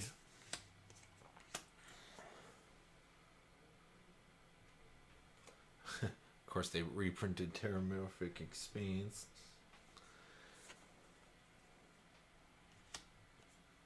On basic land. Cultivate. Put on. Yeah, you even got a 1 cost that you keep putting oil counters on. And then if I really am desperate for an additional land, I can remove an oil counter.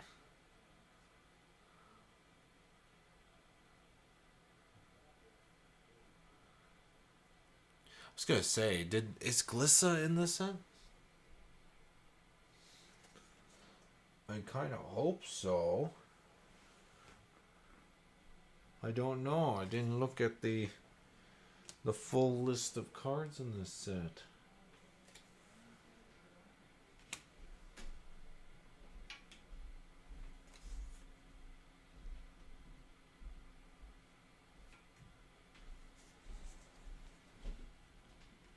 Actually, I might make one a white black soldier knight Phyrexian deck, just to sort of mess with my friend who has a black white knight deck.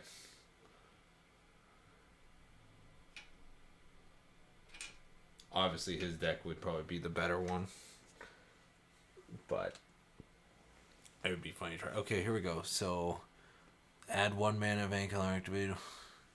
Create a Okay, so they even have a colorless spear. That's cool. Oh, it's a rare too. Wait, are all the spears rare? That was a rare spear. Okay, the multicolored and the colorless one are rare. The colored ones are not. That would have been cool if they made another Terramorphic Expanse or Evolving Wilds, but they made it a spear, like it's a different name, obviously, but made it a spear, and then there would be 3 different versions of that. That would be hilarious. I think that would be hilarious. Would you think that would be hilarious? I think that would be hilarious.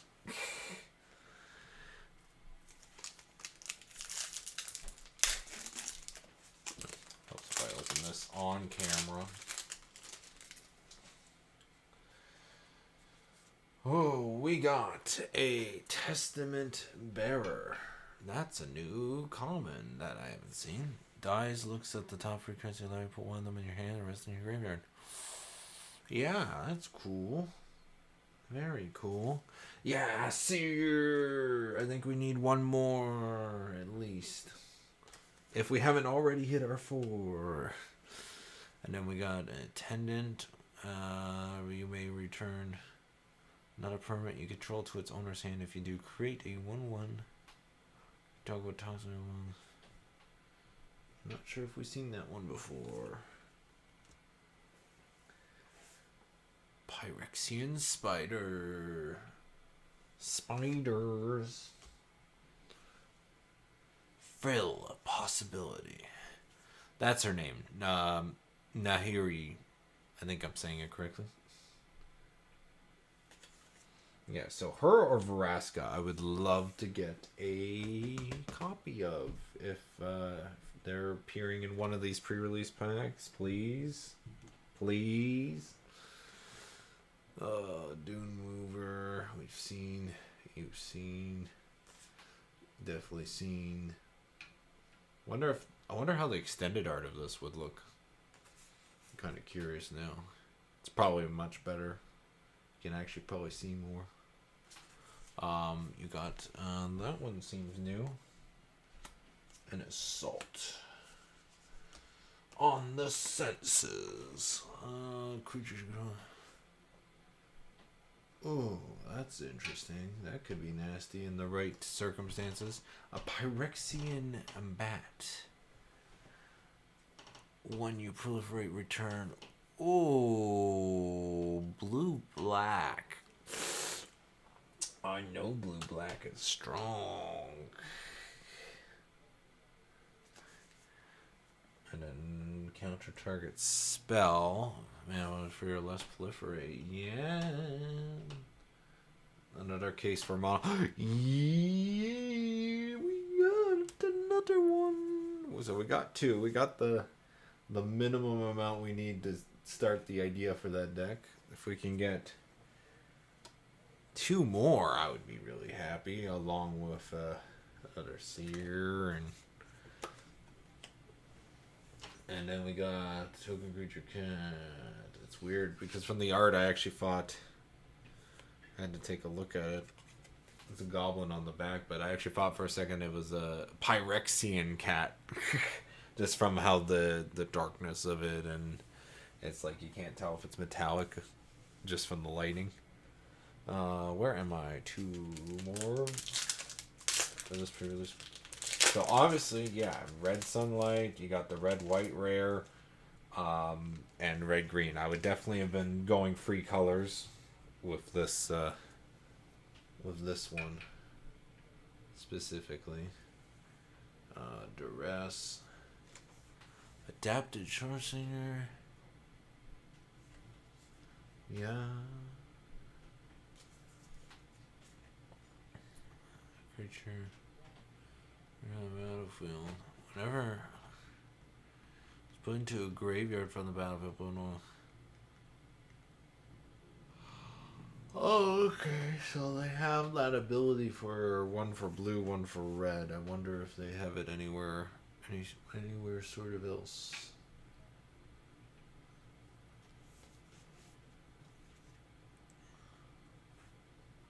You may tap it if you do proliferate. So it's like, if I don't need the creature right away, that's a neat ability. For Immortal. Gain Tift.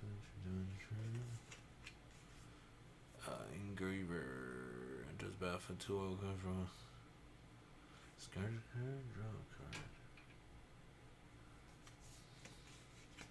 You may search your library from your card, reveal it, put it into your hand, then shuffle.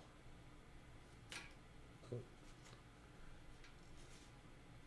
I think this is my first time seeing it in the normal art for this. Because I've seen the showcase so much.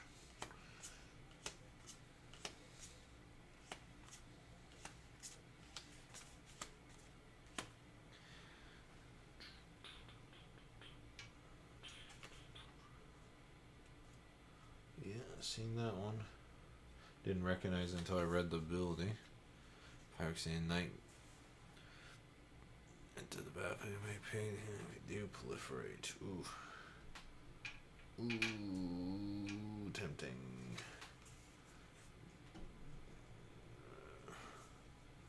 And then there's a rare. Yeah, this pre-release pack would have been very strong for the free colors. Green, red, and white.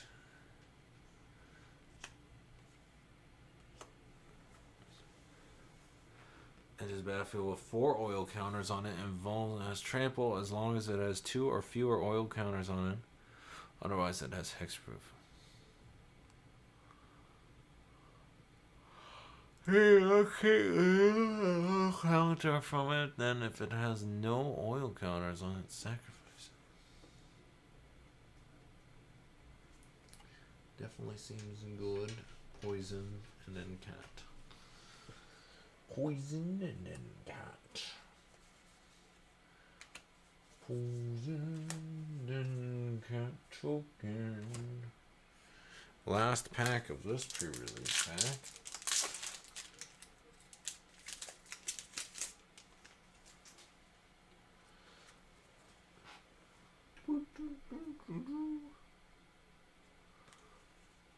Mesmerizing dose. Chain creature and proliferate.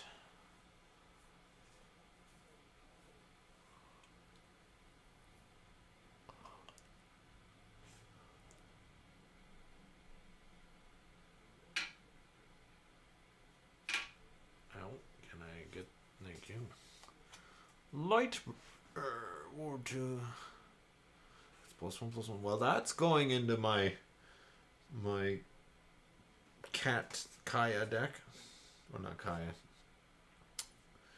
Kemba. Had to double check the name. Vulture. That's a cool looking art. Target and then proliferate. Whisper of the Dross.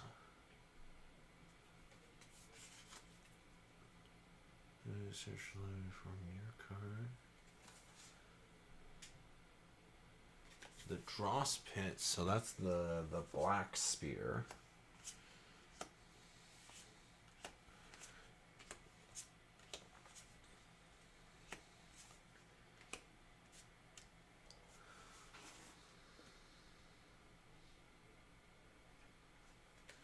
Offer in the tie. Forging. Oh. And friggin' grab everything at this point. Shattering Thing. Finisher. Affinity for equipment. That's something I haven't seen. Customize the guys for each equipment you could roll. Yeah. And oh, there's the picture I used in the thumbnail. Well, currently, if I don't decide to change it. Phyrexian Arena, which I believe is a reprint from back in the olden days.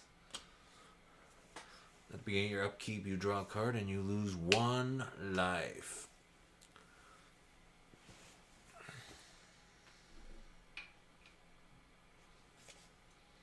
Plains Phyrexian Horror. That is a cool looking token. I'll leave that there because it looks so damn cool. But yeah, I definitely wouldn't have went into black just to play Phyrexian Arena, so I would definitely have kept it those 3 colors.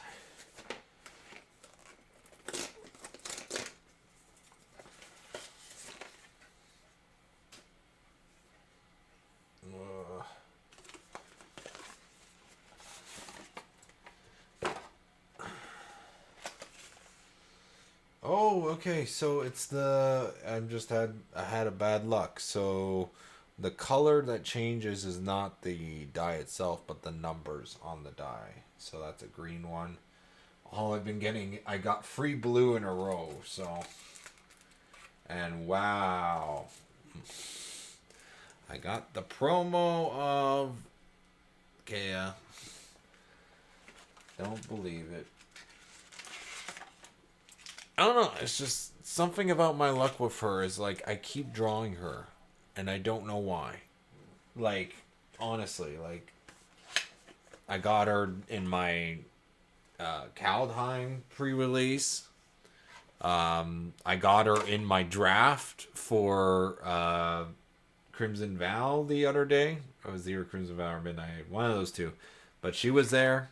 I drafted her. It was in my black-white pool. So, and then it's like, oh, now I got the promo version of her as well as the normal version. Lovely.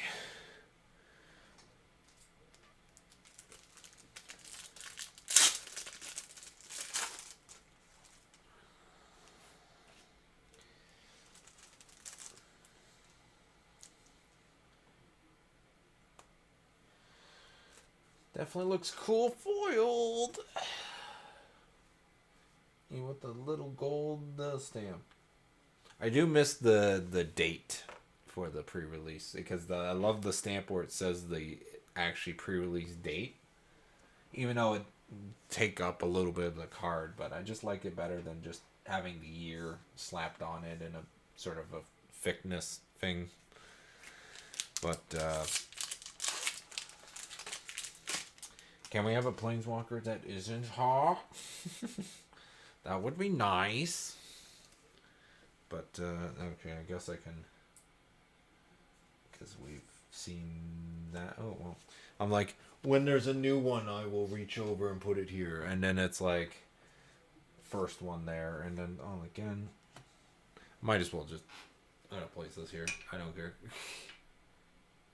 I figured we were at the point where nothing was the same, and then it's like now all these ones are gonna be the same. Of course, just to prove me wrong. Draw spit. Against all odds. Okay, so let's think new.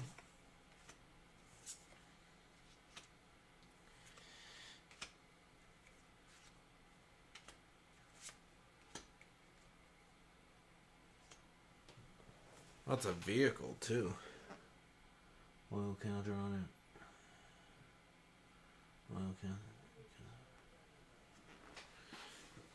Against all odds. And that's the thing, if I keep proliferating too, I get to put those oil counters even more. So yeah, might do mono blue, might do blue green. And then we got the Rat King returning. Can start my rat deck now. So currently I would definitely be playing black-white with this deck. Haven't been keeping track of how many rats I've been getting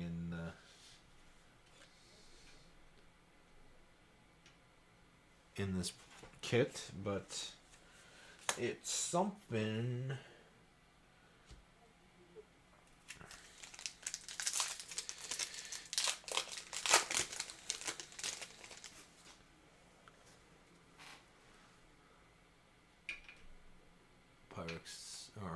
I almost said Phyrexian Prism.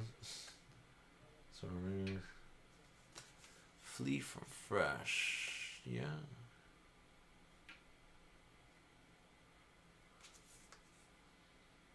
That's funny because I just realized with this card you can actually put 2 oil counters on any creature in a sense. Even a creature that does nothing with oil counters. Amazing synergy. Enchant creature.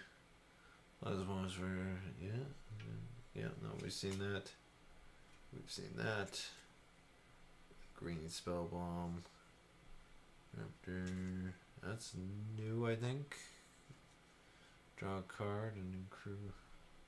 Starting to see more vehicles now. Beginning of each was upgrade deals 2. Unless they control 2 or more basic lands.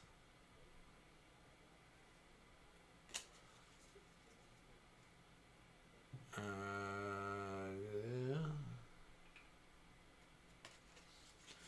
The return of the first gold warden. Oh, nice! We got a foil split land. Nice. Very, very, very nice. Unbelievable. Oh, bum ba dum ba dum bum bum bum ba dum ba dum bum bum bum ba dum ba dum bum bum bum ba dum. Unbelievable. Nice. Black Cleave Cliffs. And then we got a mountain and the Phyrexian Mire.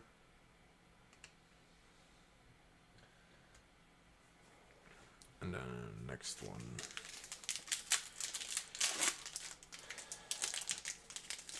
Yeah, I don't know if I would splash for white red. I'd probably stick because of the Planeswalker. White black. But let's see what we got. If we're just hypothetically saying, oh, what happens if I was in a pre-release right now? And that's what I'm currently treating it as. Obviously, I wouldn't have all the other pre-release kits under them, but it saves me on resorting and clearing off my mat each time. Poison counter. That looks nice. Oh, that's the red spear making its first appearance, I believe. That's the first red of the spell bombs to appear. Warbeast enters the battlefield. Right.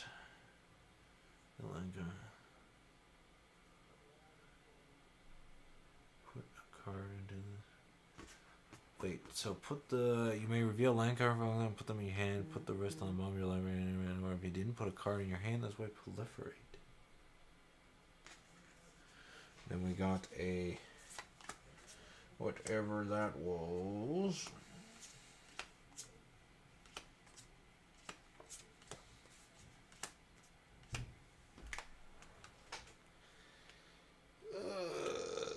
Notification. I need a drink. See what we got here. We got a Phyrexian as long as your opponent's for. That could be deadly. Frummingbird. Frummingbird. And then we got an artifact. Oh.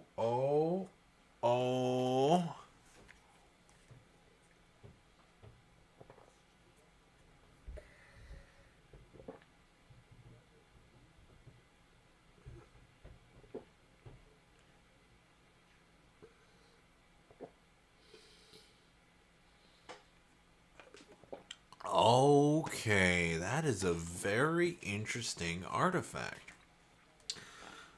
What grabbed my attention was the play lands from your graveyard, because that might make it a contender for my landslide deck.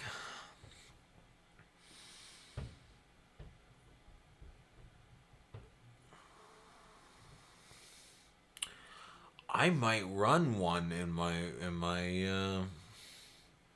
landslide deck just because it's like it's an all or nothing kind of thing. So it's like you can only, if you do choose to take something from the graveyard into cast that card, to cast it, and then I won't be able to cast any more spells, but my landslide deck the whole point of it is bringing the lands out of my graveyard, and I can use that for creatures that you may play more lands on your turn, and I may use it to bring back a creature that also makes me play land from my graveyard. So yeah, no, I might switch out a card for that one. Huh. Yeah. That's pretty good. Pretty dang good. Good.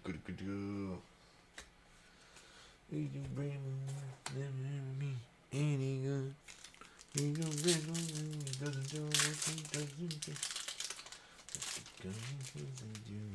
Everybody else see the thrill of possibility.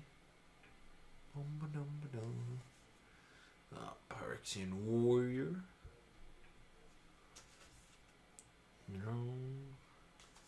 Lightbringer. Mantle. Okay. One charge. Skein.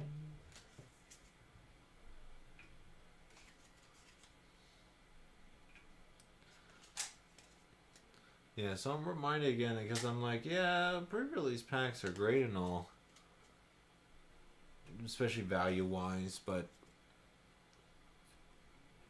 I don't know, it's just after set boosters, it's like you get more uncommons that way, you get more rares hypothetically, it's like another Black Sun's Twilight, and then obviously collector boosters is a whole nother thing.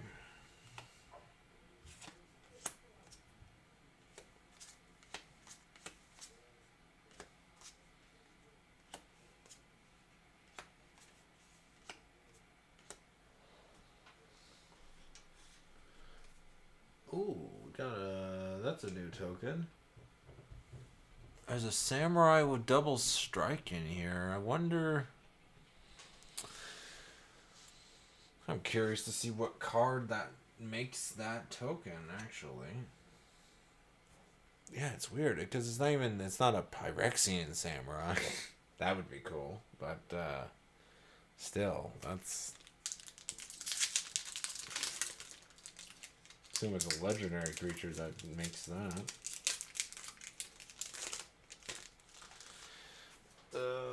Let's see what we get. Because I assume we're still getting cards that haven't seen yet. Like this dude. If you control a permanent oil counter on it, draw a card. Huh. 5 cost, free 4. Don't know if that would be worth it though. A bit of gain life though. Hard to say.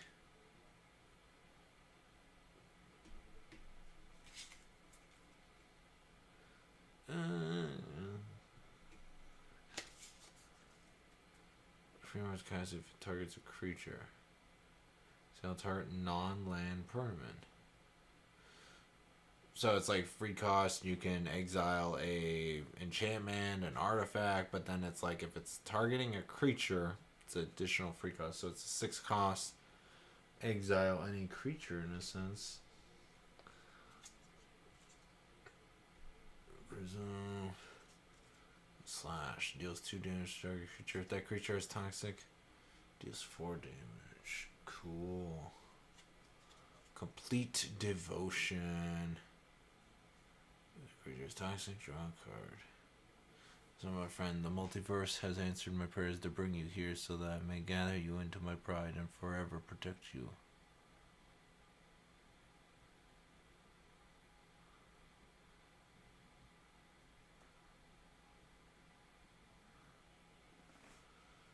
Wonder who says that. Unnatural restoration. Graveyard to your hand and then proliferate. That'd be a good way to bring back creatures. Oh, and it's only 2 costs. Great. Yeah, I think I might be doing green-blue. I think I might be doing green-blue for that deck. Like, not the pre-release pack. I've actually lost count at this point. Enters the battlefield up to 1 target artifact you control because of the artifact creature. As long as it remains on the battlefield. And we got another one of these. So hypothetically, I could run 2 of the cups and 2 of these. Because they just keep getting oil counters. So, yeah, I guess so. That is a common.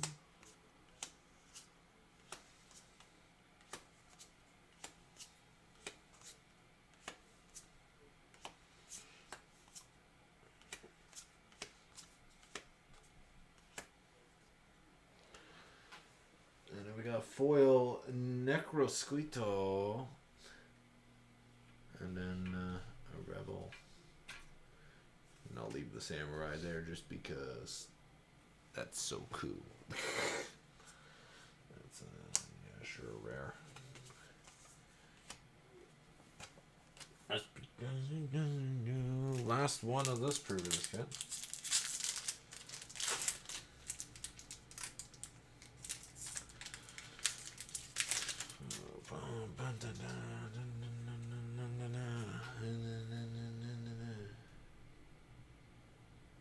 Got the helm.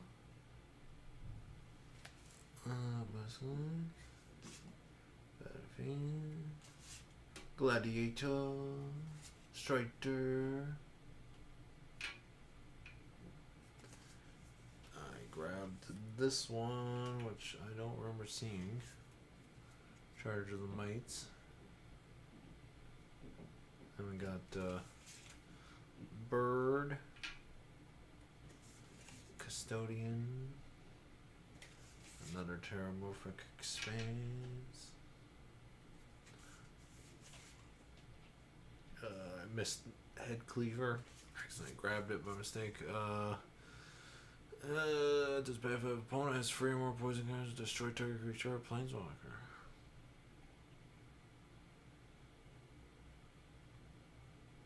Yeah, that seems pretty good. Just saying. Hoverwing.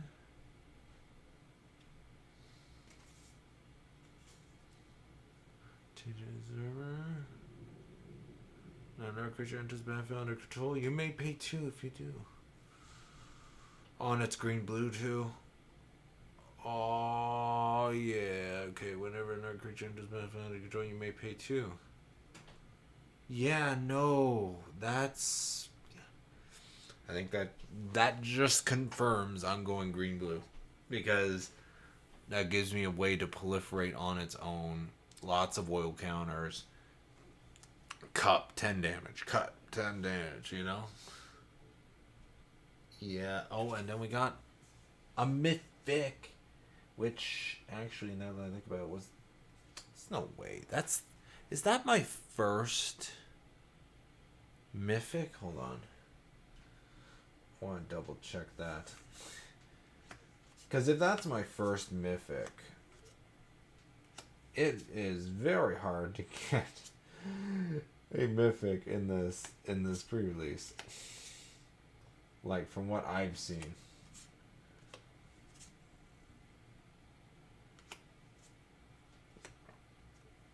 Because I don't think... Yeah, even the planeswalkers are rares. And I am... How many pre-release kits in am I? Because usually you get at least one... You get one Mythic. Like, on general per pre-release. Generally. Like, for me, on average, generally you get at least one. Not necessarily, but I've been through, like, even my lands. Check my lands. It's rare, rare, rare, rare. All rare. Artifacts. Rare, rare, rare, rare. All rare. Okay. I have been through 1, 2, 3, 4 pre-release packs, one of which was during my pre-release event. So I've been for free. I have another 1, 2, 3, 4 to go through. And so I've been through 4, technically. And this is my first mythic. Now, each one's 6 boosters. 6, 12, 18, 24. So that is almost the equivalent of an entire booster box. And this is the first mythic. And that was the last pack of that pre-release kit too. And that's not including the one random promo in each pack, which could be rare or mythic. Wow, I didn't realize how hard it was to get mythics in this set.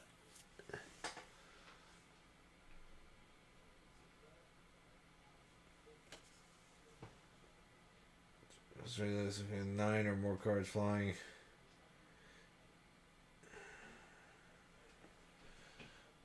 Nine or more cards in your graveyard. Flying, when it enters the battlefield, exile for cards that remember your graveyard.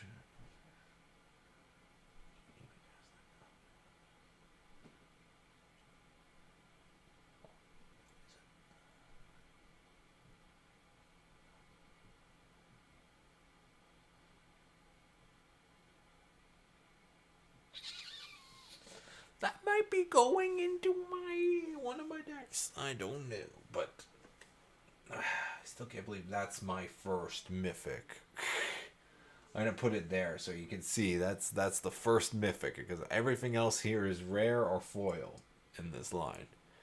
That is the first mythic. Unbelievable. So I think I'm gonna change up everything I've said earlier. I'm gonna say, guess my luck's not that good for this pre-release. Start this one on top.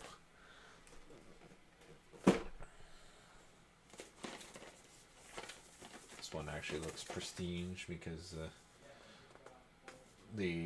my favorite local store, they decided to tape together, because people generally buy them in the bundles of free 6 or something like that. So he had them pre-taped together because we were only doing one event anyway. So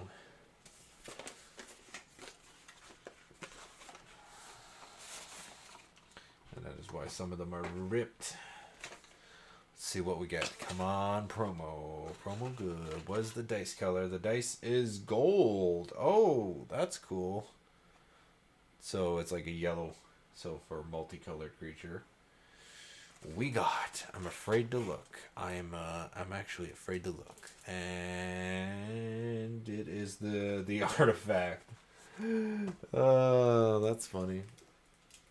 Yeah, I mean, it's a card I definitely am gonna find use for. It's just, it makes me laugh that it's like I got this rare and then it's like, oh look, now I got the promo version.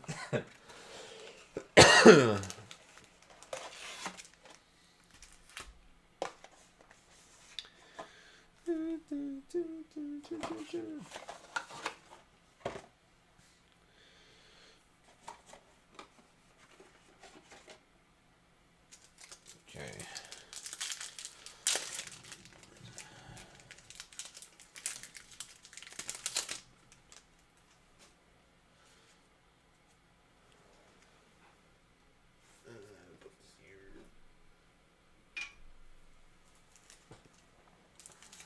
Open this up.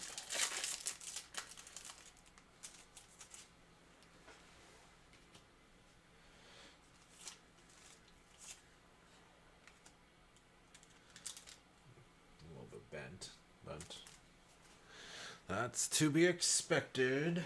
Okay, let's see what we got here. We got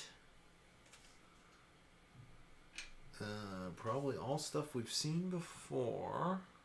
I believe we've seen that before.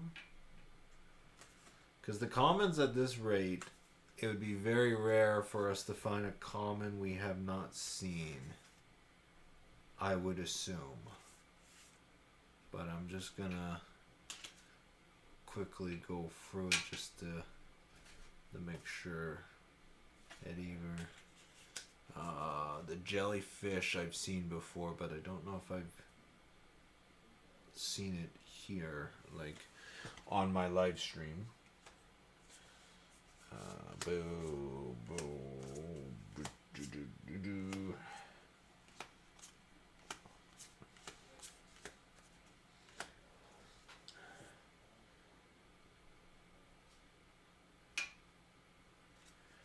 And then we got, what do we got? Oh, we got that card. That card I was up against in the pre-release draft. That is an extremely good rare. Like, it's the kind of rare where it's like, you want, well, okay, it is legendary. I was about to say, you would want 4 in a deck, but, choose a color. Another target creature you control gains times from that color until end of turn. Yeah, I think this may go in my mono white Kemba equipment deck. Because, I mean, choose a color for 1 white or colorless. Another target creature you control gains toxic 1 and hexproof from that color until end of turn. Can't be blocked by creatures of that color this turn. It's kind of interesting. Oh, because hexproof. Like, if it said protection from that color, then that, okay, I see the downside. Because protection would mean it can't be blocked by creatures like color last turn. That's why it mentions it. Okay. I'm just thinking.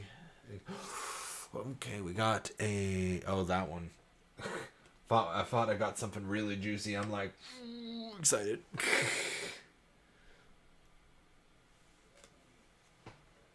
But, consider that rare. Then we got the Rebel token. Okay,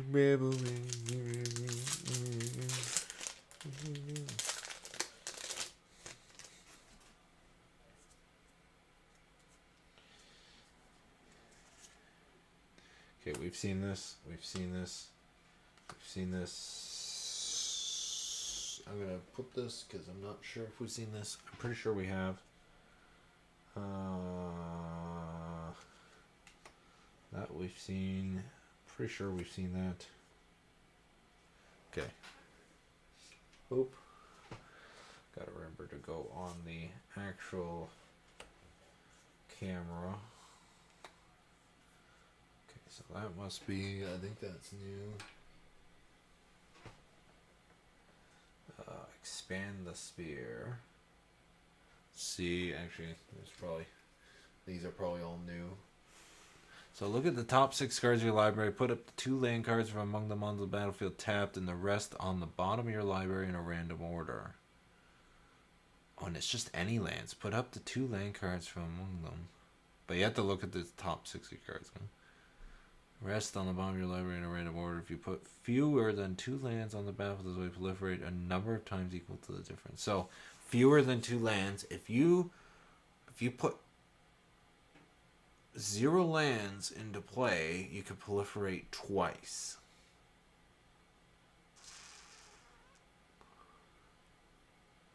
If you put 1 land, you can proliferate once. If you put more than 2 lands, well, up to 2 lands. Yeah, let's see, that's the downside.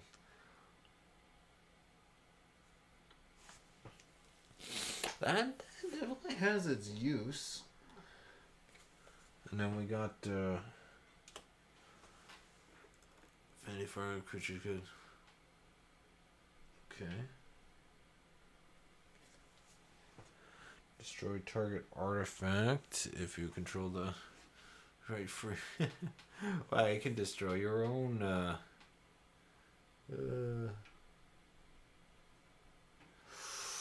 what is that? That has got my attention. Purity Overseer.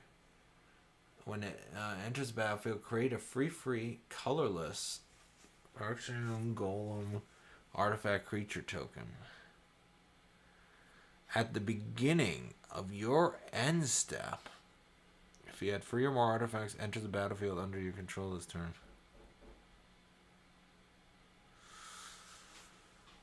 I don't know. Do you need to know how good that is? And then these are all seen.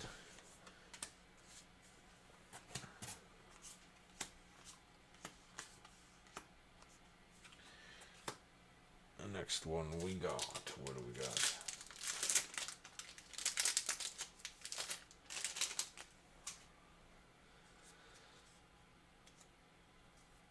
No, I don't remember this guy. I'm gonna start doing this and it's gonna be like, oh, it's all the same shit. Oh, never mind. I don't know, my memory's kind of going right now. Okay, that we've seen.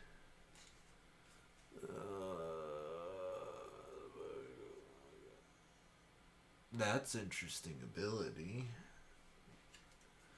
Got the Teeth Glider. The Beast. The Scamp. Showcase. There's not a lot of showcase of the other arts though. That's what kind of surprises me. Like I know a lot of the showcases like each planeswalker. So a lot of the rare and mythics probably has the showcase. But like I'm not getting any like mythics or like I got one. Yeah, got one. That's not exciting.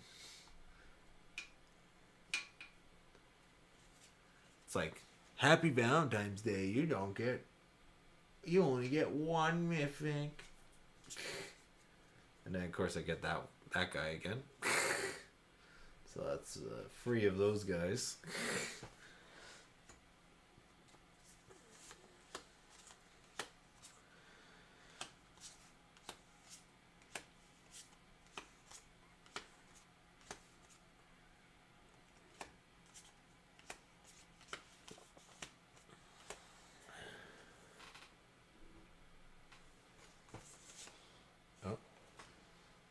Didn't see that token, or I don't think I've seen that token before.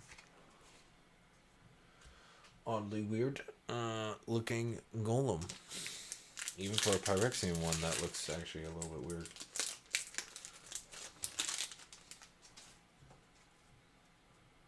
It's the crawling Choristolini. The horrible thing. Master. Concern. I honestly think. Oh, okay. Oh no, we've seen that one. Green Spear. White Spell Bomb. Want the progress. Yeah, I think at this point it's just the uncommons.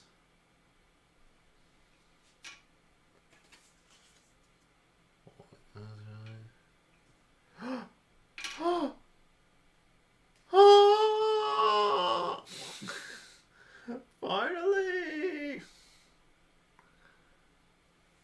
And it's actually one of the 3 mythic planeswalkers I actually wanted to get. Satisfaction. Push me and then just touch me until I get my satisfaction.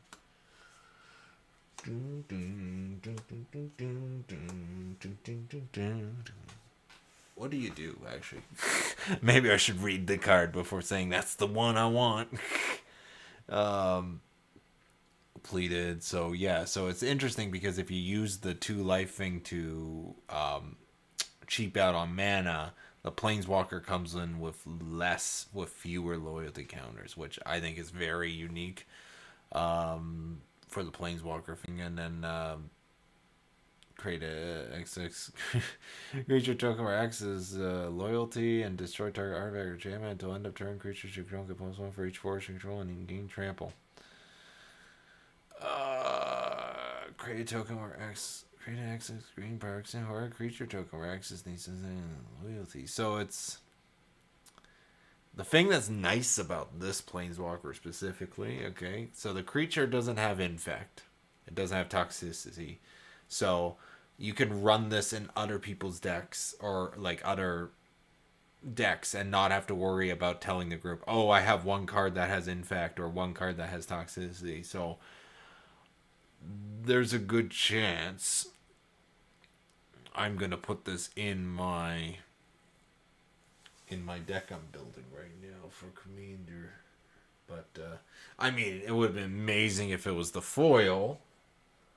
But you know what? I'm going to take what I can get because that's only the second mythic I have gotten. Pre-release pack-wise. Nice forest, though. I do really like that forest. You know what? Because it's the full art foil, I'm going to put that in the rare section. Oh, and I even got a emblem. Granted, I don't have the Planeswalker, but hey, you know what? That's pretty rare, I guess. And then there's the Goldum again. But, yeah, that's, put that off to the side for now.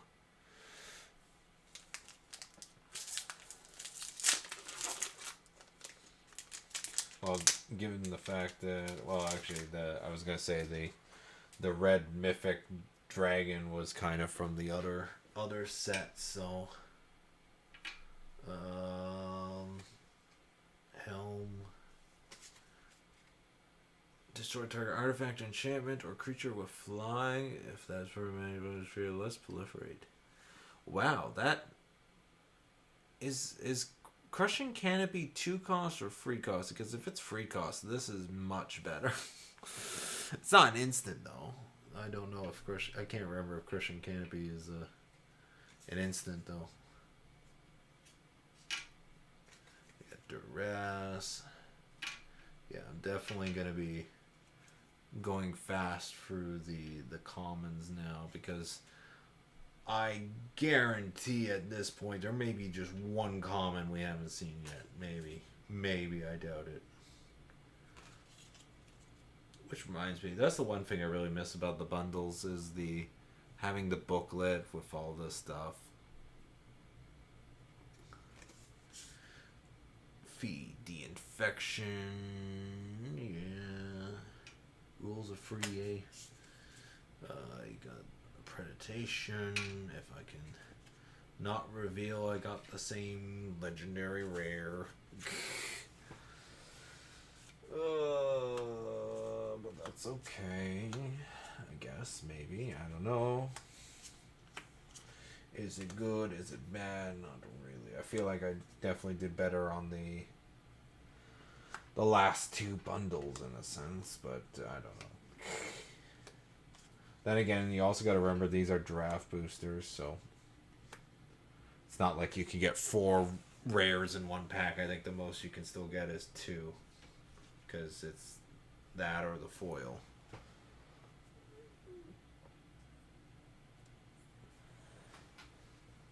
But yeah, Phyrexian gold on my board. Last booster of this pre-release kit. Got 3 more pre-release kits, and I have a whole bunch of set boosters to open up. Okay, let's go fast. So, we've seen.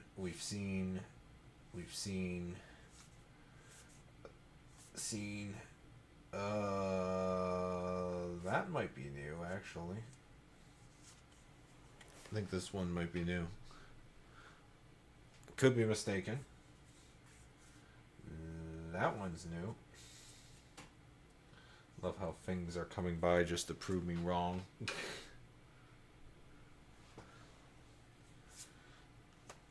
Because I don't think we've gotten that showcase version. We might have gotten the original, but not that showcase version. Okay.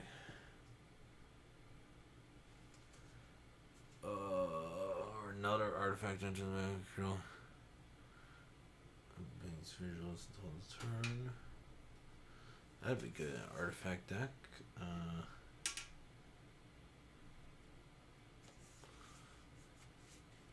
Cast a non-creature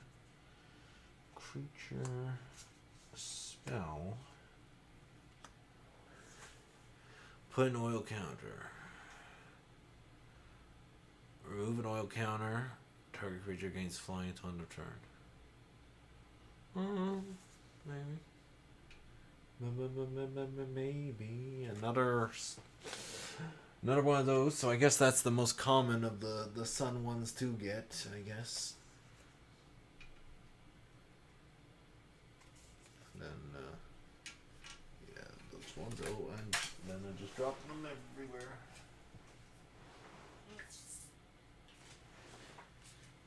Oh, Phyrexian Goblin is under my chair. Of course it is.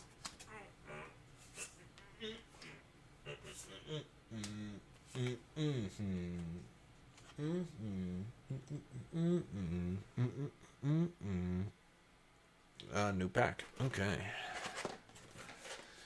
Show me the... What do I want now? Oh, yeah. I guess more mythics. That would be nice.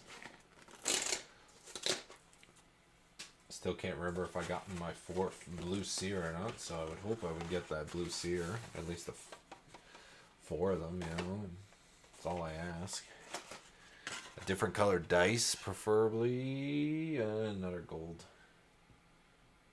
So I got 2 gold, 1 green, and 3 blues. And what do we got in here? We got the encroaching Michaelson. Oh, I remember this guy. I think it was from the... I think I saw it in the loading ready run through this, I think. That or I was up against him of this creature. I forget which. But,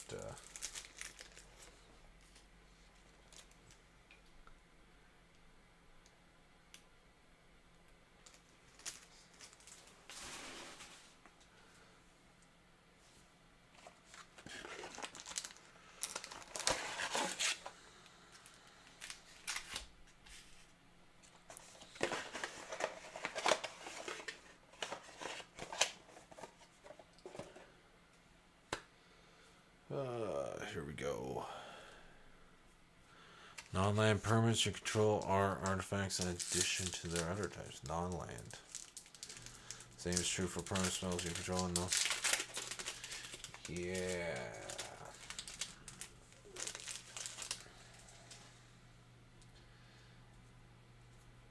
Okay, we got seen that one.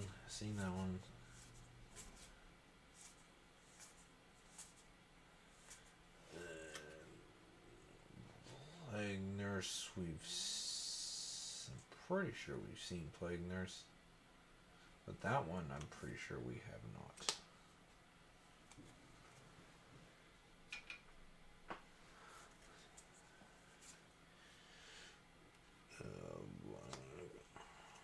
Blue, white, green, red, black, white.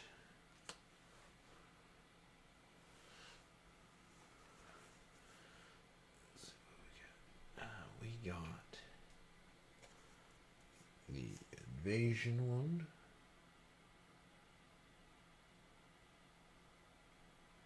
Wait, whenever a creature enters the battlefield under your control, if it has 1 or more oil counters on it, whenever a creature enters the battlefield under your control, if it has 1. So anything that enters with the free counters would enter with an additional 1. I'm under the impression creatures show oil counters on them get +1/+1. And plus it keeps them alive a little bit more because it builds up their toughness on attack. Might try to run 4 of these. I don't think I got 4 of them. No, I think that might be my first one. So then we got the foaming bird. Proliferate. And we got a Who are you? That's right. I don't think we've seen any of the Phyrexian, the main 5 Phyrexians. I assume they would be mythics. Each at the beginning of each combat, double the power and toughness of each creature you control until end of turn. Sacrifice 2 other creatures, put an indestructible counter on this. Ooh.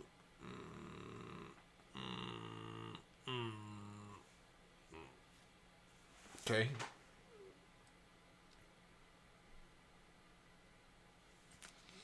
Kind of surprised Phyrexian Horror Dinosaur is not its creature type. It's mythic, right? I got free mythics to paradise. Pack your bags, we'll leave tonight. Got free.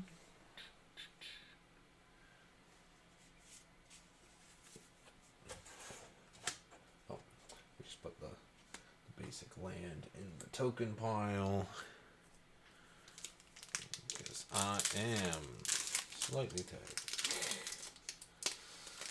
Almost over. I mean, we're almost over on the kits. Then we still got the boosters. Oh, give me the good stuff. Oh, I might as well actually just put these as I go.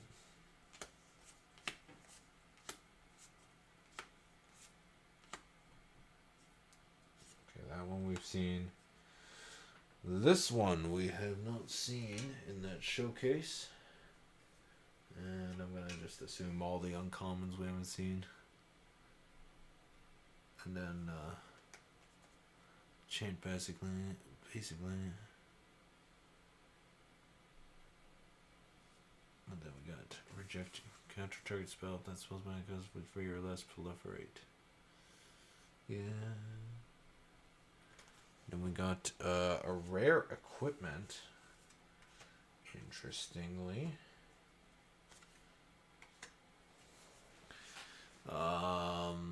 Equipped creature gets +2/+2 and has flying and haste. Equipped 5. It's a big equip cost for just flying and haste. Yeah, I mean, yeah, you get a 2/2, so you're 5 costs, you get a 4/4 flying with haste, basically. So it's not terrible. If it was just equipment that gives +2/+2 flying and haste, yeah, the 5 cost for 5 would be a little too much, eh? But it's different. That is a common token.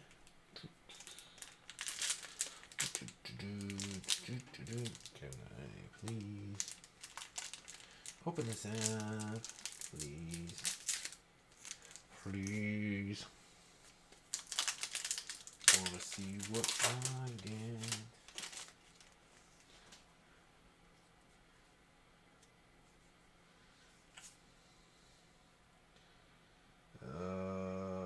+4/+4. Oh, we actually haven't seen. I think we've only seen the showcase one of this one, but I could be wrong.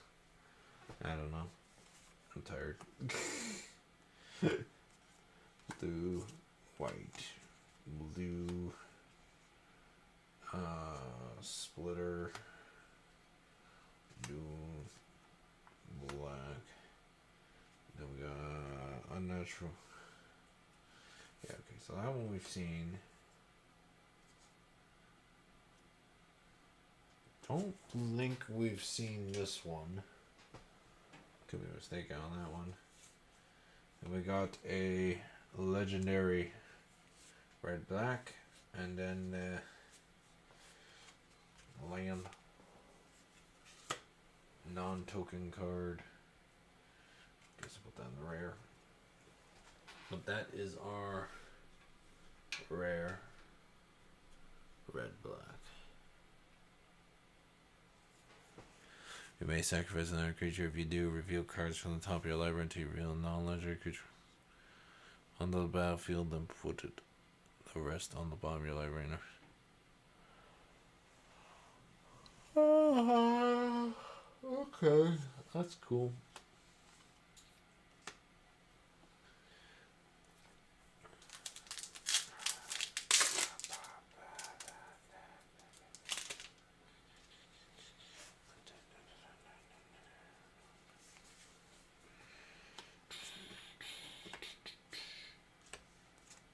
See what we got. We got anything different.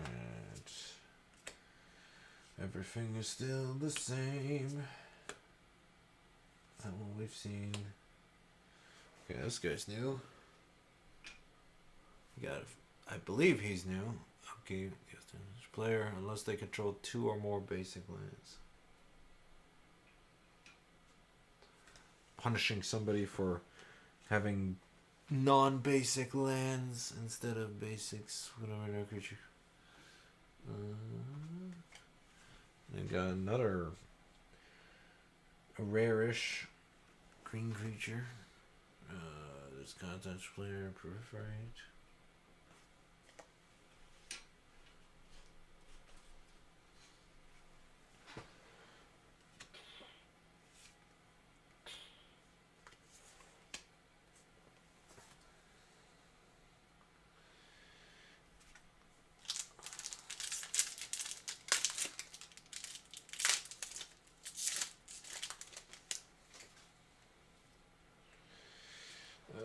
Same thing. We got white, green, red.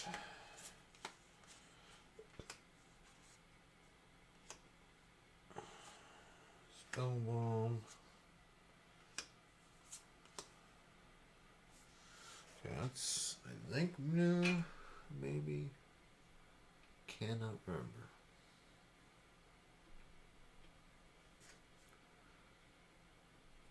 And then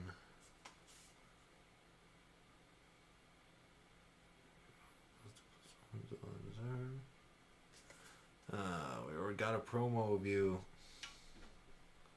What a piece of crap.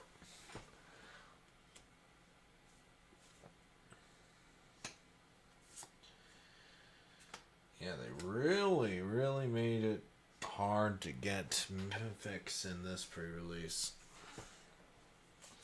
It kind of sucks.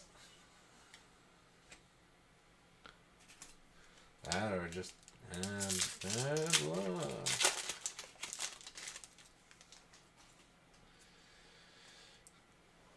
Oh, yeah, that's right. Let's look through it ahead of time.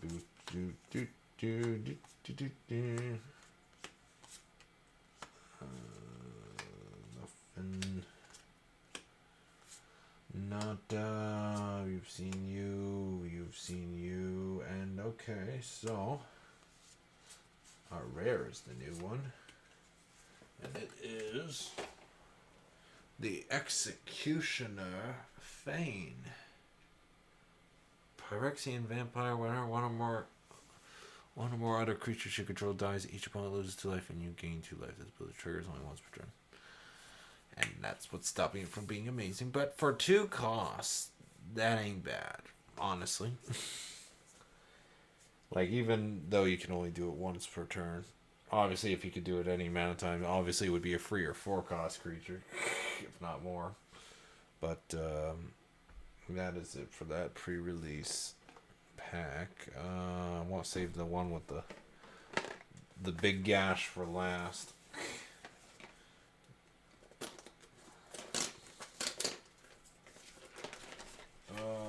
Give me a different color die, please. One that I don't have. That would be nice to have one of all the colors. Please. Let's see what we got. We got purple, which I assume is representing black. Because obviously if it was black you wouldn't be able to see the die, but that actually looks pretty nice. So all I'm missing is white,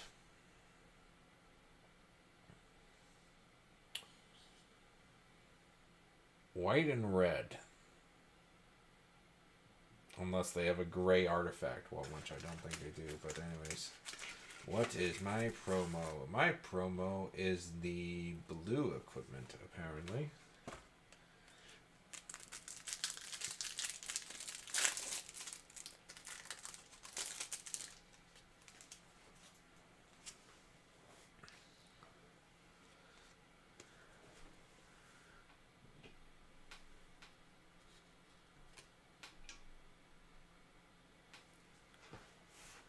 items attached to a creature as long as blade may have that creature become a copy of another target creature control.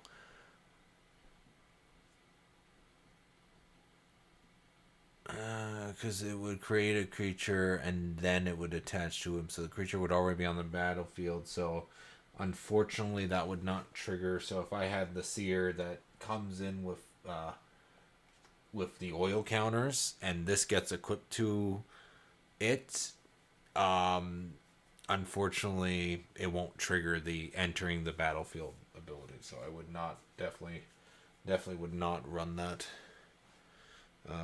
with it's too bad I'm not getting the promo of the other blue one, the one that I got a rare of previously, the one that always looks like a merfolk. Where's the rest of my packs?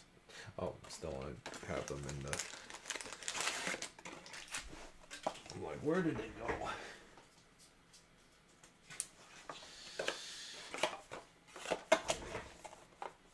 What I need? It's Ferrero Rocher time.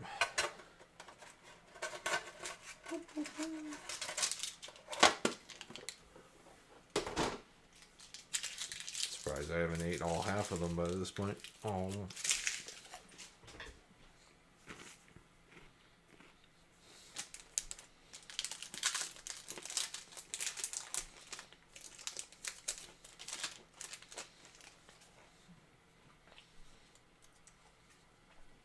Prologue.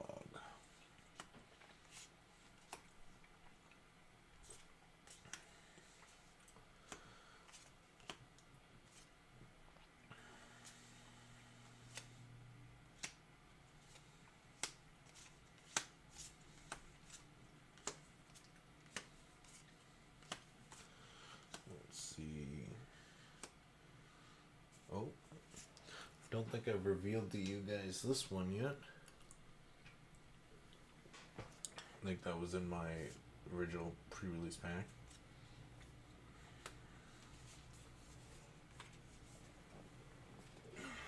But I chose not to run it. And then got another land.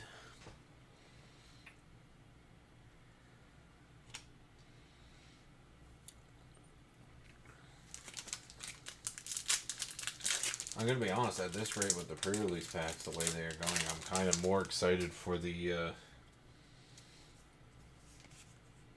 I'm more excited, whoa, hold on a second.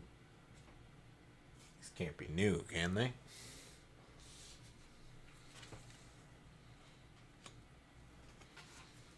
That's not new, right?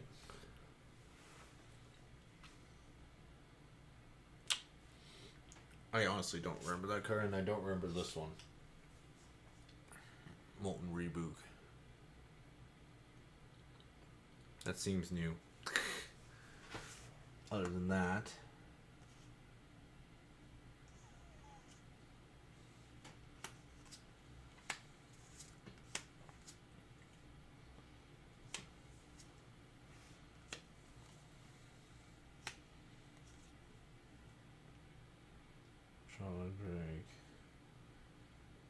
oh, this is the one I get mixed up with another similar one.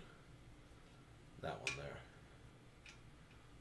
That one I get mixed up for the other flying blue one that comes in with oil counters. This one only comes up with one. And it gets +1/+1 for each oil counter. Whenever you cast a non-creature spell, you put an oil counter on them. So, then we got this. And then, see. Oh, yes! Yes! Oh, that's a triple in a row right there. Okay. Not only did we get an uncommon that we don't really have, I don't think. But we got her. Ladies and gentlemen, we got her. Vraska Betrayal Sting. So it's just the red-white planeswalker I'm interested in getting. That's if I get her. Her and Jace. I wouldn't mind getting Jace, but just because it's Jace. But draw a card and you lose 1 life and you get to proliferate. Which reminds me, do I want to do blue black? A creature becomes a treasure artifact when sacrifice starter.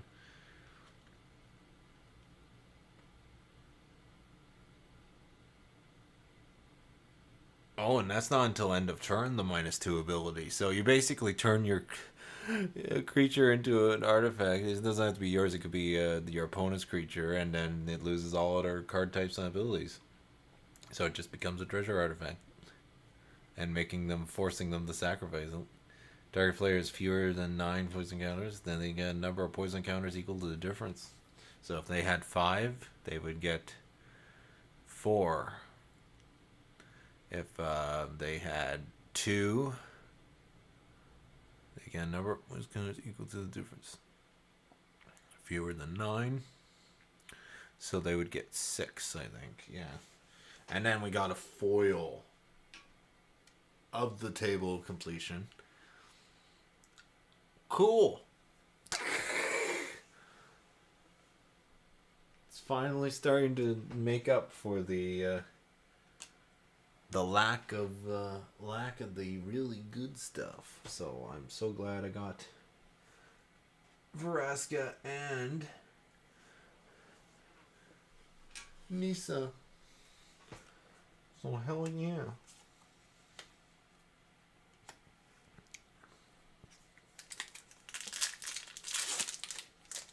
Makes me wonder what I'm going to get in the last pre-release kit. And there's the Seer. I think that's the 4th one. I'm pretty sure at this point I'm either over 4 or exactly at 4. I hope I'm over 4, because that seems like a really good card in general. Then we got a green... Actually, is that one new?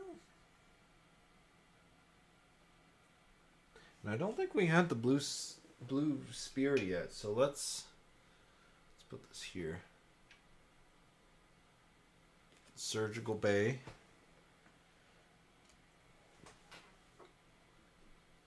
Because I know we had all the other ones. Oh shit! I think we got something. We got something juicy. I see something borderless and foil. Veil. Oh gosh. I am... Ooh, it looks like it's showcased too. Ooh, what is it? What could it be? And it's foil. Oh, this is where it gets exciting. It's getting exciting. Oh, I'm trying my best not to lift up more than 1 card. God damn it. Can you just do a slow roll? 1 card at a time, damn it. Surgeon.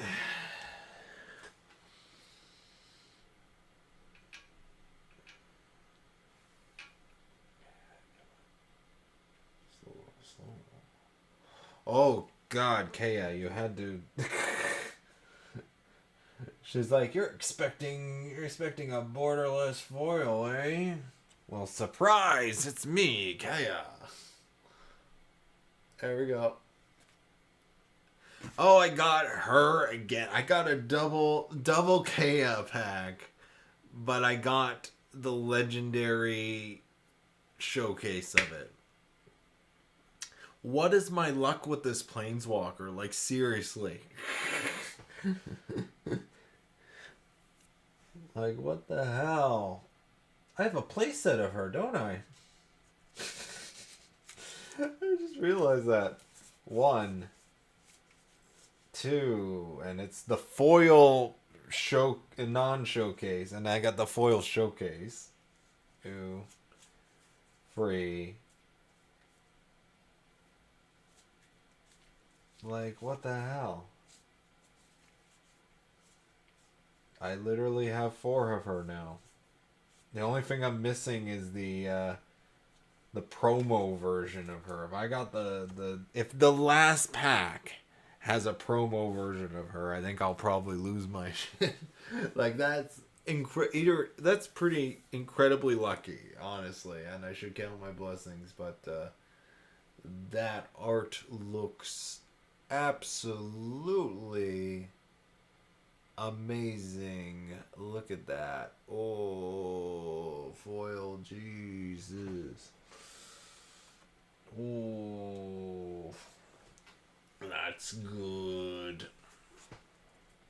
So good. Okay. And we still have 3 more packs to go of this kit.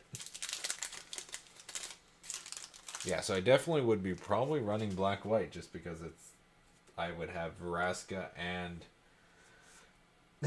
Gaia in the same, and I would have 2 of them.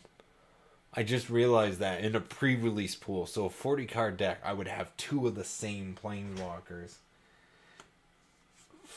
Friggin' hell. That would have been absurd. Got the red spear.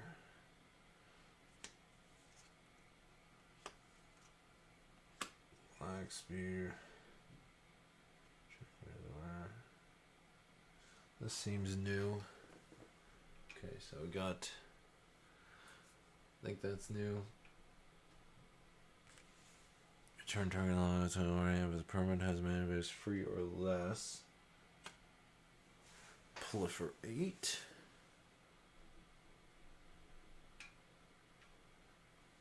Got the Vat of Rebirth. Artifact or creature controls put into a graveyard from the battlefield, put an oil counter.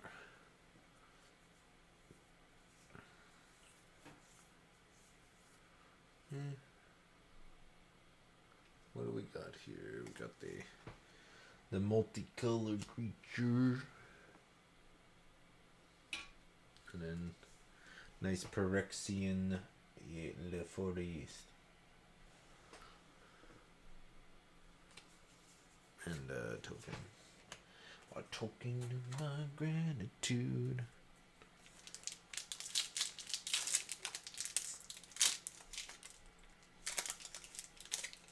To be fair, in some ways I would rather have had Vraska in the showcase and foil, as well as getting a normal version. But you know what? I'm not going to complain.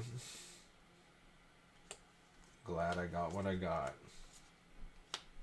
Could it have been better? Yeah, but you know what? That ain't bad. That ain't bad at all. Phyrexian Rat. I think we've showed that one. Minor Missive. We definitely have showed. And we got a Zenith Chronicler. Phyrexian Construct. Our player casts the first multicolored spell each turn. Each other player draws a card. So, if I cast my first multicolored turn, each other player draws a card. So if you're a monocolored deck, and somebody plays multicolored creatures, or a lot of multicolored creatures, you can punish them. Because every time they go play their first thing, you would guarantee to draw a card. But then again, your enemies who also are mono would probably benefit from this, hypothetically.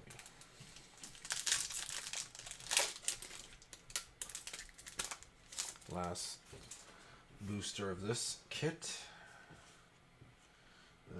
Dress, cat, angel, insect, wizard, warrior, expands, cultivator, raptor, multicolored. This one I believe we've had. That's the one. Oh yeah, this is the one I wanted a couple more of. So that's only the second one I've had of that uncommon. And then we got a foil of this guy. I'll show you, even though we've already had that card, but we haven't had foiled. And then there's that's the rare. Flash at the beginning of your upkeep, put an oil counter. So, that is definitely gang run in my thing. Instant source spells cast console and less cast for each oil counter. Yes, yes, yes, Yes, that is definitely getting run in my blue-green oil counter deck. Absolutely.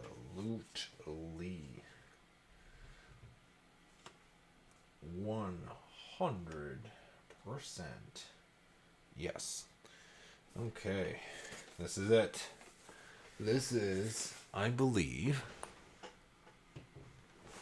my final pre-release kit. So this is my 8th one in total, including the one I played at my pre-release. 7th. Okay, you guys saw this, right? I just opened this up on camera. There is an elastic band stuck in here.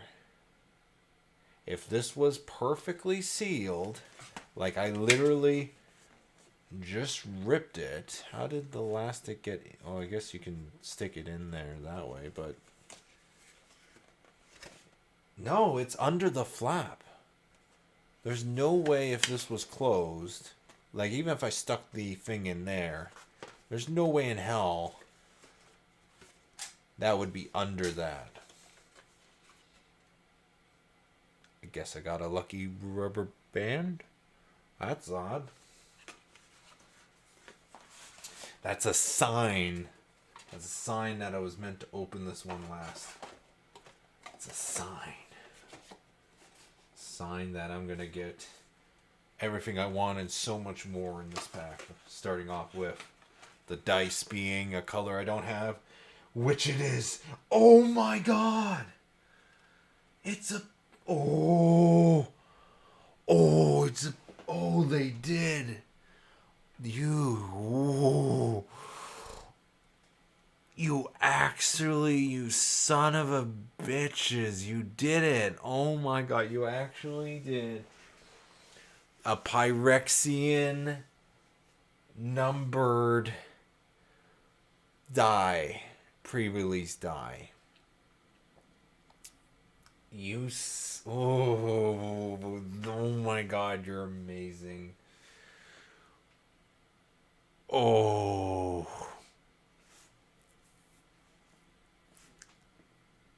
Can't even read the rest of it. Is there a way to read this? Like, I assume online they have the symbols and what each symbol means Phyrexian text-wise, but looking at it out of context, there's no way you can... Like, I think the X, that could be 10. Well, that's another thing. Is the X upright? Is it downright? There must be a way to read this. But, oh my god, I can't. I am so friggin' happy of that. Like, I was expecting another color, hopefully. Like, I had, red and white I'm missing. Unless this is supposed to be white. But it looks more yellow than white, so I don't think it is white. But... And it's red, too, so I don't know. Is there different colors of this type of dye? That's going to drive me nuts now. But, holy shit. And then what is my promo? I got the same red promo as I got earlier on from one of these kits. But, you know what? The dice was... I'm going to be honest. I'm probably going to just leave this in the package. Use it for trading. If somebody else has a...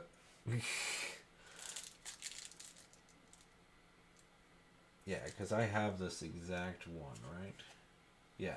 Vindictive Flame Stroker. Whenever you cast a non-creature spell, put an oil counter. Granted, it's one cost, you probably need more than one. Discard your hand and draw for cards.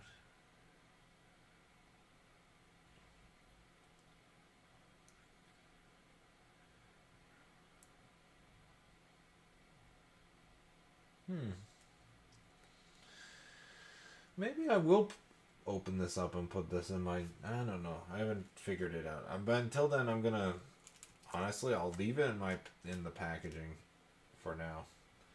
But I'm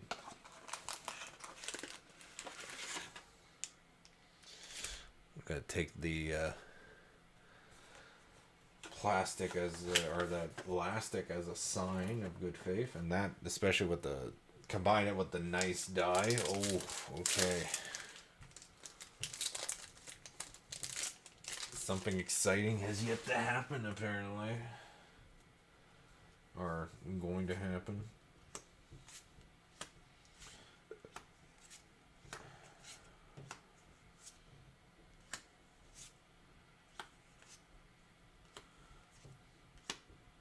So we got the brutalizer, the skitterfang,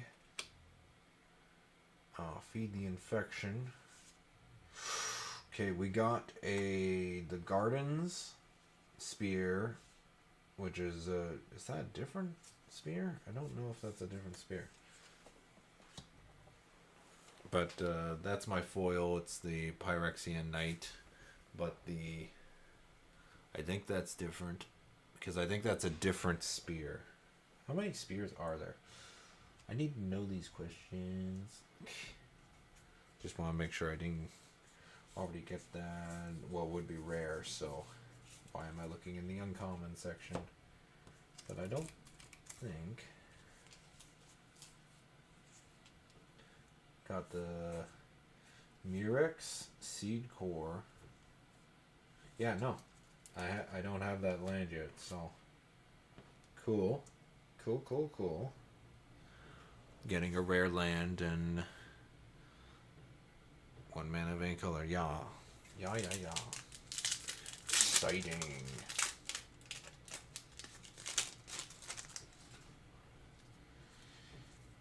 We got a Volt Charge. We got boom. Stalker. Complete Devotion. Gross Pit. Oh, we do got something. Whenever you proliferate, each opponent loses 2 life and you gain 2 life. Ooh, that's tempting. So. Okay, so let's see what we got here. We got. Oh, yes. Oh, hell yeah. I saw this card on the shop and I was tempted to buy it. It's like 40 or 50 bucks right now, Canadian. And I don't have to now because I have it and it's showcase. I thought this was actually from a different set. I'm going to be honest. I didn't realize it was the Phyrexian All Will Be One. But it said if 1 or more tokens will be created under your control, you create twice those amount of tokens are created instead. And if it costs it free, I can sacrifice 2 other tokens and our creatures, or 2 other artifacts and our creatures, and I can put an indestructible counter on that creature. That's allowing me to continue that ability. So I am putting him in my Kemba. My Kemba equipment mono white creature deck. That is happening. I can't believe I actually got this. Oh my god. Saves me buying it for 50 bucks. Oh my gosh. Or waiting until the price goes down. But judging from the ability, I'm going to say this is only going to go up type card. But hell yes. I don't even need to look at I already did look at the tokens of this. It's showcase too, which looks. I mean, I like the art of the original, but the showcase one does look that much more dramatic, and it stands out like so good. Well, these last half of the pre-release kits have really started to make up for maybe the lackluster beginning part. That's the 6-1, yeah. So I have showed that. That's the jellyfish. We got another Black Sun Twilight, but don't care. I got that card, so the rest of the pre-release pack could be shit. I hope it's not, but I got that. I got the cool looking ass dice. Now I wonder if they seeded it in such a way that if you get this die in your pre-release pack, you got one mythic Phyrexian mythic. I wonder, because it's like none of the planeswalkers came with that die, and then it's like the first mythic that is. Oh, never mind, the dragon Phyrexian. But I meant like big, because that's a big Phyrexian one. Let's face it, the Phyrexian dragon is not that big. I don't know. No, it's probably not. It's probably random. I'm just conspiracy talk, I guess.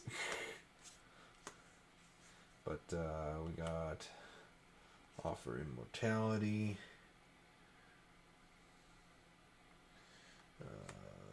Kinsmith. Okay, so this I think is new. That I think is new. So I can take that card, put it over here, because that's amazing. And take this, put this over here. But I think that's new. Flying, whenever you cast a non-creature spell, put an oil counter. For your oil counters, draw a card. You may discard an online card. When you discard a card this way, characters you're a planeswalker activate only as a sorcery. And then you got. Might as well do it this way. Halberd. And then you got that one we've seen. I just wasn't sure about the Halberd Eater. What do we got here? We got another table. I honestly think I would probably put that in my sideboard if I am going to build an all-out deck on that. Draw a card. Oh, that's the foil of the Skull Bomb. Yeah. Oh, that's a rare. Put foil in the foil section. Island. Rebel.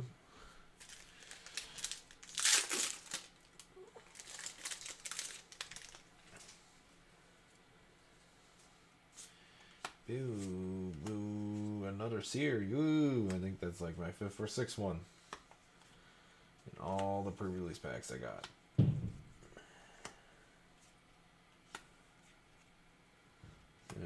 Got the mono, a 1 green thing. I believe I've gotten that equipment before and I showed it. Okay, so that's new. Bladed Ambassador enters the battlefield with an oil counter. Gains indestructible until end of turn. Interesting. I don't know if I got oh, I got another one of those. But that's okay.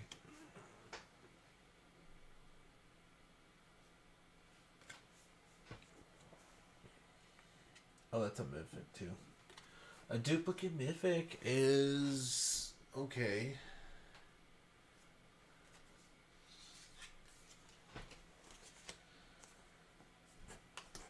Sure, it could have been a different one, but here it is. The last draft booster of Phyrexia All will be one from the last of the pre-release kits that I bought. Granted, I would have had one more, but unfortunately I owed my cousin payment for something, so I decided, I was like, hey, I could give you the money, or I can give you one of the pre-release packs that I have that's unsealed, and he chose the pre-release pack, so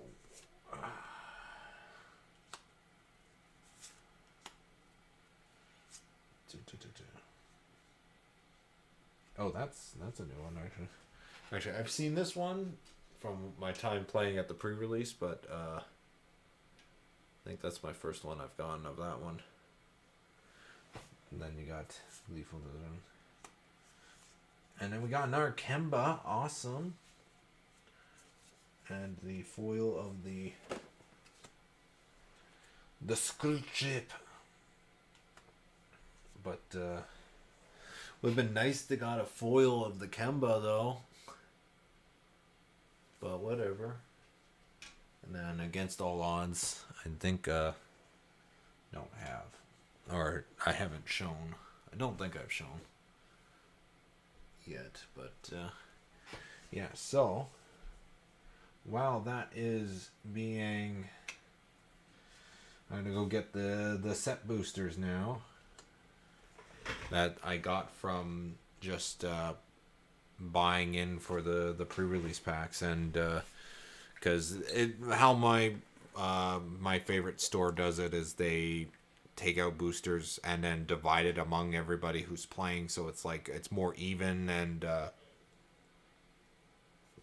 that way it doesn't matter what you place, you're guaranteed at least one booster or so.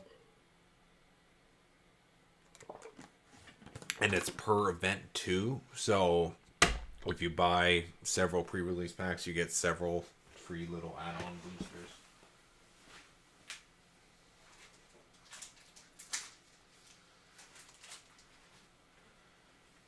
And that is the story of how I ended up with this many set boosters. And also, there was a bit of a lottery, and I won a couple that way. Because if you don't make the top 8, they sort of randomize the random or the rest of the boosters. So I won a couple that way as well. So, but set boosters. So we're gonna get more uncommons, hopefully, more rares, and more mythics.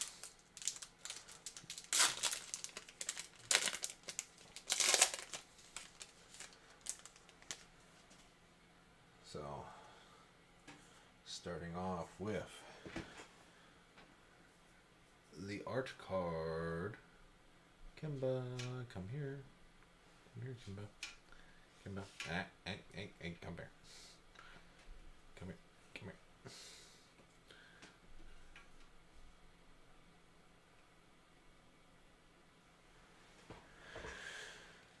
Cool art.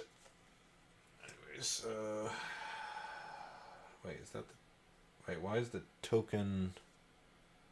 Which way is the... I guess this way? Okay, so we got foil, minor mist... Oh, okay, I did it the wrong way. Thanks, Pack, for telling me what specific... Can't just have them one way, honestly. Anyways, so we got foil, minor misstep. We got another, so we have Free of the Hunger Dominus. This is a newer showcase. And then VAT Emergence. Okay, so I don't think... Okay, that one we've definitely seen. That's a new one. That one we've seen. That one we've seen. That we've seen. That one we've seen. That one we've seen. Okay. So, got this one. We got... I don't think I've seen this one. About control, and then proliferate. And then that one.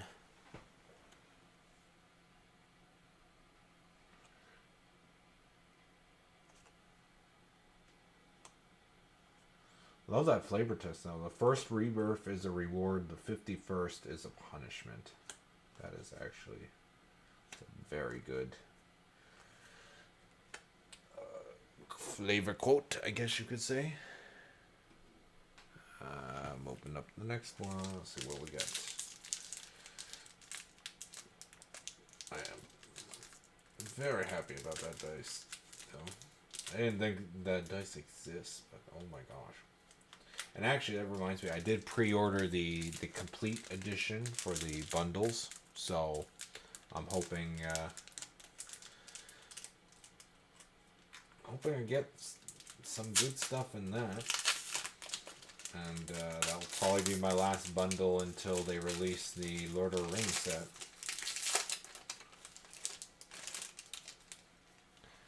There you go. We got the art for essentially the thumbnail that I currently have for this live stream again. So that's the token. So I have to do it this way, right? Foil land.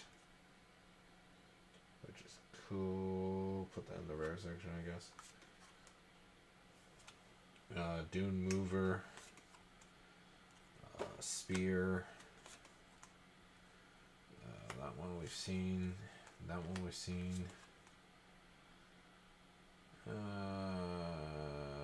I don't remember this art though. Yeah, no, I don't remember this art. So that might be a new one. Another vial. Vat emergence. None of those. Rat. We got the Purity Overseer again. That's the Phyrexian Elephant Wizard. Rare. Should go in the rare section, don't you think? And I got a foil of the synthesizers. And Phyrexian. So all stuff we've seen, I believe.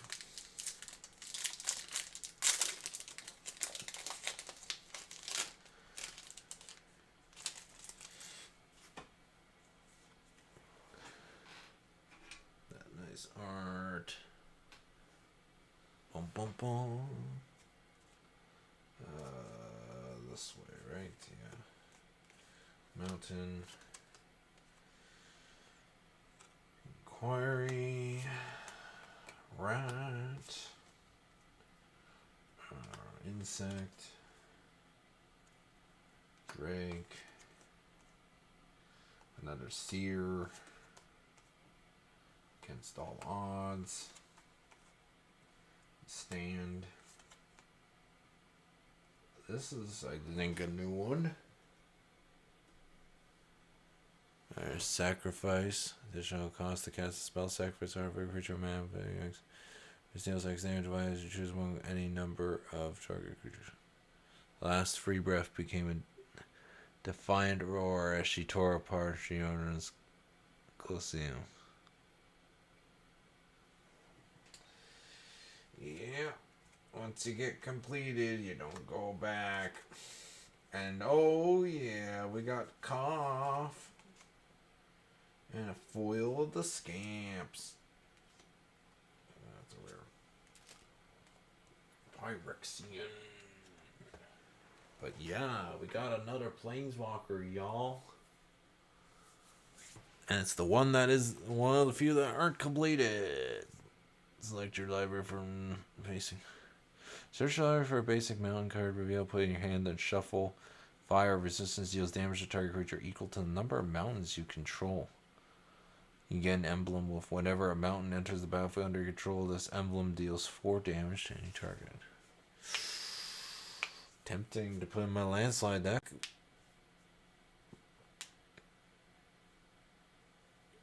Yeah, that would be tempting to put in my landslide deck. We'll debate about that.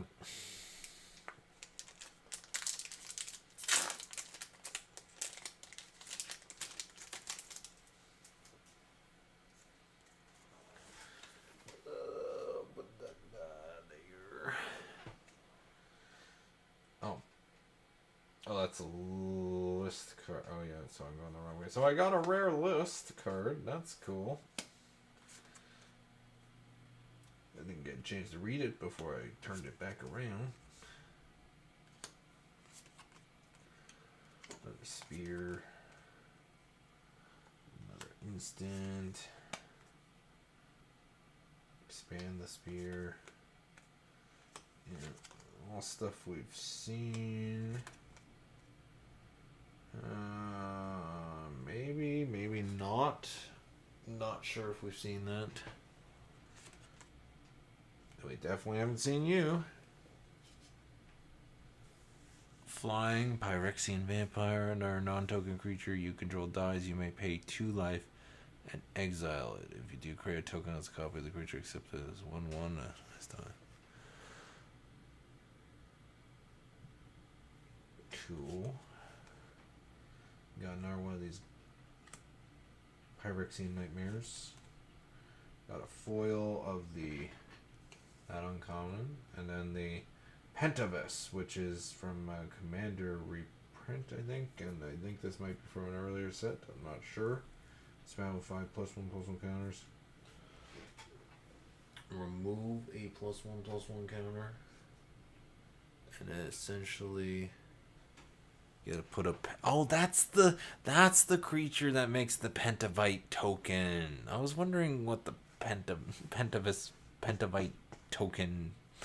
What creature does that? Whatever the hell that is.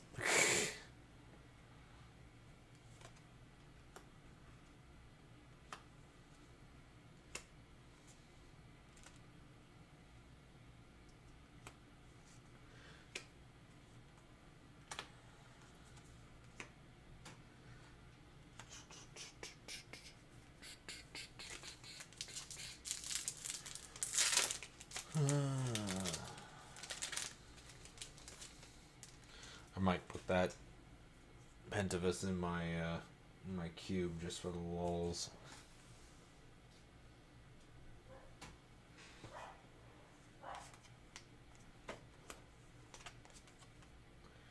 Lightbringer, Artifact, Spear, Furnace Strider. I think this is new. Seems new to me. Beginning combat on your turn, target creature go +1/+1. Creature has toxins that gets +2/+2.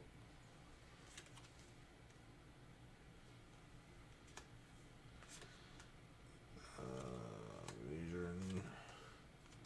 Right. Oh yes, Vraska makes her second appearance. And, Memorial the Genius from Dominaria. Kind of funny. That's from the list. Don't think I'll really put that anywhere. But then you got a foil. The Watcher. And then, she's back. Back again. Guess who's back? Got a friend. Well, I got 2 of her. So that's nice.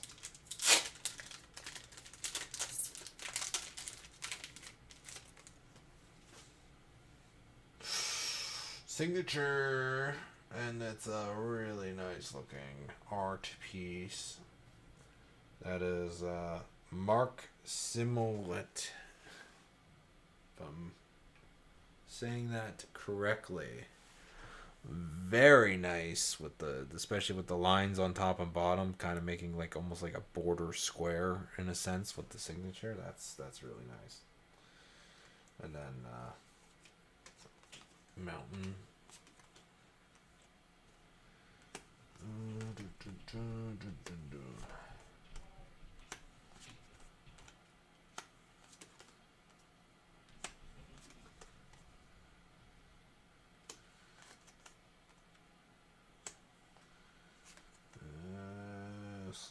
Yeah, okay, we've seen that. Seen that before. Another Kemba. Couldn't be foil, eh? Couldn't be foil, eh? Couldn't have been this card? Would love to put a foil one in my commander deck. But actually that might be a new one. Not sure. Really not sure at this point. I can't tell with the uncommons.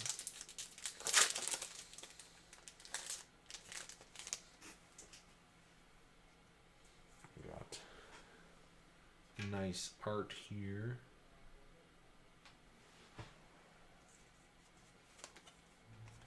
Planes. Blue. Artifact. Artifact. White.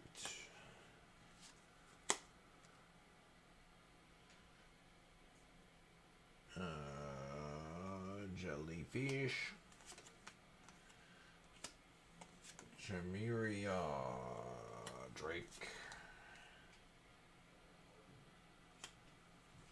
Anointer.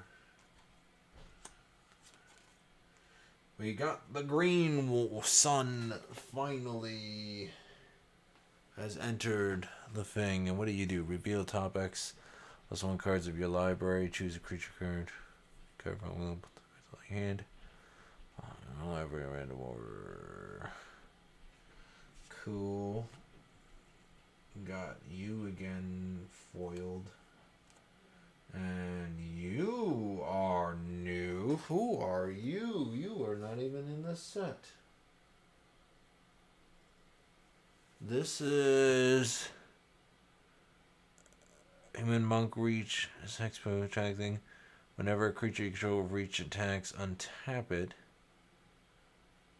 Untap it, and it can't be blocked by creatures. So. Whenever one or more creatures you control deal common damage to a player, draw a card. Ooh. Yes, yes, yes. I like this guy.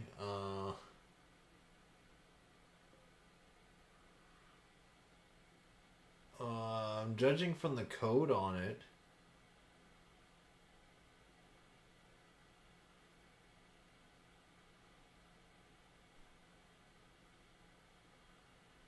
I think this is a secret lair. This is one of the ones where it's somebody else. I don't recognize from the ability. I actually thought at first it was from Strixhaven, but then I realized that it would have been a list card if it was, and it's not a list card. So this is a alternate of somebody, and I can't actually think off the top of my head, unless it's attacking. Creatures control reach attacks and tap it. Maybe it's from a secret lair I don't have. It's interesting, but I do like the card of the ability. Not sure who's it's for, but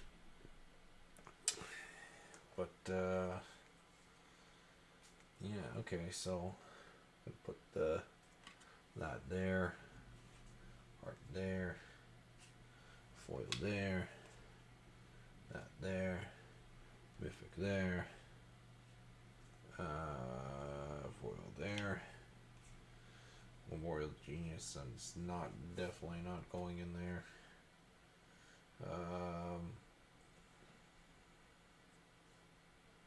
Well, that one's going there, but yeah, I'm gonna put those ones off to the side here, just because I can.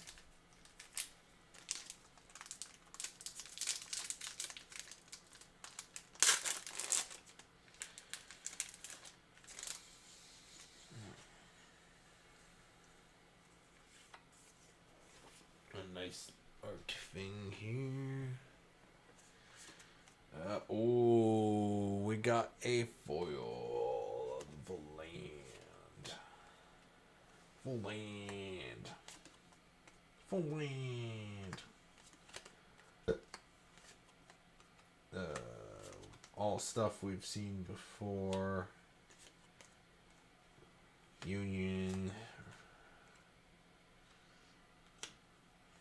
Rebel. We've seen you.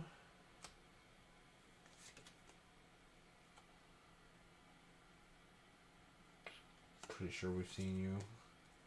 We got another cough, everybody. Cool. We got foil you. And we got a list card from Dungeons and Dragons. Wizards class. We have no max one size. Because slowly draw cards. When we draw a card. Cool. The list card strikes again. Boom, boom, boom, boom, boom, boom, boom, boom, boom.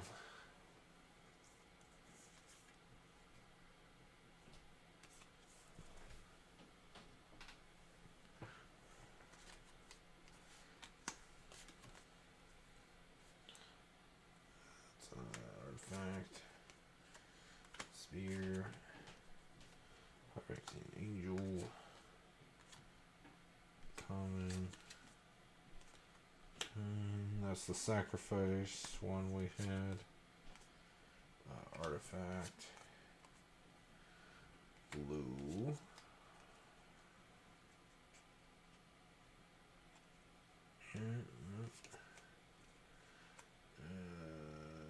Yeah, no, we've seen that one.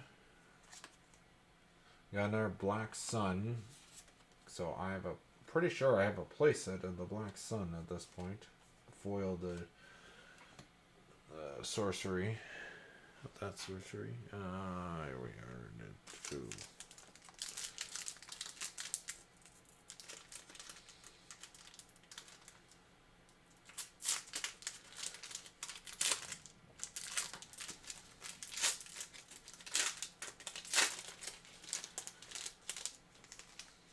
It's a very minimalist art here. Like a lot of white space, but that sort of just makes it stand out.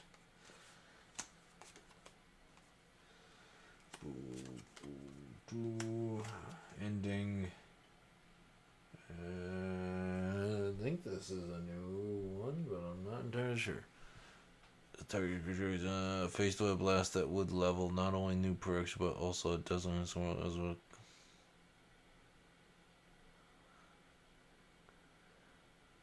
Faced with a blast that would level not only new Phyrexia. Huh. So Elswif died, apparently. I would assume. Again. Because, of course, she hasn't died and disappeared enough times already.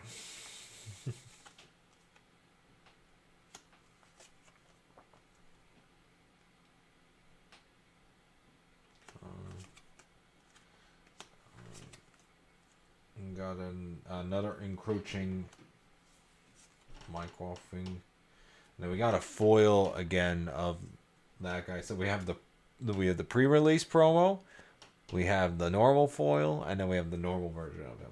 So I think we're one away from a full set. Full play set of those if we don't already, because I don't know, do they have two of the non-foil ones? I don't even know.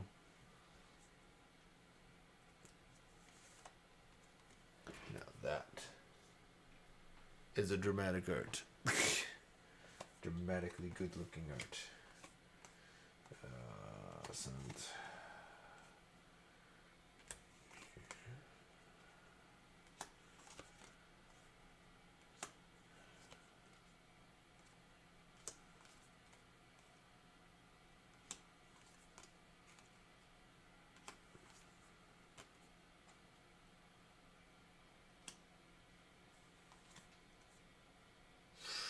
We finally got a showcase.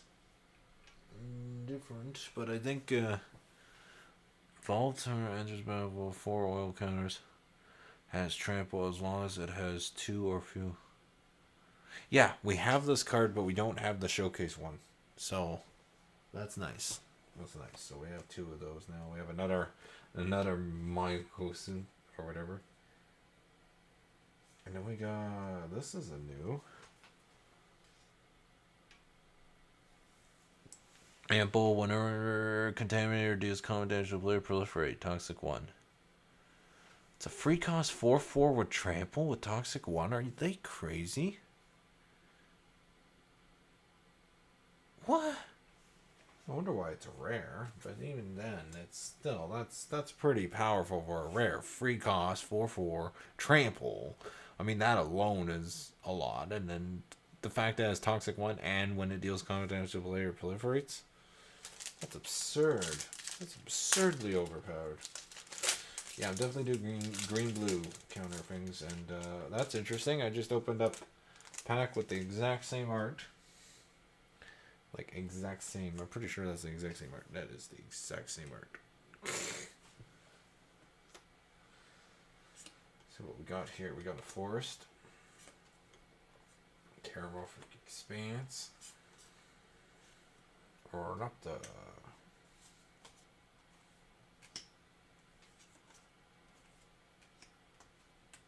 that's an artifact. Put that wrong side, eh? My piles are getting a little chaotic here as they start building up.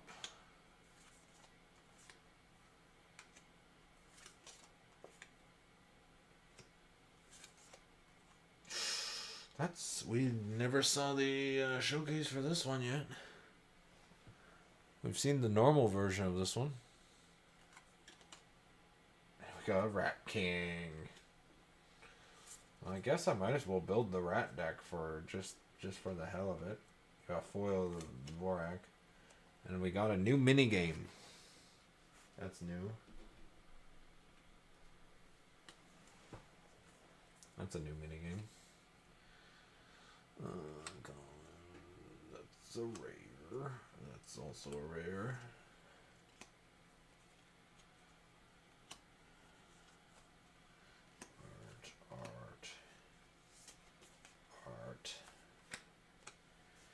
I guess I'll put this over here. Don't know what I'm gonna do with it. Do something with it.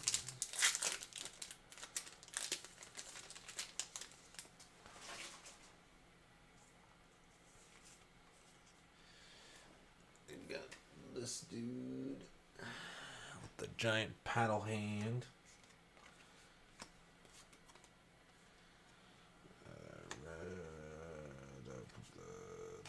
Showcase, that's right. So one.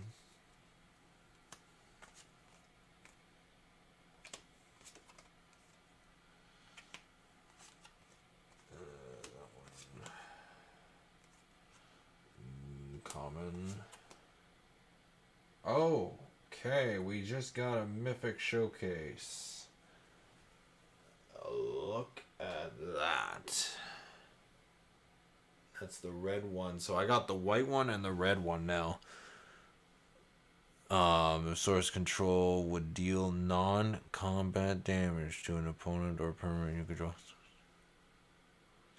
Non-combat damage to an opponent or permanent. So that would be damage like Thunderbolt or whatever. Deals double that damage to the player or permanent instead, and then discard 2 cards. Cool. And another one of those. I think I have a playset of these now. That's the Hive one. Cool. Foil that one.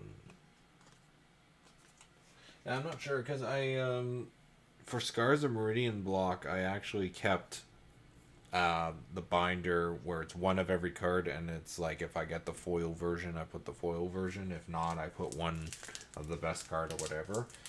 Am I going to continue it with Phyrexia all will be one? Got a decent amount of foils. But like, I don't know. I don't know, it's just, I just don't know anymore.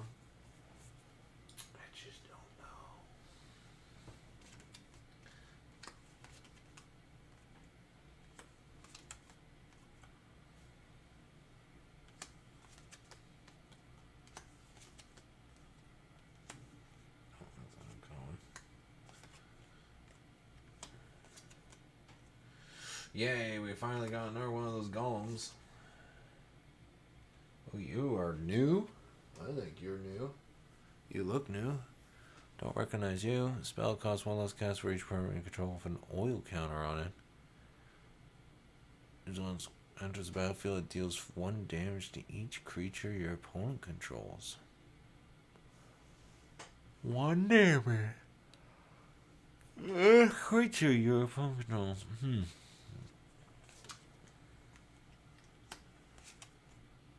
And wow, we are just coming out of the woodwork with the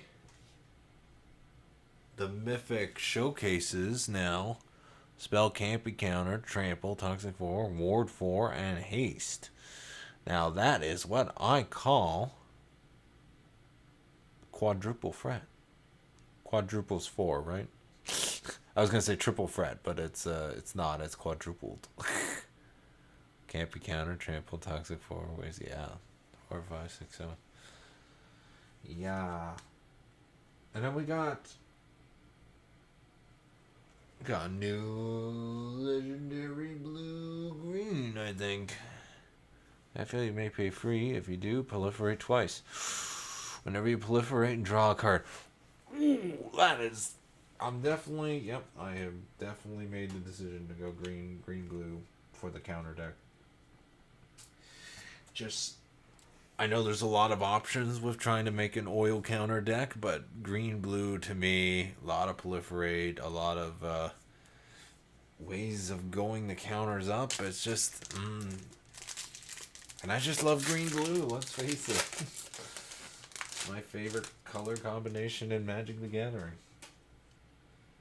Then we got the Wanderer. Wow, wow, wow, wow, wow. Wanderer. Why?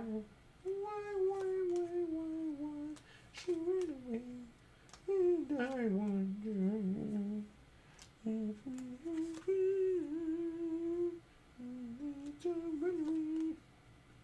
run away. I think that might be a new one. Not entirely sure.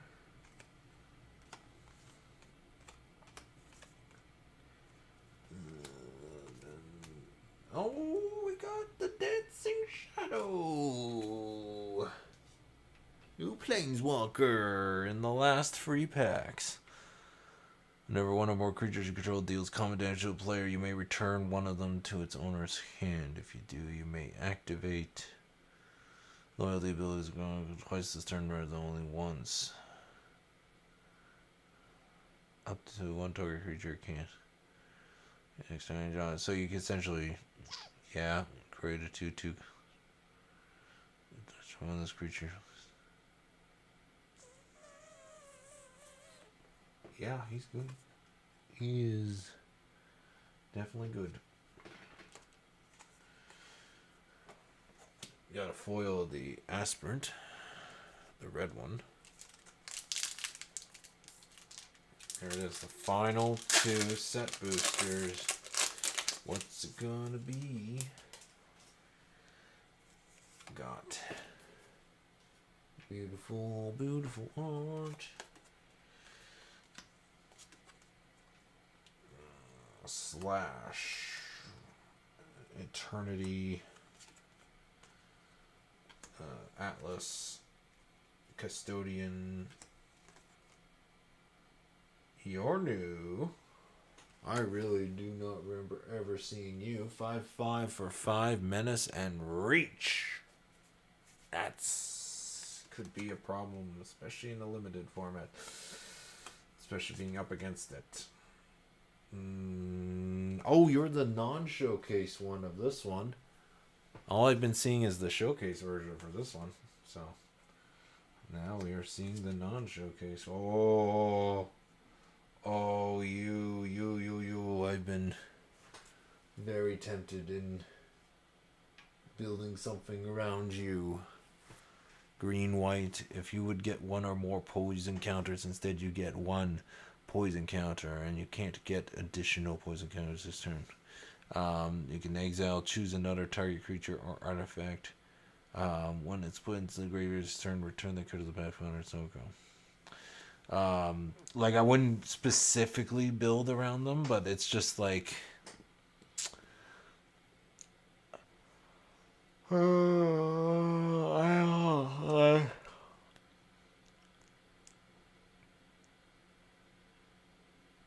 I do really like the art on it, though. And then, oh my gosh, we got a mirror safe house. The safe house in Battlefield has all activated abilities of all land cards and all graveyards. On the battlefield, it has all activated abilities of all land cards and all graveyards. So, all of a sudden, your opponent is milling or whatever, you get land, so you get options of what you tap that for, because it gets all activated abilities. So you can tap it for red, tap it for green, tap it for whatever land that falls in there. And then we got a Winchester draft. That's that actually sounds pretty cool. 6 packs roll, basically. Place the stack face down and then take the top course. Drafts first. Card.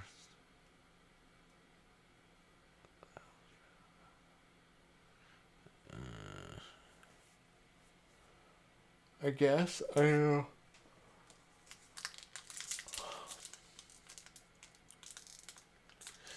It's a way to draft with only 2 people.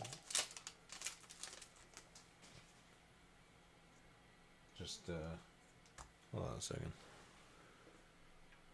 So it's a way to draft and then take turns until all the cards have been drafted. When drafting is done, each player builds a 40 card deck from the pool. And randomly turn goes first and play a game of Magic. Best for you. That's so there is a way to draft with only 2 people. Huh. It's called Winchester draft, apparently. That's cool. That is cool. Anyways, the last art card is, of course, the Dinosaur I have so many friggin' copies of. Of course, I wouldn't have it any other way. It's like, who else were you expecting, you know? I'm getting all green in this pack. You notice that? It's again green, green. Majority of this pack is green. We got this guy again. The one that enters the battlefield with 4 oil counters. We got a foil one of the ooh, the list going back in time for the final card is being a saber-tooth cobra. That's cool. From Back to Mirage. Saber-tooth cobra damages a player. He or she gets a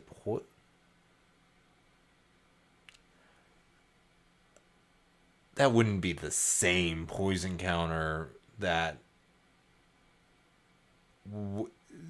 that would count as the same poison counter as the Phyrexian. Oh my god, it's Phyrexia before Phyrexia. During that player's next, if he or she gets another poison counter, unless he or she pays 2 before then to prevent this effect. If any player has 10 or more poison, I'm gonna be mean. I think I'm gonna put this in my green-blue oil counter deck just because. Because might as well give the opponent something to worry about. Plus, it seems so out of left field because it's like it's all Phyrexian, all will be one, and then all of a sudden a list card shows up. That's kind of mean, Mitchell. That's kind of mean. I'm glad I got this card. Granted, I don't know what deck I would use that in, but it's I think it's a very cool card, that one. That's uncommon, art, multicolor, rare, common, cool art, rare, another green, mythic, but it's different, which I'm happy about. Got not a rare red mythic, but it's showcase. But I'm gonna be honest, it's like 11 o'clock p.m. where I am, so I am not going to attempt to build it on live stream. I'll do it in my own time, but you already know my game plan from me talking about it in this live stream. So, will you ever see that deck in action? I don't know. It depends whenever, if I ever, have things set up that I can record or live stream me actually playing with my decks or my sort of decks.